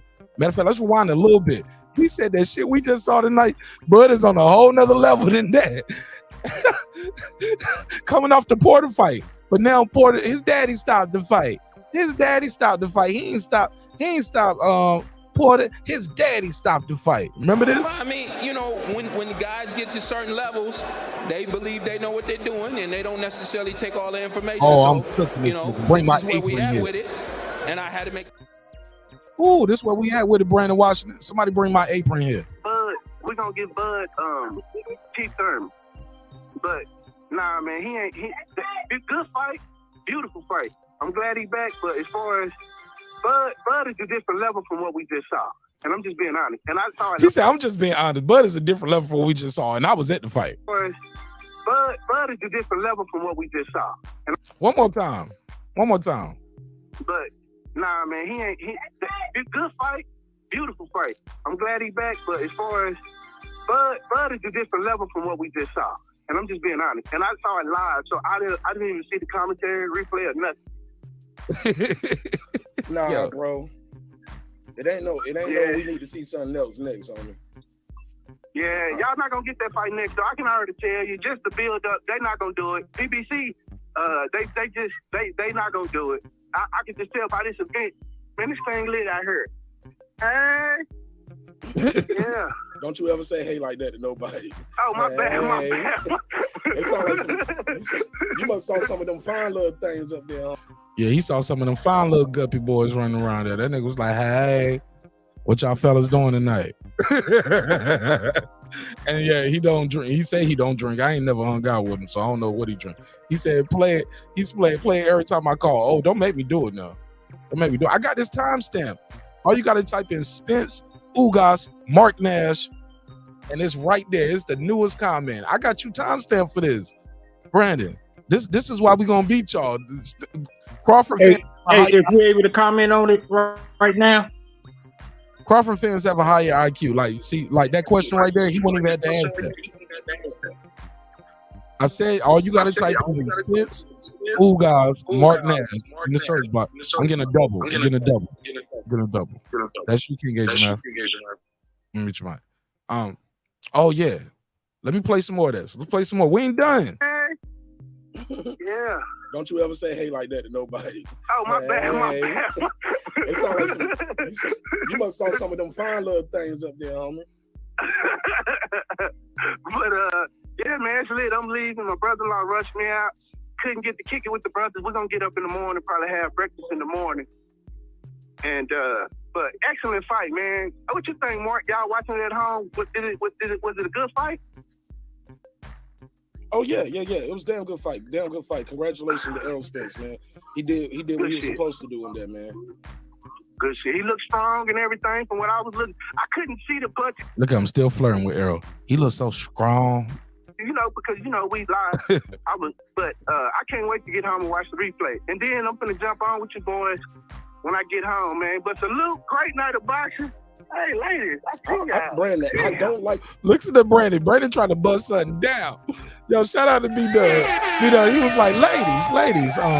Where y'all going? Shout out to B Dub. The fact that you said, nah, he need one more fight before Bud. Now, I don't want to let him off the hook. Look at me. I can't let him off the hook with that. Man. But salute, great night of boxing. Hey, ladies, I see y'all. Brandon, I don't like the fact that you said, nah, he need one more fight before Bud Crawford. He do. That's not. Nah, we ain't gonna do that, homie. Yeah, he do. We got to go right in there. Funky. I gotta keep it funky, bro. Right. I said this version of Errol Spence won't beat Bud Crawford at all. Oh, at all. Not Yo, I love Brandon for that. Brandon on the panel now too. Brandon, you gotta let me finish this playback real quick though. Bud Crawford. At all. Okay. Look at you, nigga. Brandon just joined the panel. You better have my apron. That was sharp as. Ooh, that bub. Ooh, Brandon Washington, you better brought my apron with you. Yeah, I said I'm this cooking you, version of nigga. Errol Spence won't beat Bud Crawford. At all. Not the Bud we saw fight Shawn Porter that was sharp as attack. Even though it was a good fight, Bud was sharp the whole fight. And he was strong, mixing it up. So they said I want to see. They said, bro. Look at Real Rap in the chat. They said, Negro, it's been a 4-year build-up. How much more time you need? Stop the cap. Yeah, well, good fight, man. I don't want to. That was a good historical fight, history-making fight. I don't want to, take away from that. And we can get to the Bud Crawford talk in about an hour when I get home. We can get to it. But salute to you, Martin. Stay lit. Keep the show. I don't know who on the panel. I just called my boy because I'm hyped. You see, I'm out of breath. And somebody salute to said, the boxing world tonight. Hey, Mike, somebody said this version of Spence will punish Bud too. All right. Okay. So some people was already on it. Brandon Washington, do you want to make an atonement for your statements there, sir? Because that don't sound like the dude. That guy from April 16, 2022 don't sound like the guy from June 23, 2023. You sound like a whole different person. Go ahead, Brandon Washington. What you got for me? I'm at work real quick, but I want to jump on and say, yeah, that's me, and that's how I felt at that time. But you didn't play the call. You didn't play when I was on the panel, when I got home, and when I watched the fight. And I told you, I was even alluding to it then. I was like, did he look strong? Were the punches there? I only saw it in real time. So what I thought I saw, and I corrected it a year ago, you just playing clickbait, which is fine. I don't care. Have fun with it. But I already said that once I rewatched the fight looked totally different from what I saw live ringside, and I retracted my statement because I spoke too early. I just spoke on what I saw live. But when I went home, and play that too. Make sure you find the part where I retracted everything and said. My job is to play this clip. Well, I just want to say that I said it. I just want to say that I did say that, and everything live. I did feel like that. But like I watched the fight. No, it wasn't weeks. It was the same. Remember, it was even the same night or the next night. Remember when I had beamed in? I said, I watched the fight. Yeah. You called in. You like, I watched the fight 3 times, and I was like, niggas only been 2 hours. You don't watch or an hour. Right.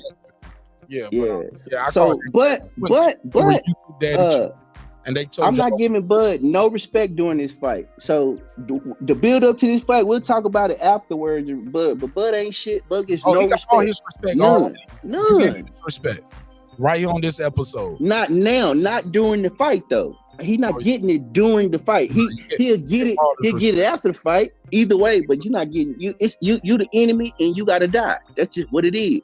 Nah. So we chose the side. I'm on my side. I stand on my side. This the flag I'm holding, and that's what it is. Oh, this the flag you holding.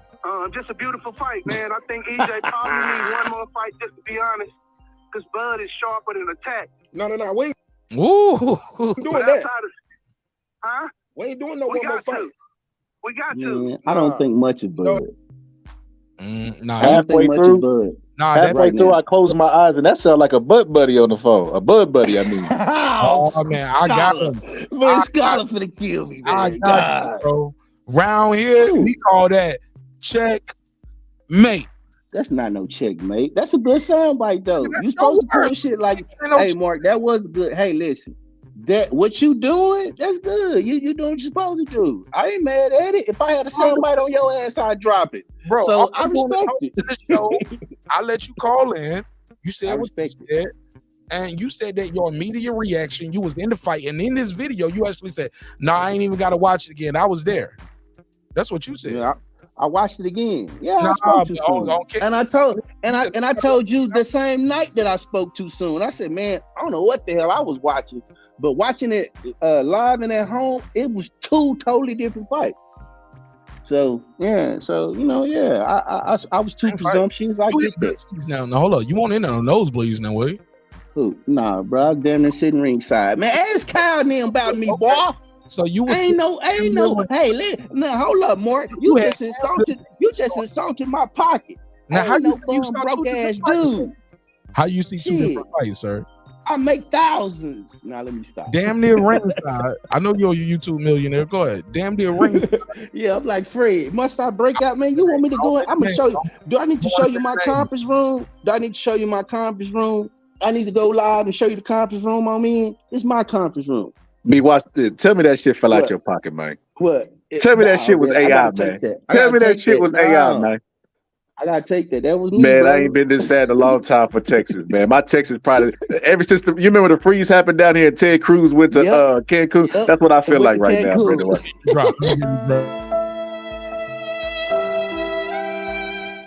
Oh man. We take them on. I take all L's. That was something. Shit, and I apologize for speaking out of turn like that when I call back in. I'm surgical with this shit. I'm telling you, man, good stuff. Nah, good stuff, you was wrong, bro. You was wrong. Good stuff. I wasn't wrong, but no, you was wrong. No. Nothing changed. Nothing changed. You know what, Mark? You're right. Nothing ain't changed, and Brandon was right. Bud is on another level, a lower level. So he ain't speak out of turn. He ain't speak out of turn. That tone didn't say lower level. He said sharp as a tack. Oh, you gonna bring a tack to a gunfight? Yeah. That ain't what he said. I'm just saying that's what it is, though. You got feedback too, Mark. You got feedback. You didn't have a double before. Whatever you change your audio to, we doubling that. It's on my end. Yeah, you might have to beam out and beam back in. All right. Yeah. But you doubling now. Yeah, man. Damn, next thing they know, they're gonna play me a clip of Ben Israel saying how cold Bud is. And you know he man down forever.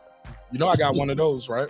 Oh, no, say it ain't fucking Mark. so. Come on, Mark. Time stamping. I know this dude is keeping receipts on people, man. What's really happening? All you gotta do is be consistent. That's a fact. but I'm gonna tell you something else, Boston Scholar. We all contradictory. A human being, we walk in contradictions, goddamn. Bud ain't ready for Spence. Find that one. Bud ain't ready for Spence. Find me somewhere. Find that clip somewhere of me saying, nah, Bud ain't ready for Spence. Cause you a Bud buddy. You think Bud is the world. Hell, you begged Bernie the Boxer to unblock you for months. So you was like, I'm a Bud buddy. I'm on y'all team. Unblock me. Somebody, anybody, help. Now I'm not gonna lie, B. Washington. When I was at the fight, I done went to a Spence fight. I done went to a Bud fight before. What I noticed about the YouTube community is they do believe that these fighters are superheroes. Like, this is an elite level. You ain't just gonna go in there and steamroll nobody. I remember in the Bud fight, I was sitting next to it was a Bud crowd, and I remember when Shawn Porter was having success, they was looking at each other like, damn, what's going on? Like, bro, he's an elite fighter. What did you think was gonna happen? He was gonna get in there and steamroll, and it was the same thing with Spence. But one thing that let me know that Spence is really, really good is I picked Ugas going into that fight. And I said, shit, I was like you. You know what I mean? I wasn't as animated as you was, talking about sharp as attack, but I just said, if there's any moment for Spence to lose, it would be now, coming off the car crash. He didn't look that impressive to me in the Garcia fight. And I felt like Ugas coming off the Manny Pacquiao win, I think he was going to be on cloud 9 and he was going to counterpunch Spence because the timing would be off. But Spence showed me he was everything he said. That's why I say he's a special fighter. You ain't special. there's no way you're not special and come from an accident like that, in my personal opinion. You know what I mean? So I think he's a special fighter, and I think this is a special fight for that reason. Yeah, I ain't giving Bud no credit right now. I'm trashing his resume. I'm trashing all his coaches, and I'm trashing all the people around him. So Bud don't get no credit from me. All We'll we gotta talk do about is it play after the Young fight. B. Washington. Yeah, you can play that. That's about all you're gonna get. But now, why we in training camp with 20 some odd days left? Nah, man, this dude don't get no credit. Not from Texas. Not Hey, from let me do a Texas. He mic don't check. get no credit. Let me do a Get no mic check. credit down here. You good? You good? So we're gonna do like TIP versus TI. We're gonna do Brandon Washington versus Brandon Washington. You could do that. It don't bother me. One thing I know. One thing I know. One thing we know. We know that that down here in Texas, Bud don't get no bump in this trunk. He get no play in this ride. You know what I mean? He don't get none of that. And I would like to thank Brandon for making those comments, because I think that's what helped the negotiation, help him get the fight made. Get off the panel, King Asia, man. Thank you, King Asia, man. King Asia, man, get out the panel with that bullshit. Brandon Washington, the one helped make it, not just talking on the phone. To Brandon Washington, he made that fight happen with that comment. It did. Yeah, we kind of loved them to sleep a little bit. Bud and them thought they had one. They thought they had one, but they really lost one. Lost one. Yeah, they lost one, man. I can't wait to see it, man. I'm just ready for Omaha to be done. We don't have to worry about him no more. We can get him away, let him go retire, go sign with Don King or somebody. Like, get the fuck out of here. So wait a minute. I got a question for y'all. So let's say Bud is Spence is the eye collector, and he goes in there and he collects Bud's eye. Will y'all say it was a was it a KO or was it a TKO? They stopped the fight. It's just a stoppage. It's a stoppage. It's just a stoppage. Yeah, I never wavered from that either. That I call a spade on that. You know what I'm saying? All the Spence fights wasn't KO, they were stoppages. But all the Spence fight wasn't KOs, they were stoppages. Right. But regardless, a win is a win is a win. You know, so no, I won't be calling it a KO. If Bomac throw in the towel, Bomac threw in the towel. If the ref said you can't go, the ref said Bud can't go. If the commissioner steps in and say no mas, the commissioner, stop it. Spence still wins, undisputed, on up to 154. I have a difference of opinion of that. I think a TKO, it got KO in it for a reason. They just want to let you know that other people have to care about the fighter's health besides the fighter. Because normally, if the fighter is who he's supposed to be, he gonna die in the ring. He willing to die in the ring. So it's up to the other people to stop the fight. They're saying that this guy's taking so much damage. There's no way that he can win the fight. That's why the referee always say, "Show me. If you don't show me something, I'm gonna stop it." A TKO is a KO in my opinion. If he go out there and he TKOs Bud, I'm gonna say Bud got knocked out. That's just me. Okay, Scholar, and you right to stand on that. That's it's a subjective thing, but I mean, we just looking for the victory. That's it. By hook or crook, we just looking for the victory. By what? By hook or crook. This man, we gonna have to make a sound bite of that, Mark. Y'all Spence fans ain't sounding too confident, man. I say by hook or no, we sound very confident. We sound very confident. I'm gonna show the receipts of the bets that I got out there. I ain't even trying to get on here and floss about it. And I ain't bet nothing I can't afford to pay. Oh shit. Talk that talk. We ain't broke buddies. Oh, hey, but crook. You said crook. That means so explain the hook or crook to me, because my perception of that is by stealing the fight. Like if they rob Bud of the fight. Man, we're gonna go in there and steal off on Bud. That ain't what you said though. You said we wanted the W by hook or crook. That means you okay with Bud getting robbed. Say it ain't so. It ain't going. He could play my sound. It's not going the distance. So how you gonna get robbed and it ain't going the distance? What the commissioner gonna say? Oh, you really can go, but I'm gonna say you can't. Like when they said Spence really couldn't fight Pacquiao, would you explain? No, I can fight him. No, you can't. Sit your ass down. I mean that's the powers out of our, we ain't got control of that, so it will still be by hook or crook, but somebody else will be the crook. It ain't gonna be us. We not trying to rob Bud. We trying to give Bud a first shake. We even gave more money. Bud in there by himself. He by himself. All them trainers he got, waste of time. especially if the only one that's gonna be talking is Bo-Mac fat ass. Bo-Mac lost. Bo-Mac look like he's slipping, like he got mental issues or something. He can't even put together a coherent interview. And we gonna beat his ass. That's that nervous energy. That's that nervous gonna energy. beat him. That's him, big old fat ass. Man, set your fat ass up. And then you ask him technical shit like, so what do you think? How do you think it's gonna? Bud just gonna beat his ass, man. I mean, Bud good. That's all Bud got, people stroking his fucking ego. Bud don't have you can tell he a bully. He don't have nobody around him to say, bro, you tripping. Or say, bro, you this. Or say, bro, you that. Bud a bully, man. Bud He don't gotta have that. Be watching. He disciplined. So I will say this. I seen Bo-Mac, I think it was Sean Porter fight. Afterwards, he was trying to cry. But you could tell, like halfway down, he kind of got tired. Like it was taking too much energy to let out tears. So he just said, "Fuck it," and just hugged.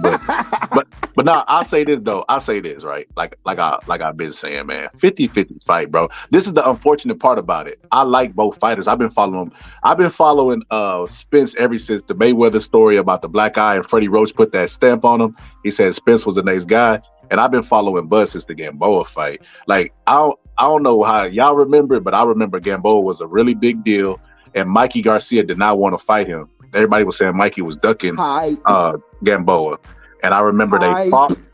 I'm just saying, Floyd Mayweather hype. They was talking about Gamboa versus Floyd. I just remembered all this shit because 50 Cent had started that promotional company, and he signed Gamboa. And he wanted Gamboa to fight Floyd Mayweather. I just remember all this. I can't forget. No, that's not what happened. You know what really happened? What really happened is they were supposed to start a promotion company together.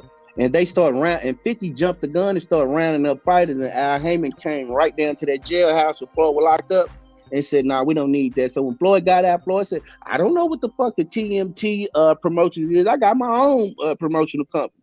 Mayweather Promotions. Remember, he had signed all these fucking fighters. He had signed, what's his name? He had signed, didn't he sign Andre Ward? No, that was Rock. That was Rock Nation. But Gamboa was the biggest star they had. I think they gave him $1 million. It was just, only thing it was with Gamboa was hype. When you think of Gamboa, who did Gamboa beat? Nah, he ain't no hype, B. Washington. Okay, that's hindsight talk. Name his best fight before he fought Terence Crawford. You gotta start back to the Olympics. He accomplished a lot of the Olympics. Okay, no problem. That's what I'm saying. He's hype. He's never been professional boxing, nothing. Everything behind him was hype. What he did, what's his pedigree. But what did Brandon, he do? He did pass the eye test. He didn't do nothing. He did pass the eye test, and I don't feel like he was just 100% hype. I feel like who he beat, King Asia? Who did he beat? Who is his claim to fame? Well, I'll put it like this. He got to be at least good to do this. So after getting knocked out by Bud, it was like maybe 5 to 6 years. Don't quote me on that, but I think it was. And then he fought Tank, and everybody know Tank is a pretty good puncher, and he took Tank like 11 rounds to knock him out. And then he fought Devin Haney. So he got to be somewhat good to survive in there with a killer. He's a name. No, and that's what he did. And you're right. That's what he did. And that Gamboa is hype. Gamboa never beat nobody. I don't even think Gamboa really ever been a real champion, a reigning champion. I don't think he ever been a champion. Have you ever had a real belt, or was it a regular? Other than that shows you the toughest fights on Bud's resume are the weakest people. Think about it. Bud said, they asked him on the Breakfast Club at one of these recent interviews on Sway or whatever, what's your toughest fight? He said, Igor Kavanauskis. Aegis is his toughest fight. The dude that knocked him down was That's his why it was a tough fight. And hold on, and it's the same dude that Bertrand Ortiz knocked out in the 4th round. Same dude. But it's boxing, you gonna get hit. Like Floyd was rocked by McDonald. It's showing that this boy competition he not fighting a high level competition, because look at what they do before him and after him. That tells you whether you fighting top tier competition. We could go through Bud's record and I could say, okay, well, who Ricky Burns fought? Ricky Burns didn't fight nobody. Okay, well, who did Ndongo fight? Ndongo didn't fight nobody. He fought a Russian. Like, when you start going through, you like, this dude fought subpar competition. That's why he's not that good. Y'all think he's good because he's beating people that subpar or past their prime. And you can't even accurately judge him. That's why I don't think he's that good. just me going back watching all his fights. Man, fuck Bud. Bud ain't getting no respect during this fight. Bud So, get smashed. but hold up, man. Young B. Washington would disagree. He would say he was sharp as a tack. I'm gonna That's call what him a Young B. Hall of Washington. Famer. Once we beat him, he's a Hall of Famer on our record. We're gonna point to him. That's gonna be a notch. But now, fuck him. I remember, and I was listening to people in the line, Brandon. They were saying that same thing before the Porter fight. Porter is going to go in there. Porter fought Spence, and Spence couldn't stop him. There's no way that Bud is going to do anything with him. He ain't fought nobody. They might have even threw the top rank creation shit in there. But they was talking a whole bunch of shit, and I was just listening. You know what I mean? Laughing, listening to them go, because I know I could tell what YouTuber they watched by how they was talking. And they was just invested recycling talking points. And I remember, you know what I mean, after the fight, how the whole tone changed. Those same people was making excuses for why they mad at the daddy. Well, what about the punches that Shawn Porter took to go to the ground? Who fault is that? That's Bud imposing his will and his skill on Shawn Porter. I wasn't impressed. I mean, I think Shawn Porter had already been dropped twice before then, so Bud didn't do nothing special that ain't nobody else done. What did he do that ain't nobody else done? He dropped him. He didn't knock him out. He wasn't sleep. He wasn't none of that. His daddy threw in the towel, and that was that. But when that Spence wasn't the dropped first him, time somebody got a 10-8 round off of Porter. but when That's what Spence I'm dropped him, saying. he got up and he said, "Come on." He was chanting at him, "Come on." When He Bud got dropped up him, he again looked the at it like, second time. "Oh God damn, nigga, No, this he gonna be a beat the long day." ground. No, he didn't. He beat the mat. It's like I made a mistake. I made a mistake. I can't believe I made that mistake. And he got back up. His daddy threw in the goddamn towel. And That's he was what happened. protesting. He was protesting the towel thing. I think he was that's beating what the happened. ground because he couldn't get them punches off on Bud, so he said, "Let me get it off on the ground." Shit, Yeah, I had a He whole was up on the combination he card. let me get off of. He was up on the cards. He was up And on he the was cards. crazy. It don't That's the matter. crazy He was part. up on the He cards until he got losing. stopped. Yeah, but that's showing you this dude. I just don't believe this dude that good. I'm gonna tell you what I believe Bud is. Cat like reflexes, and nobody ever went to his body. I watched every last one of his fights, every last one of them. You know what I noticed? Nobody went to his body. Nobody. I already spoke on that at another panel. Nobody. Not one. Sean Not Porter did. nobody consistently. No, he didn't. Go watch that fight. That's a He damn right. did. Hit him in the body. Oh, he Hit him in didn't. I the body just a watched few that times. fight. No, he Yeah. didn't. He hit him in the body maybe once or twice a round. That's it. That ain't nothing. That's one here, one there, throwaway jab just to change up the levels. It wasn't a constant body attack. Nobody ever fought him like that. That's why I'm telling you. He's not that good. He just never been pushed. When you push, this dude is gonna fall apart. Bud ego fights. And he fights undisciplined. He pulls his head back, his head is on the line when y'all finna see all of this. All of this shit that he does, that he gets away with because he's fighting older, top ranked, created, matchmake fighters. Do y'all know that Top Rank has a matchmaker that's in the Hall of Fame for matchmaking? Yeah. Did y'all know that? Yeah. He do a good job. And he does a hell of a job building fighters. He matches them. He's in the Hall of Fame for that. Bud is a product of that. So they built Bud up. So you we can still be a good fighter. Tank is a product of the same thing, and Tank even has a common opponent with Bud. Gamboa. That's a damn shame. The Tank got a common opponent with Bud. Why is that a shame? It was both at 135. So that's a damn shame. Man, we're showing you this boy ain't got nothing for EJ. EJ natural. We finna come in this, man. I'm telling you, we finna put this Texas sauce, this Texas two-step on him. It's gonna be easy to watch. Brandon, you making me Watch, nervous, remember, bro. I don't want you to be mark two my clips. Mark Nash is gonna timestamp this, and if Bud loses, I ain't gonna show up. I can't do it. I can't stand to see Mark make two clips of my homeboy. Y'all not gonna see me. Y'all not gonna see me. You might well go and get prepared for it. You're not gonna see me for a while. Y'all ain't gonna see me neither, cause I can't stand it. I know what Mark gonna do. He gonna chop this shit up, and he gonna make you saying he gonna put the sauce on him and all this other shit, and what you said about Bomac being classless. Well, sound like this, Scholar. But The you know only what's way beautiful? Mark got a show. His ass gotta be here, so he can't duck the smoke. He gonna catch it all. And sound like this, Scholar. The only way Spence gonna lose is if he go in there and throw this fight. And I'm not saying he is, but I'm just that's saying, a built-in excuse. No. I'm letting it be known. The only way he gonna lose this fight is if he go in there and throw this fight for whatever reason. And I'll be calling Spence out on that shit. Nah, that's a built-in excuse, King Asian man. If he go in there and lose, he lost to the better man. Don't say he threw the. That's a built-in excuse. You baking it into the cake right now. Bam. It's gonna be ways to prove if he took his ass in there and threw the fight. It's gonna be ways because you're looking for it. Just like Porter. He could have knocked, hey, this is my last fight. You going in there half foot in, half foot out. You knew you just was like your daddy said you would. Didn't train, half-ass train. He gonna tell me, I don't think I need to do those things. But one second, Brandon. So you're not gonna do the shit that got you here. Go ahead, Adrian. Yeah, but my bad. One second though. But this ain't the case. You don't feel that energy from him. Spence ain't talking about. He talking about. I'm going to 154 and do the same shit I did at 147. Become undisputed. So we ain't got, unless something change in these next 30 whatever days we got left for this fight that click in right now as we speak. It's not a built-in excuse. I don't know what tomorrow bring next week or the week after bring. So the Bud fans got to pray something happen to where Spence want to go in there and throw this shit. But if he do that, I'm calling him out on it. Man, But if he do that, right now as we speak, that ain't the case. if he lose and y'all come with that excuse, I'm flaming you and Brandon in Washington up for not being able to see a person character that they would throw a fight. Like if this was Ryan Garcia or somebody that we done seen be a game quitter, I'd give you that. But he's never been beaten.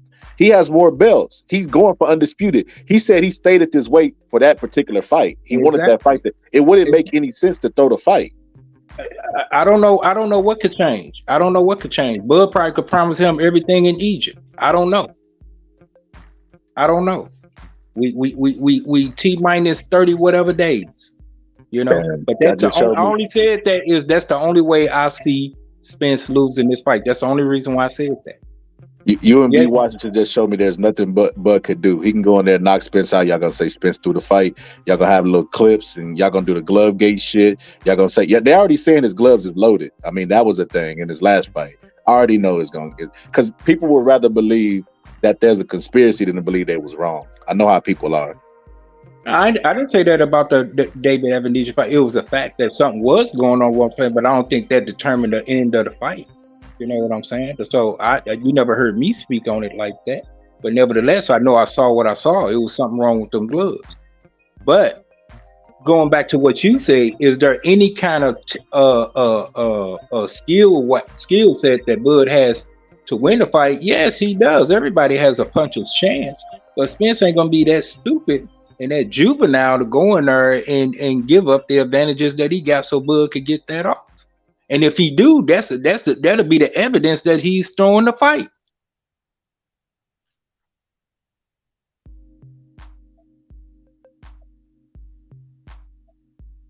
But Spence got this, man. He trained hard, he worked hard. Bud waited him out all these years. Stalled him all these years. I mean, and but we here now. It's no turning back. Been saying this. This is this man's destiny. Go in there and be undisputed at 147. It's his time. And this ain't no knock to Bud. Bud he's a cool fighter. Just ain't on the level of Spence. So Brandon was right. Bud is on another level, a lower level. You know why I say like the Bud and Spence shit. I talked to Mark offline about this. I don't really engage in these conversations because we ain't got shit to talk about. It's gonna be a winner and it's gonna be a loser. Somebody gonna be right and somebody gonna be wrong. And I don't see how people could just confidently say that one person is gonna make this fight. It's just an easy fight. They elite guys, and it's game opposition. You know what I mean? So they're not gonna let you just go in there and do what the fuck you want to do. That's why they make the millions of dollars. They want another payday like this one. They don't want to just cash out on this payday. So I don't understand that type of thinking. But like I said, shit, we'll know when the fight happens. Somebody gonna be right and somebody gonna be wrong, unless they knock each other out. I ain't never seen that in a championship fight. It's like that's that which way is up type shit or what or something. Well, I forgot what that movie was. What dude from Good Times, J.J. Walker. But Scholar, I had the same level of confidence, if not more, when all them 5, 6, 7 years building up to the Mayweather-Pacquiao fight. And if I had that dude sit next to me, which he still owed me money, saying the same shit. We sat there and watched the Pacquiao Cotto fight. We sat there and watched the Pacquiao De La Hoya fight. Cause Pacquiao, Ricky had like, man, he gonna fuck Mayweather up. He gonna fuck Mayweather up. He gonna fuck Mayweather up. I'm like, dude, you tripping. You tripping. You tripping. You tripping. You tripping. All them years, all the way up to 2015, and I still got my jacket. Yes, I'm one of the ones that went and got that jumpsuit. I got it now. Still have it. But I don't think this is that type of fight. I think this is more like Hagler Hearns, where any given day, one fighter, we don't know what the fighters are gonna do. Like, so let me stop. One of the fighters is unpredictable. You knew Mayweather was gonna be Pacquiao. You knew this. You just knew. You're just as confident as I am that Spence gonna be Bud. You knew Mayweather was gonna be Pacquiao. Yes, I never thought Pacquiao would beat Mayweather. He was the bigger guy, and he was more skilled than Manny Pacquiao. So what did you say to all the people that was talking against it? Because you know it was a hell of a whole country of them motherfuckers. Well, I wasn't really a content creator and we wasn't having these lives like we normally do. But I was speaking to family members. I'm like, look, Manny Pacquiao's gonna lose. No. They would try to find path to victories like most fans do, but I was like, he's gonna lose. Like, I even went like worst case scenario if Floyd ever got hurt. Manny Pacquiao finish him. I was like, no, he's a bigger guy. All Floyd got to do is lock him up like he did Mosley. Okay. So they were delusional. All them people that were steady coming to. Absolutely. Yeah, please say you won some money on that. Nah. You waited like 5, 6, 7 years to prove for the evidence to come in that you was right. But I said all that. I brought that up because I'm just as adamant. What I saw in Mayweather in that fight, I see in Spence in this fight. You know? I think this is like Hagler Hearns though, but I think Hagler and Hearns are so skilled that like if you give them different scenarios, not one of them is gonna dominate. Like win like 10 times out of 10. Eventually Hagler gonna get his 4, you know what I mean? The other guy get his 6. I think it's that competitive because one of the guys is predictable. He said he's the big fundamental. We know what Spence has to do to win. He has to get into Bud's body. It's common sense, right? And so the other guy is random. The other guy is unpredictable. We don't know what he's gonna do. He could switch it. He could come out and fight one stance the entire fight. He could use his leg. He got more options. There's more variety with him. So for me to say confidently what's gonna happen, I can't do it because I don't think the other guy knows what he's gonna do. I think he's gonna make it up as he goes. He's gonna go with what he feels. That's a recipe for disaster going against this guy. Because it's one thing, like you say, Spence knows what he's gonna do, and Spence knows what he's gonna do, and he knows what he do, and he knows it well. And this other guy don't know. He's like, well, I could do this, I could do that. Spence ain't waiting on you to make up your mind on that type of shit. Dude, I got this for you, and you better be able to handle it. And I doubt if you can, because it's coming. And no ifs, ands, or buts about it. It's coming. One thing you never want to be in boxing, Asian Map, is predictable. Being predictable, shit. Against a counterpuncher, he knows where your head's gonna be. Bam, and you're right, but you just say he's unpredictable, meaning once he see the predictability of what he should do, let me look through my tool chest. Maybe I should go with the 8-inch wrench, or maybe I should go with a 5/16. You ain't got time to be trying to figure that shit out. By that time, whatever he's gonna do, it's done came at you. It's done caught you.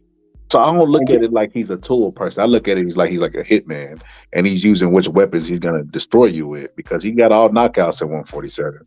So I think while he's downloading, he's looking for openings and he's looking for ways to knock you out. He's not trying to go to a decision. That's why I said if anybody wins to a decision, it'll be the person with the mindset of a decision, and that's Spence. He's just gonna try to get the win like he did against Shawn Porter and a lot of other people. But Bud's going to be searching for that knockout.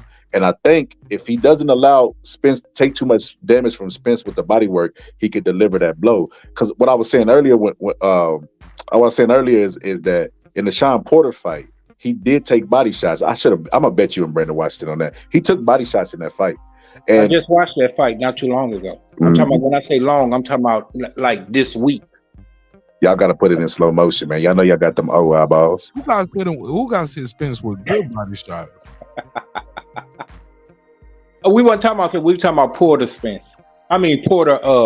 Porter Crawford. Yeah, but yes. Porter did hit Bud in good shots on the body.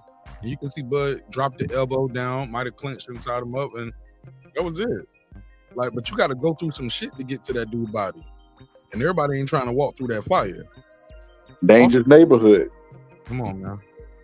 might get mugged. That's the whole thing. That's what I'm saying. To say that like I said, man, this is a 50-50 fight. Like a lot of people always try to the promoters will try to sell 50-50 fight. This is truly a 50-50 fight. This is why it's throwback. Because when Hagler fought Hearns, nobody knew who was gonna win. You had people who thought so one guy was gonna win, but nobody knew for sure. And I think this is the same thing. Both of them are really, really talented in different areas. And I just don't know like how people could just be always so confident that one guy is gonna blow the other guy out. Like I feel like this fight is so like razor thin as far as skills go that the referee might play a part. What if he doesn't allow Spence to work and he breaks him up every time they get inside? Now we're talking about a different fight. Crawford to clinch. Built-in excuse alert. Built-in excuse alert. That's scenarios. It's scenarios. It's like that's what I'm saying. How are you so confident? I got a call right after this too, Boston Scotland. Okay. I'm saying how are you so confident when a factor can change the whole direction of the fight? That's what I'm saying. Boston scientist. Hold on, fam. I said I got a call. Boston scientist, go ahead. Hey, what up, man? Thanks for having me. Yeah, man. It's a good time to be a boxing fan. All these great fights being made, and freaking, Canelo. He never disappoints, man. He never lets me down. Are you guys excited for this fucking? I did 3 hours on that. You late? I'm past that, bro. We talking about Spence and Crawford now. What you got? What you got for that?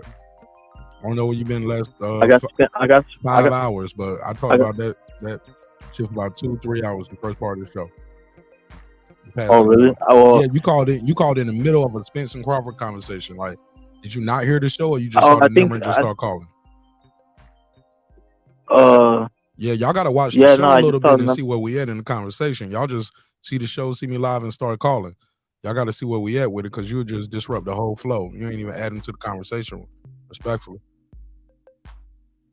But what you want to say about Canelo and Charlo? I'll let you get your bars off. But we got to get back to where we was at, because that was the first 2 hours of the show. Yeah. I think it's like a 3-fight deal, right? So I think it's gonna be Charlo, and then probably Benavidez, man, and then maybe Spence. I want to ask you, like, who do you think the 3 are gonna be? I already did that. 3 hours of the show. You got to rewind it. I did that already. All right, man. But what I'm trying to tell you is, Spence is fighting at 147. You think Spence gonna skip 54, skip 60, go straight to 68 and fight Canelo? You think Canelo will accept that? His fans gonna accept that? That's good for his legacy. Well, they're I mean, that's what they've been saying, right? That's what Spence fans have been saying, like he could beat Canelo. So I don't know. I mean, me, I don't really want that one. I'd rather have him fight Charlo and Benavidez, and then Andrade. Fair enough. And in any order, like I don't care about. He's a Well, I don't think they'll give him credit for that. He doesn't have enough fights. Like I don't think he'll get credit for that, man. You think he'll get credit for fighting Charlo 2 years off the bench, though, coming up fighting his first fight at 168? All right. Well, I mean, he's bigger than Canelo, so the weight's not the. I mean, so like you're saying, the weight's not the issue. Maybe the time that he's been sitting on the sidelines or whatever. At the same time, man, like all these people, all these Canelo haters that are saying, "Oh, he's ducking Charlo," and they're also saying, "Oh, Canelo's washed. Look at his last performance." You know, like, okay, if Canelo's washed, then it should be a 50-50 fight, right? Hey, man, I ain't protecting Canelo, bro. I know you're a Latino brother, you Mexican and shit, but I ain't fucking with that shit, bro. I ain't rocking with it. Dude been off the couch, never fought a fight in his life at 168. This ain't even his primary weight. He came up to 160, so he ain't about to move up. First fight, he gonna fight pound for pound one of the best guys in the world. And you ain't fought in 2.5 years. 2.5 years. First fight at 168. Y'all okay with it? I'm capping for Canelo, man. Y'all know he's supposed to be fighting David Benavidez right now. He will fight him. I'm I confident said he right will now. fight him. I said right now. That's me though. But go ahead. Like I said, I talked about this for 2.5 hours. I'm past it now, bro. I'll talk about it more as we get on, but I'm done with it for the night. All right, man. Well, it doesn't sound like you're excited. Nah, So, I'm burnt out on that. I'm burnt out on that. You late. I talked about it for 2.5, 3 hours, bro. I'm on hour 5. You late. Fuck with me though. Holler at me next time we do it. Holler at me early. Stop going to the mother channel's bullshit and then come to me last. Fuck out of here. I'm first, nigga. Go ahead. Yeah. Salute to you, Mark. Salute to the great show. I gotta get ready to wind it down. But great show as usual. And it's a intriguing fight. And I get it what people see because it's as right. You got to give Bud his credit for what he has done. You know, he's on a decent knockout streak, you know, or stoppage, or regardless of how you want to put it. Nobody went the distance with him at 147. So that's something, you know, to be credited to Bud for that. So yes, that alone makes this fight just that more intriguing. Bud said I ain't losing on my mama's birthday. Can't gauge him if I believe him. I mean, you know, as he should. He's supposed to come with all the confidence in the world. You know, he got to come with all the confidence. He do, because he knows what he's facing. And credit to Bud, he even though he says Spence is one dimensional and all this, he never said the dude is not great. He never said that. He know the task at hand, and he know this dude is not a slouch. So you see the respect there for Spence. So that's cool on this album. Regardless of all the little jokes and all that, that's just satire and talking points. I think he's really training and conditioning himself. Hey, I'm about to walk into definitely the biggest fight in my life. You know what I'm saying? Not just the latest fight, the biggest fight, the greatest competitor that I faced, amateur or pro. I don't think he done lost sight of that. You know, so he's preparing for that. And I think Spence is going to bring something out of him that, you know, that no other fighter ever had to bring up out of. And we looking forward to see that. But I just feel he's going to come up short. But he might have his moments and all that, and he's going to go on to be good. He's going to go on to be great as he is, regardless of this loss. But it is. I see that in. No. I mean, serious. I mean, I'm not. This ain't no joking. This is just me giving that dude his flowers. If he don't go up to 154, I see him cleaning out the division at 147. Once Spence say, "Look, I'm through with these toys. Somebody else can have them." I see Bud collecting. You think after he lose the Spence, he can go beat Boots and Virgil and those guys? Why not? But that's a conversation for nothing. We talking about Spence and Crawford. Unless y'all just want to go down there, you know, we could do about 5-10 minutes on that. It's related. It's not out of the realm. Okay, go ahead. Go I think the loser of this fight, I think it's kind of curtains for them. I think we need to start GoFundMe's because the way the boxing fans throw you away, like Andy threw away Woody when he had that rip. That's how boxing fans will throw you away if you got a loss. I think that so both of them are talking about moving up. You moving up with a loss, and then there's other people at that division that are equally good and capable of give you another loss. I just think that the damage that they take from this fight, because I think it will be a Hagler Hearns. That's the elephant in the room. Like, shit, as fans, this shit all easy work to us. We ain't taking no punches. It's easy for me to be at the couch and be like, shit, easy work, Mayweather. But when Marcos Maidana hit Mayweather, shit, something flew in the air. That motherfucking punch had him dazed. I mean, it's all easy from the couch. But yeah, Cotto too. Yeah, Cotto rocked him too. So it's all easy from the couch. So I'm saying this, that these fighters are human and they're both going to go in there. And I think both of them throw punches with bad intentions. I think both of them will take damage in this fight. I think whoever loses and takes the physical damage along with the mental damage, I don't know if their career will ever be the same. They'll be like a Julian Jackson, in my personal opinion. So you saying you don't see Bud cleaning out the division once Spence through with all them little toys? No. Okay. So I'm giving Bud more credit than he deserves right now. Because I see him, you know, picking them belts up. Okay, I wasn't able to get them from you, but I'm gonna get them by hook or crook. Man, why you keep saying that, man? You know that's one of the things in boxing I don't like, man, is that like I see a fighter like a Taylor get his ass whooped, And because they know the sport of boxing is corrupt, they'll hope that the judges are gonna fuck the other fighter out of the victory. That's what I hate about boxing, man. That is it's a real thing. Like a fighter get his ass whooped, like, I lost the fight. And God, I might have the judges on my side. No, in the region where I'm from, when we say that, that's pretty much saying by any means necessary without doing something all, we doing everything on the positive side. We're gonna run that extra mile. We're gonna do that extra jump. So that's what that means when a person like myself say by hook or crook. You know what I'm saying? I'm gonna feed my family. Yeah, I'll flip some burgers at McDonald's. I'm gonna collect some cans. All that. That's what we mean by. We ain't got to be nothing, deceitful on the crook side. Crook side is, we getting it from the mud. And then like shit.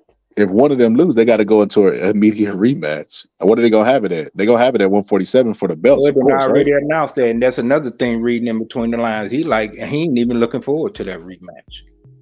So it's like, I'm done with you, Spence. Regardless of the outcome, I'm done with you. No pun intended. I got other fish to go try to catch. I couldn't catch this big one.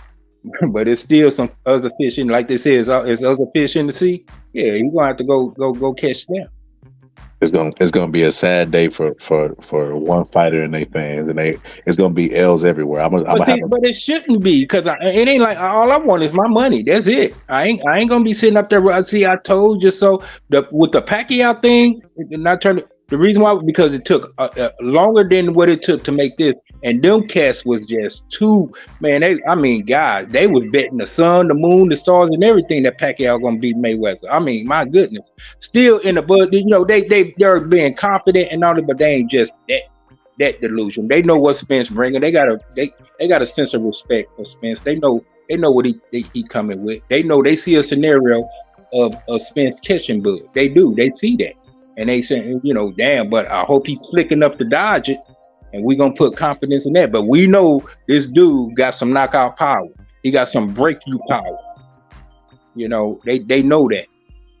On the Pacquiao thing, they was like Floyd can't do shit to him. I'm like, dog, what the fuck? Y'all ain't giving this man no type of respect, no credit. But we'll see.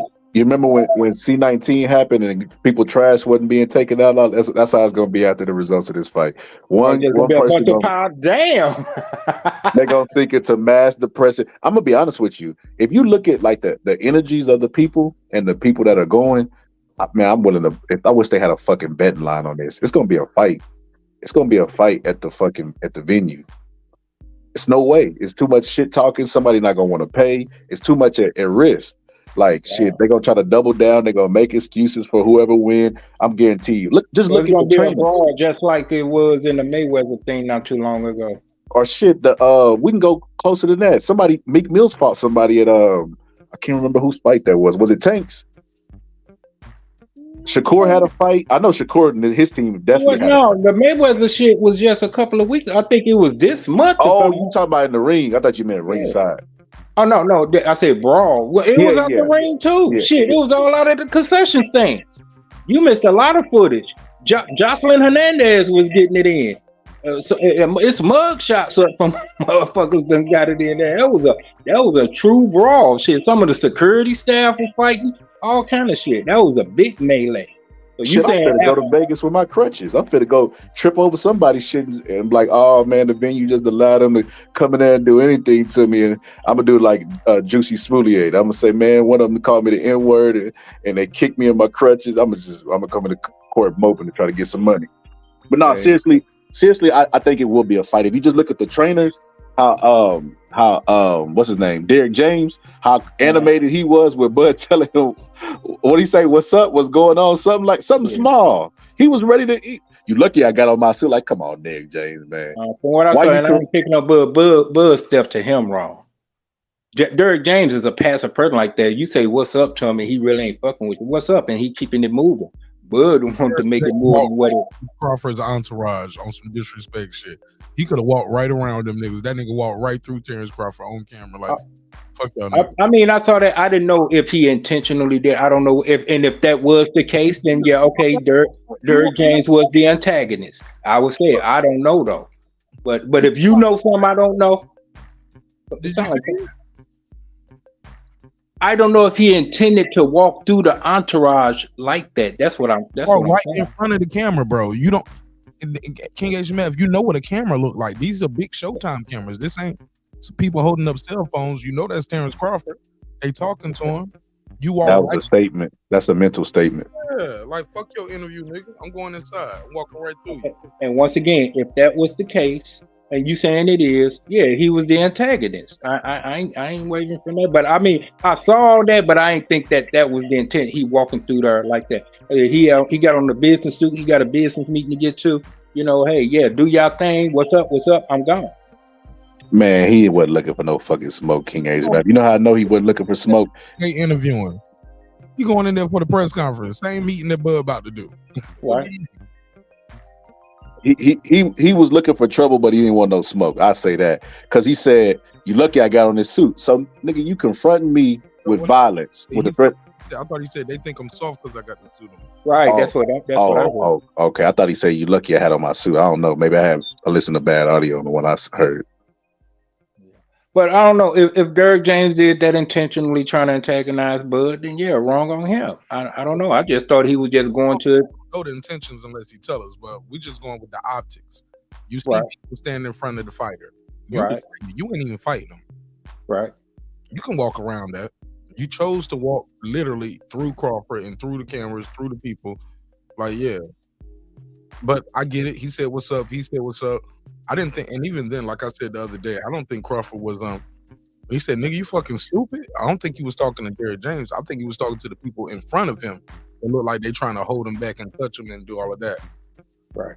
Because he literally went over around them, shook Derrick James in. Derrick James went in the building, and everything was all good. And even after the press conference, it's a clip online. You can see they talking to each other at the press conference, and Derrick James and Crawford, they explaining to each other what happened and where the miscommunication went.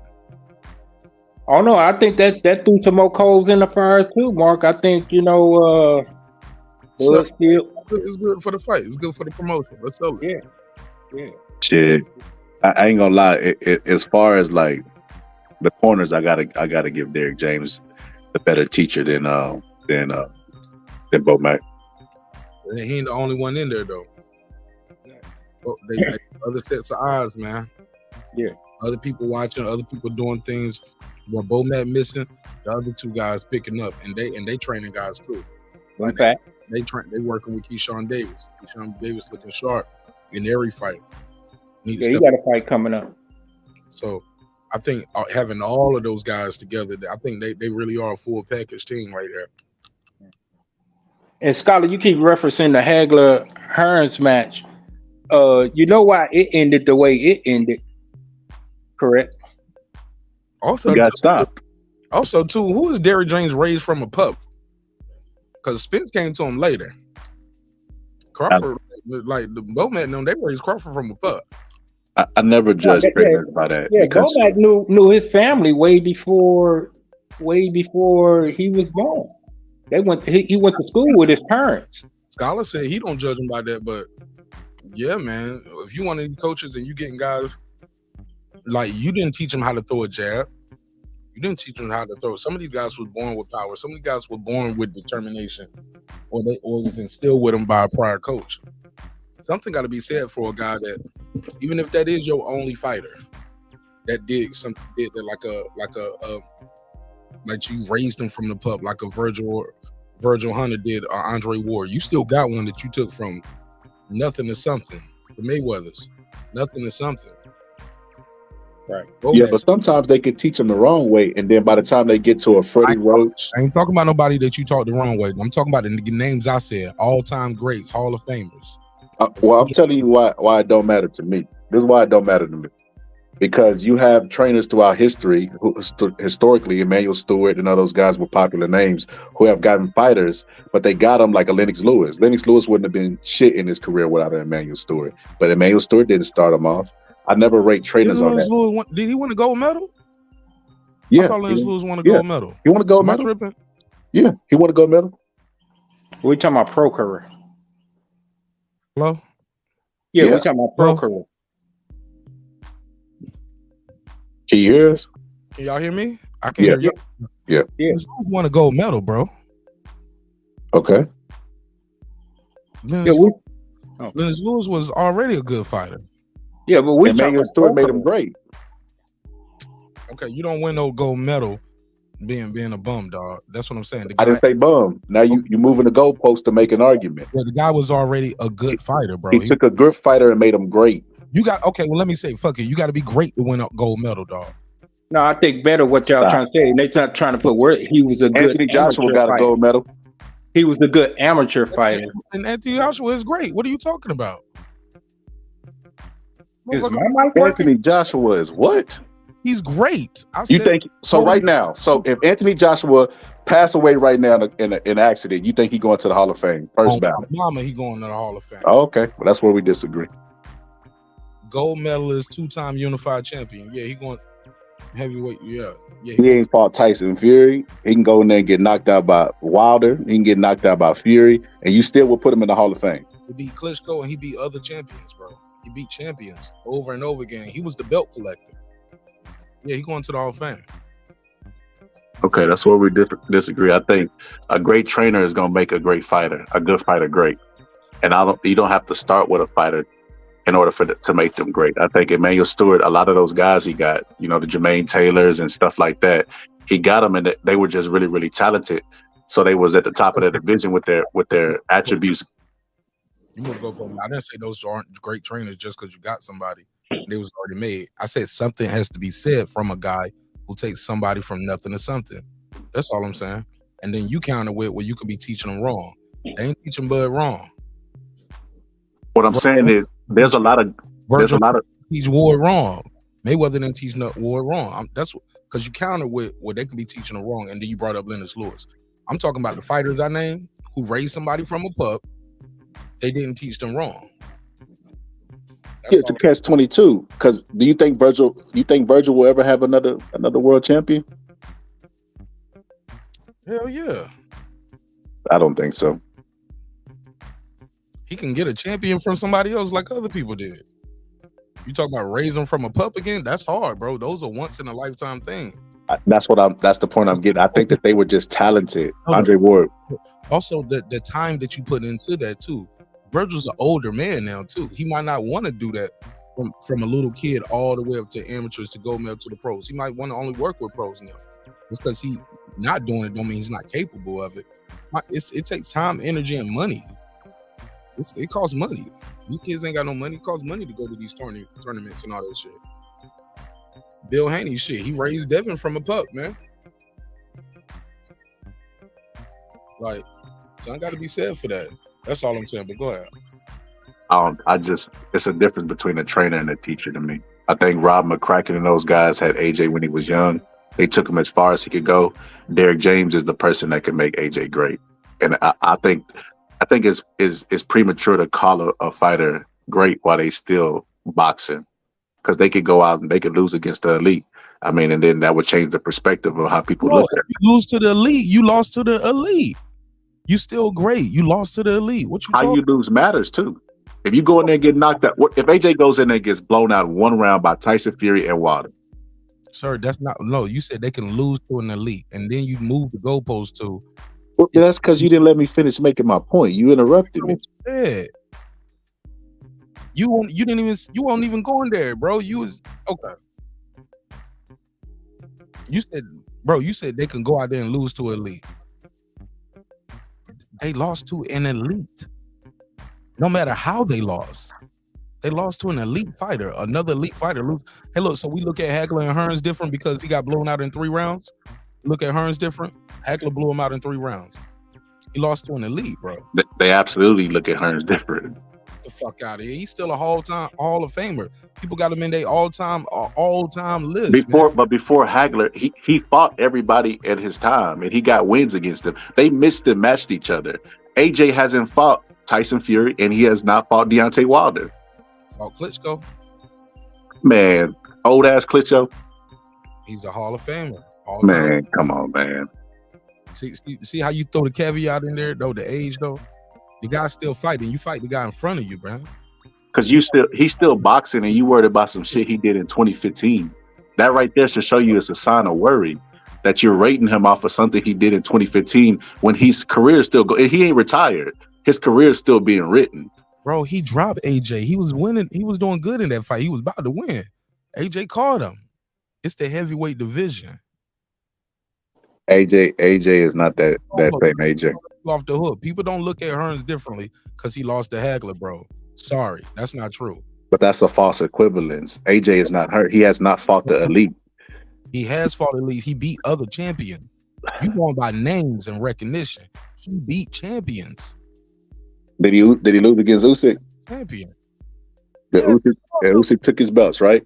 And this is what we're talking about now. Usyk was a cruiserweight that moved up to heavyweight and took AJ's belt. So was Holyfield. So was other fighters. Okay, but listen, he took AJ's belt. We talk about AJ, right? So if AJ goes and then fights Tyson Fury and he gets blown out of the round and then he fights Deontay Wilder, he will have 3 losses against the elite fighters of this time. I mean, the stuff he did in 2015 by beating an older Klitschko will not trump what those take away from him because Wilder lost to like if he lose to Tyson Fury, don't take away from him because Fury beat everybody. If he lose to Wilder, it don't take nothing away from him because Wilder beat everybody except Tyson Fury. Do you hear what you're saying, bro? I hear exactly what I'm saying. You acting like those guys are bums and he lost to bums. He lost to other top guys who ain't lost to nobody but each other. Well, Wilder only lost to Fury, and Fury ain't lost to nobody. That ain't a knock on AJ. Fury beat everybody. Okay, well, AJ should go ahead and retire. He could just make it to the Hall of Fame. He ain't got to fight Tyson Fury. He could walk away with them 2 losses. Not tomorrow, God forbid, will he be in the Hall of Fame? And I said yes. That's how we got here, bro. I like how you doing what you're doing. You think you slick, but you dealing with a master at work, bro. Slick. I don't really care either way. You already know. Hey, your opinions is facts. Your opinions is facts over here. I really don't care either way. No. What I'm telling you is the fact, bro. Like that, what you saying doesn't make sense to most people, not just me. The names if he go out there and start losing to Chris Areola, he get knocked out by what's the dude? He go out there and lose to Dillian White. Let's say he go out there and lose to Derek Chisora. Okay, we can start talking about more of what you're talking about, but the names you said was Tyson Fury and Wilder. Nobody beat Fury, and ain't nobody beat Wilder but Fury. Okay, well, this was the point I was originally gonna make when you was cutting me off. Man, it's hard to call a fighter great when he's still writing his book. And like you just said, Chris Areola could knock him out. He can go fight Ortiz. Bro, we've been calling Manny Pacquiao great before he retired. Who is we? We as the boxing community as a whole. You ever heard of somebody, he's a walking Hall of Famer? Canelo is great. He's a walking Hall of Famer. Mikey Garcia is not Mikey Garcia, like Floyd Mayweather was great. Before he retired, people called him great. So correct me if I'm wrong. AJ has been undisputed at heavyweight. No. Okay. So what are we talking about? You're talking about a guy who beat champions but didn't beat the champion to become undisputed. He would be great. Canelo's a walking Hall of Famer from being undisputed. But Floyd was a walking Hall of Famer and he was never undisputed. Jumping up in weight classes, beating his first fight was with Castillo at a different weight. A guy who was already. You said his first what? His first fight was with Castillo when he jumped up in weight. Castillo wasn't no pushover. That was a fight that a lot of people thought he lost, but they don't even know that was his first fight at that weight. Mayweather was a great guy. He accomplished he beat Canelo, and Canelo's a big guy. You compare a heavyweight that can't move up in weight to guys who have choices. Like I said, I didn't do that. You did that. No, you. Okay. You brought up Manny Pacquiao. You brought up Cotto. Canelo. Undisputed could be great. Exactly. So there's one belt in one weight class. He doesn't have to move up, and he never got it. There's a lot of guys that go up in weight, and y'all don't call them great. Julius Ndongo is unified champion. People don't call him great. It's because AJ has nowhere to. You just said it. He has nowhere to go up. So if he has nowhere to go up, he needs to get the belts to be. If AJ has been reigning for this long, champions than Deontay Wilder, right? Deontay Wilder is not a Hall of Famer to me. But you know he beat more champions than Deontay Wilder. But you're bringing it up to say what? I don't say Deontay Wilder's a Hall of Famer. Because he didn't know, but you say he will lose to other elites and he won't be great, or he's not going into the Hall of Fame. Yes, he had. Yes, he will. He beat more champions. He not undisputed, but he got every belt except one. Got it twice. He lost to a guy who came up in weight and was undisputed before. Y'all are like Usyk is a scrub. Usyk is the gold medalist too. And been boxing since he was a fucking child. AJ started boxing late. I'm just saying. I guess we just got to agree to disagree on this one at some point. That's it, because I don't think AJ's no Hall of Famer, and you seem to think he do, and that's legal. Yeah. Hey, Tim, bro, I just saw Tim Bradley get in the Hall of Fame. I think AJ has accomplished more than Tim Bradley.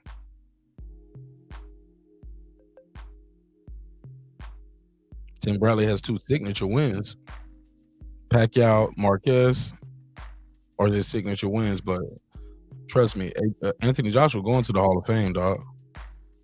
I hear you. I mean, I remember the guys that he beat. I remember Joseph Parker. You think Joseph Parker's elite? You don't think Anthony Joshua going? Yeah, hell yeah, he was elite. I don't think. I never thought Joseph Parker was on that level. That's why I think Dylan White, who's being a subpar level, was able to do what he did to him. So then you got who you got? Povetkin, 30-year-old Povetkin, 38-year-old Povetkin. How many people in the world box, bro? How many people in the world box and trying to get a title shot? How hard it is to become a champion, let alone get a title shot and keep it? But that's not what we're doing. When you're talking about Hall of Fame, you're comparing champions to other champions of the past. Are they worthy enough to get in there? We're not talking about title shots and how hard it is to get in, et cetera, et cetera. Tyson Fury, I need to see him fight Tyson Fury, and I need to see how he does in that fight, and I need to see him miss and match himself with the best. When you brought up the Hearns situation, the difference why you could never compare him to a Hagler or Hearns is because those guys missed and matched and fought each other. Sorry, that ain't what we were talking about. You was talking about them getting blowed out early. That's why I brought him up, because he got blowed out early. But you know what? So the reason why you can't compare them is because they at least fought. They all fought each other. AJ hasn't. Okay. They hadn't all fought each other at that time yet, bro. That was his first time fighting him. He already had a loss against Sugar Ray. That's the elite. Okay. Greatest of all time. He already fought other Hall of Famers. Yeah. But you don't fight the guy resume, you fight the man in front of you, dog. He had fought Roberto Duran, and then he had fought Sugar Ray, both before he fought Hagler. Which means what? So which means he was coming off. He lost to one great and he beat one great, and then he was going to fight another great. AJ don't have that. Listen, AJ's good. Don't get me wrong. I need to see more. Like the eras matter too, bro. Like he's not in a Holyfield, Tyson, George Foreman, like Lennox Lewis type era, bro.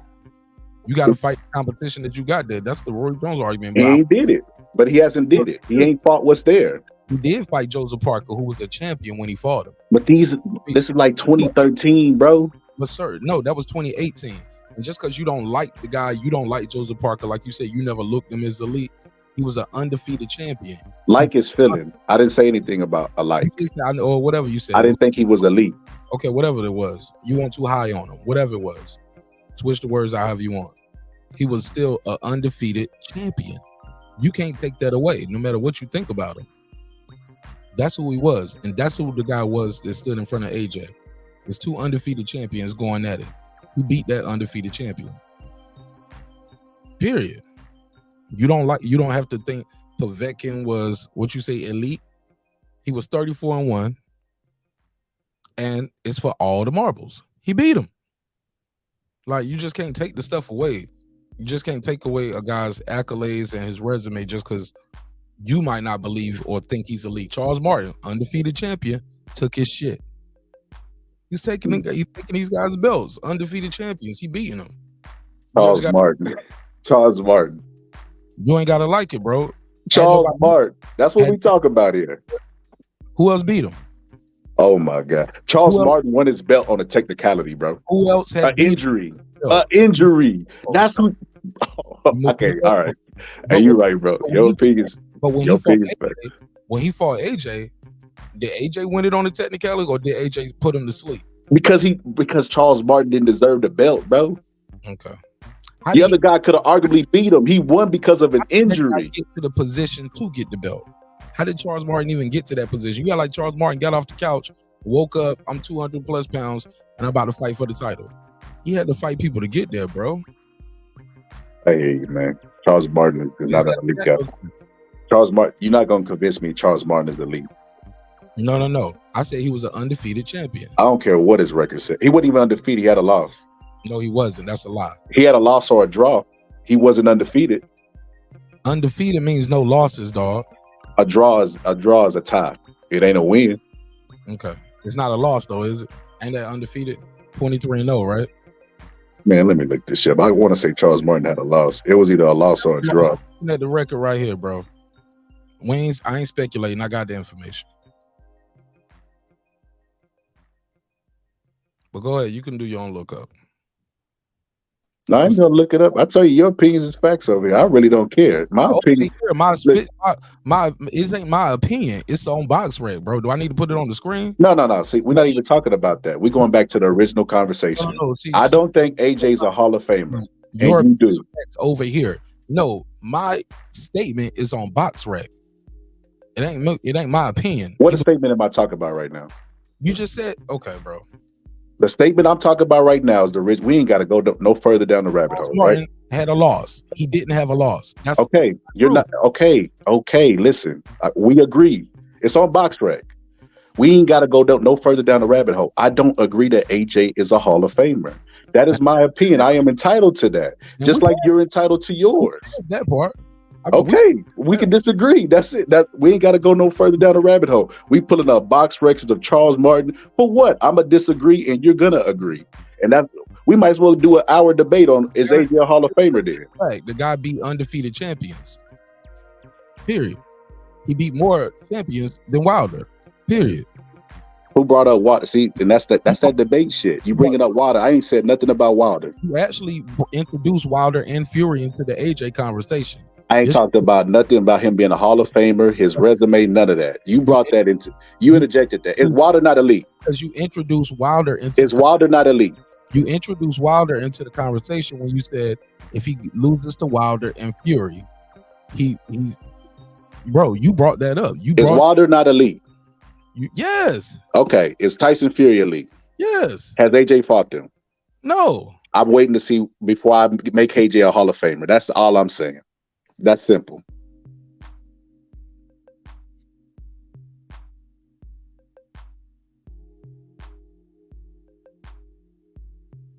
Thank you, Nick Rich. He pulled up BoxRec because you said Martin was undefeated. Was AJ fought him? Nick Rich like AJ. I mean, what do you expect? He's a good fighter, bro. I mean, but Nick Rich is biased. She ain't biased because she like good fighters. Yes, everything I say. Oh, you don't even know Nick Rich, man. You ain't never really had. I don't even think you ever had a conversation with. I didn't see Nick Rich in the chats talk about AJ before, bro. She's definitely an AJ fan. A lot of boxing fans are AJ fans. Okay, and what you do when you're fans is you make heroes out of these fighters, and you tend to overlook certain stuff. He has not fought Tyson Fury, and he hasn't fought Wilder. Okay. I'm not gonna mark him great until I see those fights. Flip side, they ain't fought him neither. Who?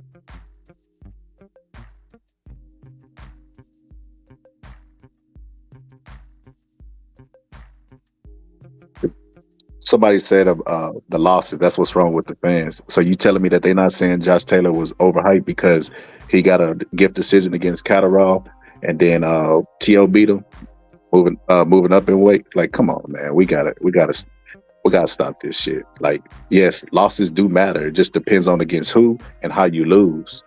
That is a real factor in the sport of boxing. And like I said, man, y'all can listen. I didn't say AJ was a bum. You never heard those words come out. You'll hear that out of other people. But I try to rank fighters properly, and I don't feel like AJ's a Hall of Famer. What's wrong with me saying that? So you think AJ, with his resume now, compares against his contemporaries at heavyweight who are already in the Hall of Fame? If you telling me yes, I mean, okay, you're entitled to your opinion. I disagree, and I think it's silly. But hey, like I said, man, boxing. Everybody in boxing is an expert.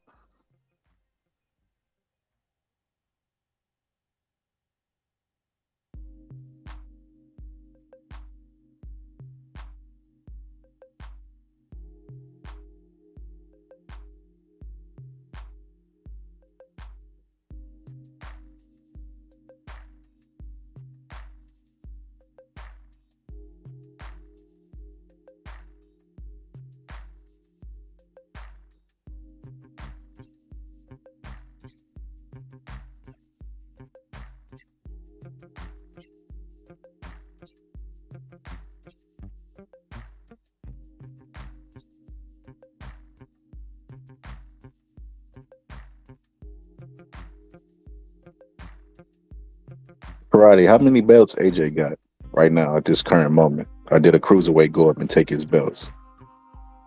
See, you better make me start really telling how I feel about AJ. AJ's a good fighter, man. I feel like AJ needs to gel with Derrick James, and I think he can get back on track. I think it's just he has to fix his mental just slightly a little bit, which Derrick James is gonna do that.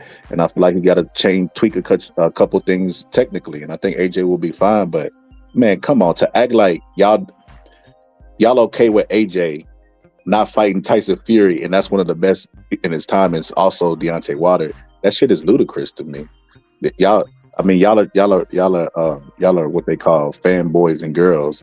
If you're okay with that, because the whole reason how we got here with these type of conversations was a Spence and Crawford fight and the Manny Pacquiao versus Floyd fight, where boxing don't get the fights that we want, but y'all okay with AJ not doing it. Mark was just charging somebody up who was okay with Canelo moving the way he moving. So it's okay when y'all favorite fighter do it, but it's not okay when everybody else do it. That's the difference between a duck. I guess a duck is anybody who's outside of your favorite fighter that doesn't want to fight the fighter that you want them to fight. But that's my closing statement. I'm gonna get up out of here. There's too many experts in here for me. I feel like my IQ is dropping just talking to the chat. Y'all comprehension is kind of low, and y'all boxing IQ is low.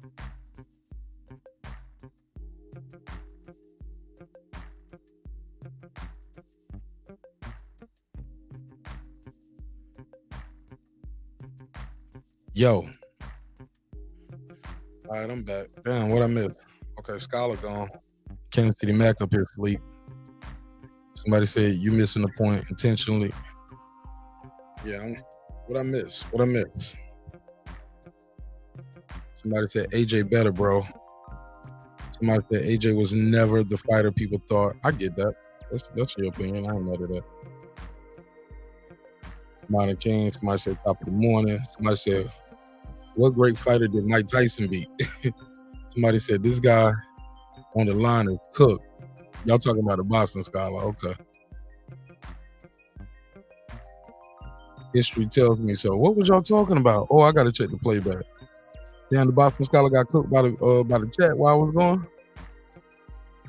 Somebody said just like they do for Spence. Somebody said Wilder only beats Deverne as a world champion. AJ's beat more world champions, bro. Yeah. If Wilder's elite, you got to consider AJ elite. Yeah. Somebody said AJ will be in the Hall of Fame. He was fighting for belts early on. I'm telling you, man, he's going to the Hall of Fame, bro. He's going to the Hall. He'll walk in Hall of Fame right now. And I think I'm still with that where you can call a guy great even if he's still active and competing. Shit, they just sculpted Terence Crawford hands at the Hall of Fame last year. molded his hands already. Yeah, you can be active and people call you great. And you ain't got to go all the way up in weights. It was a time, shit, we knew Lennox Lewis was great as a heavyweight. Shit, we knew Ali was great as a heavyweight. He didn't want to, and then have to go up in weight. To name a bunch of guys. Tyson, it was a time where we was like, Tyson is great. He hadn't went up in weight. So yeah, I disagree with the scholar on a lot of that at the end. I thought he was gonna be able to hold it down while I was gone, but appears we lost him. Tyrese, what up? Karate Body said, AJ can't help that his camp ain't elite. But he beat him. Oh, his comp ain't elite. He can't help his comp ain't elite, but he beat him. That's it, man. You gotta beat the man in front of you, man. Kid is back. He said AJ and Wilder and Fury should have fought each other before a cruiserweight come up. Yeah. But that's just the way life works sometimes. It is what it is. Lennox Lewis was the best heavyweight of these boxers. Of all these boxers, Mike Tyson only won close. Now, arguably, Mike Tyson lost to Holyfield twice, and he lost to Lennox Lewis. You get what I'm saying? Like Mike Tyson lost to lost the top guys, and he got stopped. People still say he was great. Roy Jones got knocked out at the peak of his career. Just won heavyweight, came back down, beat Tarver. Tarver said, man, I don't think that shit went all the way right. Let's run it back. Tarver slapped him. Very next fight, Glenn Johnson slapped him again. And even after that, people were still saying, Roy Jones is great. One of my favorite fighters of all time. We pick and choose sometimes as boxing fans, and we got short memories, but it is what it is. Man, I got to go, man, because I do need to get some rest because I do have some business to tend to today. Damn, I always say I hate to say this is going to be a short show because it end up being a long show. But let me wrap this one up. Especially since y'all niggas ain't hitting the like button anyway half the time. Niggas be crabbing on them likes on your boy. But I appreciate your time and energy, man. I really do. Really do. Anybody got anything else before we land this plane? Anybody? That's it. He said Big George Foreman and Evander Holyfield, legendary. Yeah, it was. All right, man. It's been another great episode of Breaking Beats, where we break down business, entertainment, art, technology, sports, anything else you and I feel like talking about. It's a hip-hop political sports show with a comedy twist. We like to let the jokes fly because life is serious enough. Hope the members will forgive me for not doing the roll call right now because I really, really, really got to go. I love y'all. Hope you love yourself. If not, guess what? God loves you. So does Mark Nash and the neighborhood Breaking Beats. Peace. Hey, look, sometimes we're going to agree. Sometimes we're going to disagree. One thing for certain, two things for sure, homeboy. Never forget this. I built this shit. Me. Brick by brick. And I'll be damned if I let you tear it down just because you don't like the way another nigga talk. Drive, motherfucker. This that squad side.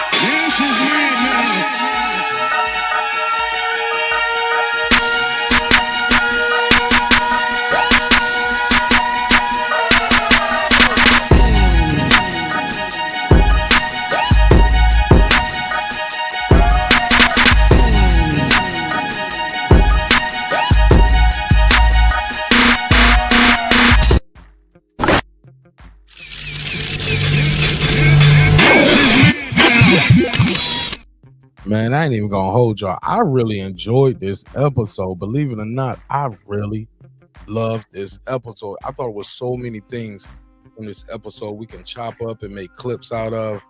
Like the things that I was hearing from that Brandon Washington segment, great.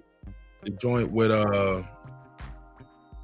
even the one with the little back and forth I just had with the Boston scholar. I thought that was a good back and forth too. I like that. I might chop those up too while I'm going, man. And but I love y'all, man. This was so dope. This was so fun.